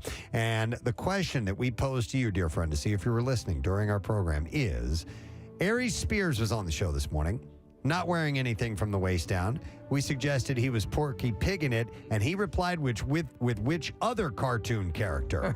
215-263-WMMR. We're going to find out if you know the answer to that. Again, Aries Spears was on. He wasn't wearing anything from the waist down. We said he was Porky Pig in it, and he replied with which other cartoon character. Call now if you know the answer. The trash business is a gold mine. 93.3 WMMR. with Preston and Steve's Hollywood Trash. All right, we got some stories from Steve Morrison. What's up, Steve? Well, we do, yeah. Charles Manson's hair and cremated remains have been used by artist Terry Barr to make what appears to be a shrunken head replica of the cult leader. Barr says he was commissioned to make the head by Hallmark. Wow. Kim Kardashian taking to Instagram to observe how much sister Khloe's 9-month-old son Tatum, looks like his dad, Tristan Thompson. Kim also noticed how Tatum looks a lot like a tub girl at Christie's Cabaret. Hey! And finally, Drea de Matteo, who is from The Sopranos, officially launched an OnlyFans account. The 51-year-old actress posted an invite on her website saying, quote, "If you enjoy The Sopranos, then you'll love my vagina." That's all. All righty. We will see if you do indeed know the answer to this question. We had Aries Spears on earlier, and he wasn't wearing anything from the waist down. We said he was Porky Pig in it. He said, what other cartoon character? 215-263-WMMR. Adam, our first caller in, gets the answer. Adam, morning. Hey, good morning. All good right. afternoon. Good day to you. Good day to you, sir. All right, so what cartoon character did Aries say? Aries Spears was Winnie the Poohing it. Yes. Wendy. Hang on, Adam. You just scored yourself some tickets to the Barbecue. It's coming up soon, man. September 16th, Freedom Mortgage Pavilion. Shinedown, Billy Idol, Larkin Poe, Aaron Jones, Dirty Honey, Finger 11, Tiger Cub, Vixen 77. Our side stage with our good friend Don McCloskey and his band, and live band karaoke with Sidearm and a Jackie Bam Bam DJ set. Tickets on sale now. WMMR.com for the details. Now, Preston and Steve's Music News on 93.3 WMMR. All right, we made an announcement earlier this morning. I will reiterate that information here. The Bruce Springsteen show that was postponed, they have rescheduled those dates. And if you haven't heard the news yet, you're not going to like it because it's going to be a year from now, essentially. So these shows will take place on Wednesday, August 21st, 2024, and Friday, August 23rd, 2024. So your tickets are still good for the show. If you had tickets for the Wednesday night show, they will be good for the Wednesday night show next year. If you had tickets for the Friday night show, same thing. Friday night show next year. And if you would like a refund for your existing tickets, there's information available at phillies.com/Springsteen. And you can also, you have a 30-day window starting tomorrow to return those tickets. And if you did it through a secondary site, you got to go back there and get the information and handle it that way. Such an incredible thing because, again, it was just hours ahead of the performance. Yeah. So there were tailgaters, as you pointed out earlier, Nick. We have a listener who he and his son, flew in from Hawaii. Yeah. It was just crazy. So if you go to WMMR.com, all the information I gave you there is right there. Sorry about that. Was there ever an explanation? I know I'm going to guess COVID. Yeah, I guess that too, but I didn't know if anybody ever actually officially said anything. Yep, I didn't see one, Nick, but it was the got the squirts. All right, you happy? The assumption was that it was, yes, about a COVID, but never heard. Wendy, don't come near me. Officially. We played brand new music from Metallica just recently, in fact, just a little while ago. And the band had uploaded an Instagram reel that shows random attendees of their M72 World Tour being offered passes into the Snake Pit. But most were suspicious. The coveted wristbands give fans access to some of the best and most expensive seats in the house, leading Metallica to caption their post with, "Didn't think we needed to say this, but if someone approaches you with Snake Pit tickets, take them." Because you see people in this video just walking by and passing them up. Freaking out. And take them. You know who was one of the people in that one of the snake pits was Jason Momoa. Oh, no kidding. Yeah. That's awesome. Dolly Parton's forthcoming album features her take on iconic songs, including Let It Be. Following the release of her take on the Beatles classic, it earned the single a #2 spot on Billboard's charts this month. The rest of the album will go live in the first week of September. Now, Let It Be made history as the only time that Paul McCartney and Ringo Starr have ever been considered separate featured artists on the same chart-topping single. So that's never happened before. Past credits have not been given to two members of the Beatles on the same song, marking the latest Let It Be cover extra special. And I have not heard this yet. No, but I've really enjoyed everything I've heard up to now. I agree. All the covers have been great. Yeah. At the height of the pandemic, Bob Dylan crafted song lyrics for Post Malone to sing. And while the lyric sharing happened a few years ago, the well-meaning exchange hasn't come full circle yet.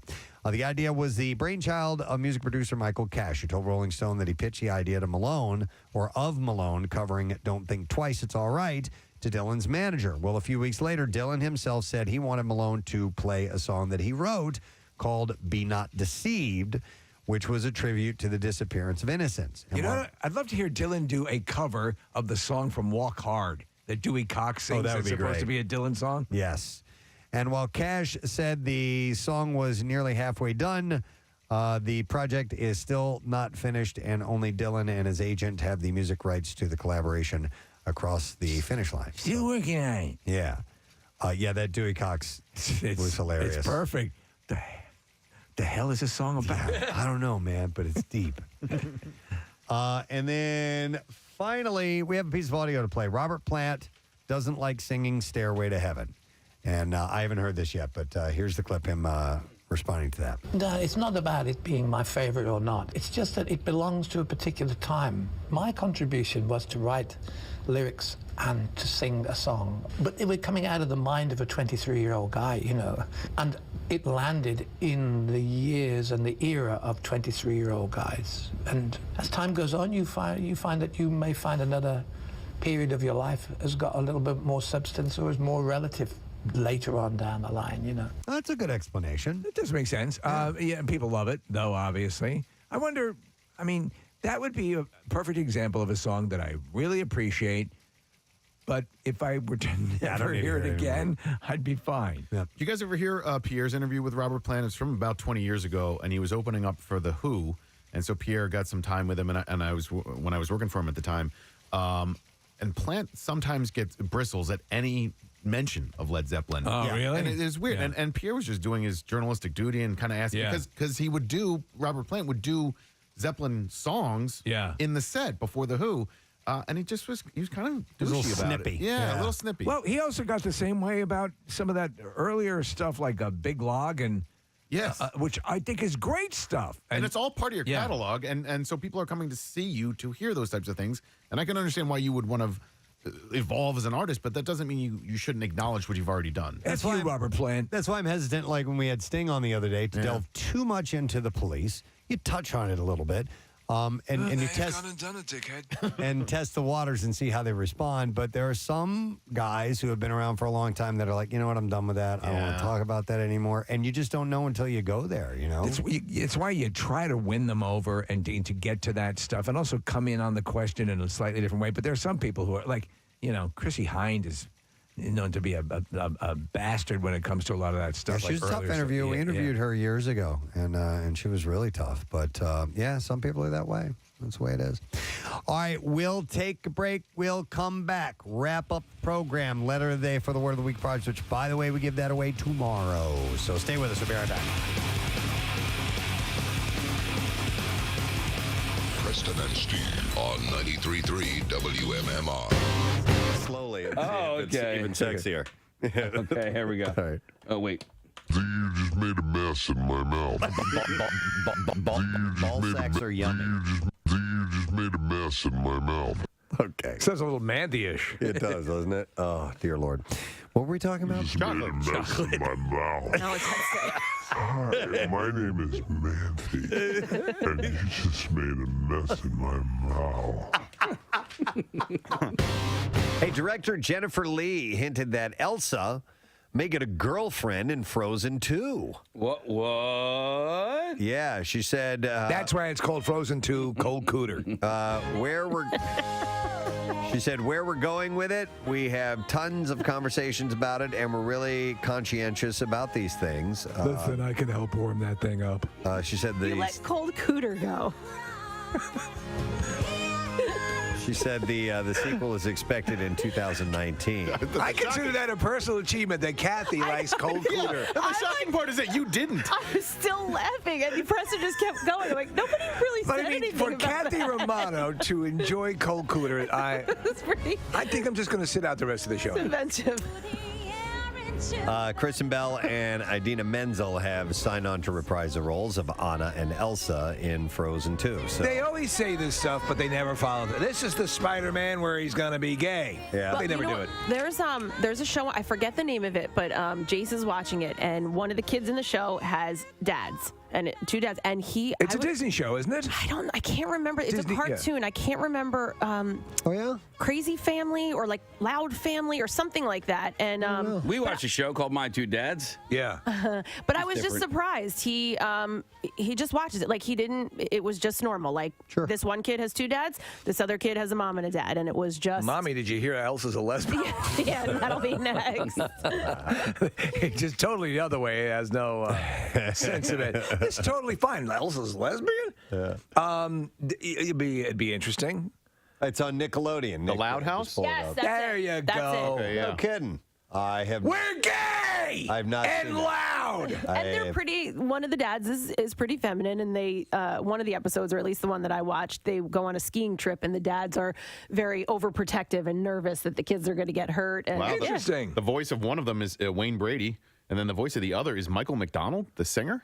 I'm in love with a dude. I turn around and he goes to town on me. He feels so good. That's not what they do in the show. Is it in the really? They call it the Hershey Highway. Are you sure it's the Michael McDonald? Nope. Okay. I got distracted by the singing. Sweet freedom. We're just two dudes and we're getting it on. Penis. By penis. By penis. By penis. I'm working my way through. Obviously, we're approaching it with sensitivity. Of course we are. And compassion. See, I think it's cool. We are a progressive show, obviously, not even remotely having fun. Very different Michael McDonald. All right, Oh, it's the one from I know that guy. Mad TV. There was an actor, Steve, you'd recognize He's this guy. excellent. He's very funny. Yeah, he's a great actor, and Okay. he plays the other gay dad. It's not the one from the Doobies. the Doobie Brothers. Though I've dabbled occasionally, now and then, I like some dudes. I like your Michael McDonald, Thank you. Steve. I'm a fan of man junk, like it on my head. They call it what they call it, a Roman helmet. Michael McDonald isn't singing this song. Oh, God This damn is it. Tom Johnston. That's Tom Johnston. There you go. That's Thank it. you very much. That's Michael McDonald. You don't know me, 'cause I'm your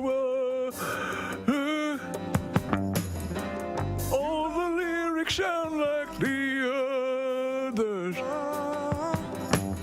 So it's called, what's it called, Loud House? Well, that's Yes, Michael yes. MacDonald, right? And this is Michael McDonald? You might Or be are right. they both? They're both McDonald. Both Mick. Mick- oh, M-C-D-O-N-A-L. McDonald had a heart. He had a hair. With a I don't know what animal you just I said. don't know. I don't know what Neither do noise. I don't know what noise to make. And the hair goes. He does the Michael McDonald see and say. Okay, so Michael McDonald, The Loud House. The Loud House. The Loud House. Yeah, there you go. And you were just singing "Oh McDonald" gives me a reason to play this. That was me from 2 days ago. Okay, what else do we have here? Okay. All right. Jeff Franklin, the creator. You don't get news like this anywhere else. And showrunner for Fuller House and the creator of the original Full House has been fired from Warner Brothers. Why? What happened? And What happened to the talented man? He created Full House. I don't know why you're still here. don't even question. I heard it was breakfast. There was another time, and I got really pissed off at this one too. A buddy and I went into a bar that had pool tables, and we just wanted to shoot some pool. We weren't there exclusively to do it. It was, hey, Right. pool tables. Let's do it. Let's shoot a game of pool. So we go over to play pool. Nobody's playing at the table. And we go to play, and there's a couple sitting at the bar. They're like, no, table's ours. I'm like, there's nobody playing here. Yeah. Like, yeah, our quarters are on the table. I'm like, yeah, but you're not playing pool. No. Quarters indicate next. Yeah, exactly. Yeah. Exactly. So my buddy and I'm like, yeah, we want to play against each other. No, you got to play us. No. And see, so it was their ownership of the table because they currently were the winners of, and so I tried to tell the bartender this, and the bartender's like, no, they're right. No, you own the table if you stay at the table and keep playing. Yes, and then you can put the quarters out to indicate who's going to challenge the winner. But maybe they were looking for somebody to play. They had their quarters there. They left. I didn't want to play with them. I wanted to play with my buddy, and we weren't interested in playing. You're not doing a tournament. Because we just wanted to play a friendly game amongst ourselves, as opposed to these two a-holes, which of course they were great playing. They were great at pool, and they ended up beating us. But I was just like, I don't want to play against you. Does anybody understand the issue here? They weren't playing pool. They were sitting at the bar, which was empty, by the way. Yeah. And I'm just like, is this? Oh. This is what you do. Yeah. Oh, you guys are a bunch of This is dicks. what you do. You should have done the thing that this is your thing that the Joker does in The Dark Knight and break it in half. And I know we're having tryouts. I think I have a good idea. Ask me how I got these scars. My wife was always sad. I just wanted her to smile. There are times when I wish I didn't care about getting arrested. You know what I mean? Just snap the cue and So go. the question you have to ask yourself is it worth letting me and my friend play pool? You're right. What about this? Or do you want this cue rammed through your optic nerve? Steve, that is going to be my go-to from now on. When I have that confrontation moment, I'm going to think about that and maybe pull a joke. Sure, why not? You know? Is it the scars? Scars. Are they bothering you? Just wanted her to smile. I love it. But some people did have to make a night of it on Friday. And one of the stories that we didn't get a chance to hear was from our intern, Christy, because she was up at the Cardboard Classic with us and made a break for it on Friday after the Cardboard Classic. And we heard, now I've already heard the story, but I'll let her tell you I guys, haven't, yeah. that she ended up having to stay with a stranger, that a stranger took her in, is what I heard. Right. So I started asking her about it. I'm like, we should hear this story on the air. So, Christy, you left. Did you leave right after the sledding was done and try to head home? Yeah, I left there was like 2 sleds to go, so we just headed out trying to get out of there. And what time? What time would you say? Because when I left, I went up to the bar after and hung out for a little bit. I left around 1 o'clock. You had to leave around It was 12, 15. 12:15. Yeah, okay. Probably that. Okay. Yeah. So I got back to the hotel, checked out, started my car, went to the bathroom, all that stuff, and then so I started to leave. Wednesday? Yeah, Wednesday. I'm discombobulated this week as far as where we are in the universe in general. But it's a Wednesday, and it's got Wednesday vibes for sure.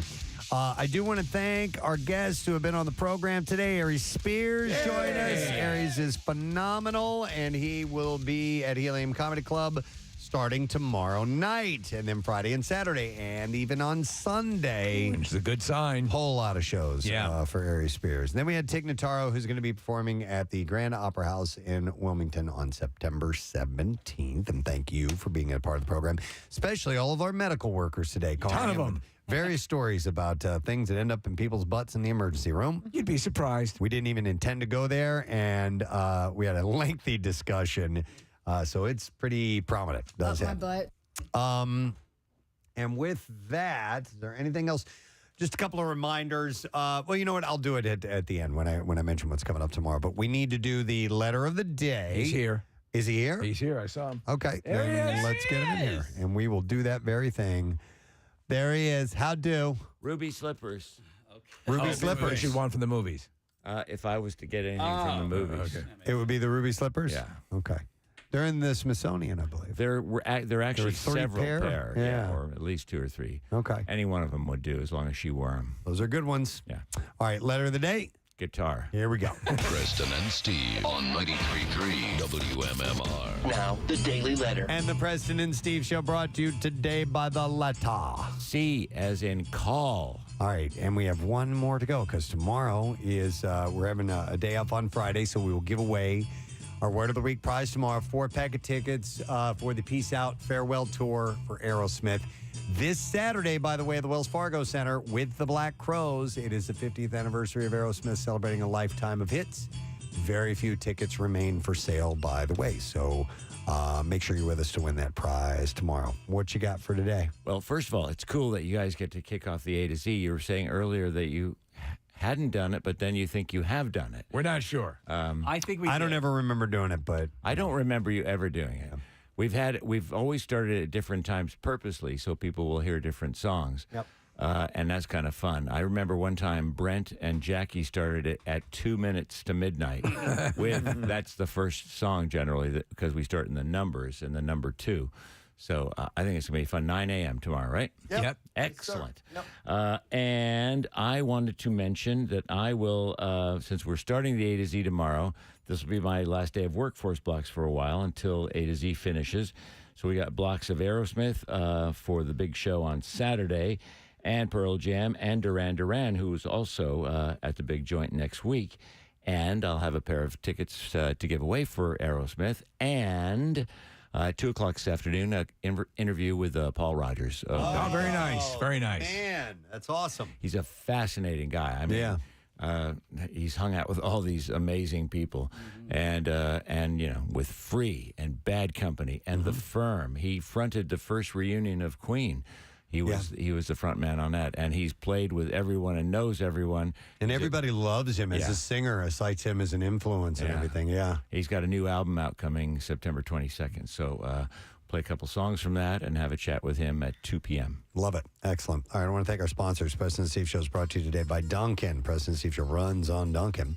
And also by Wild Fork Meat and Seafood Market. Enjoy the largest selection of quality meats and seafood at low prices. As Pierre said, the Back to School A to Z tomorrow starts at 9 a.m., so we will have that ready to go. And by the way, the forecast is it might last around 2 weeks. Yeah. It's a biggie, so nice big chunk of programming.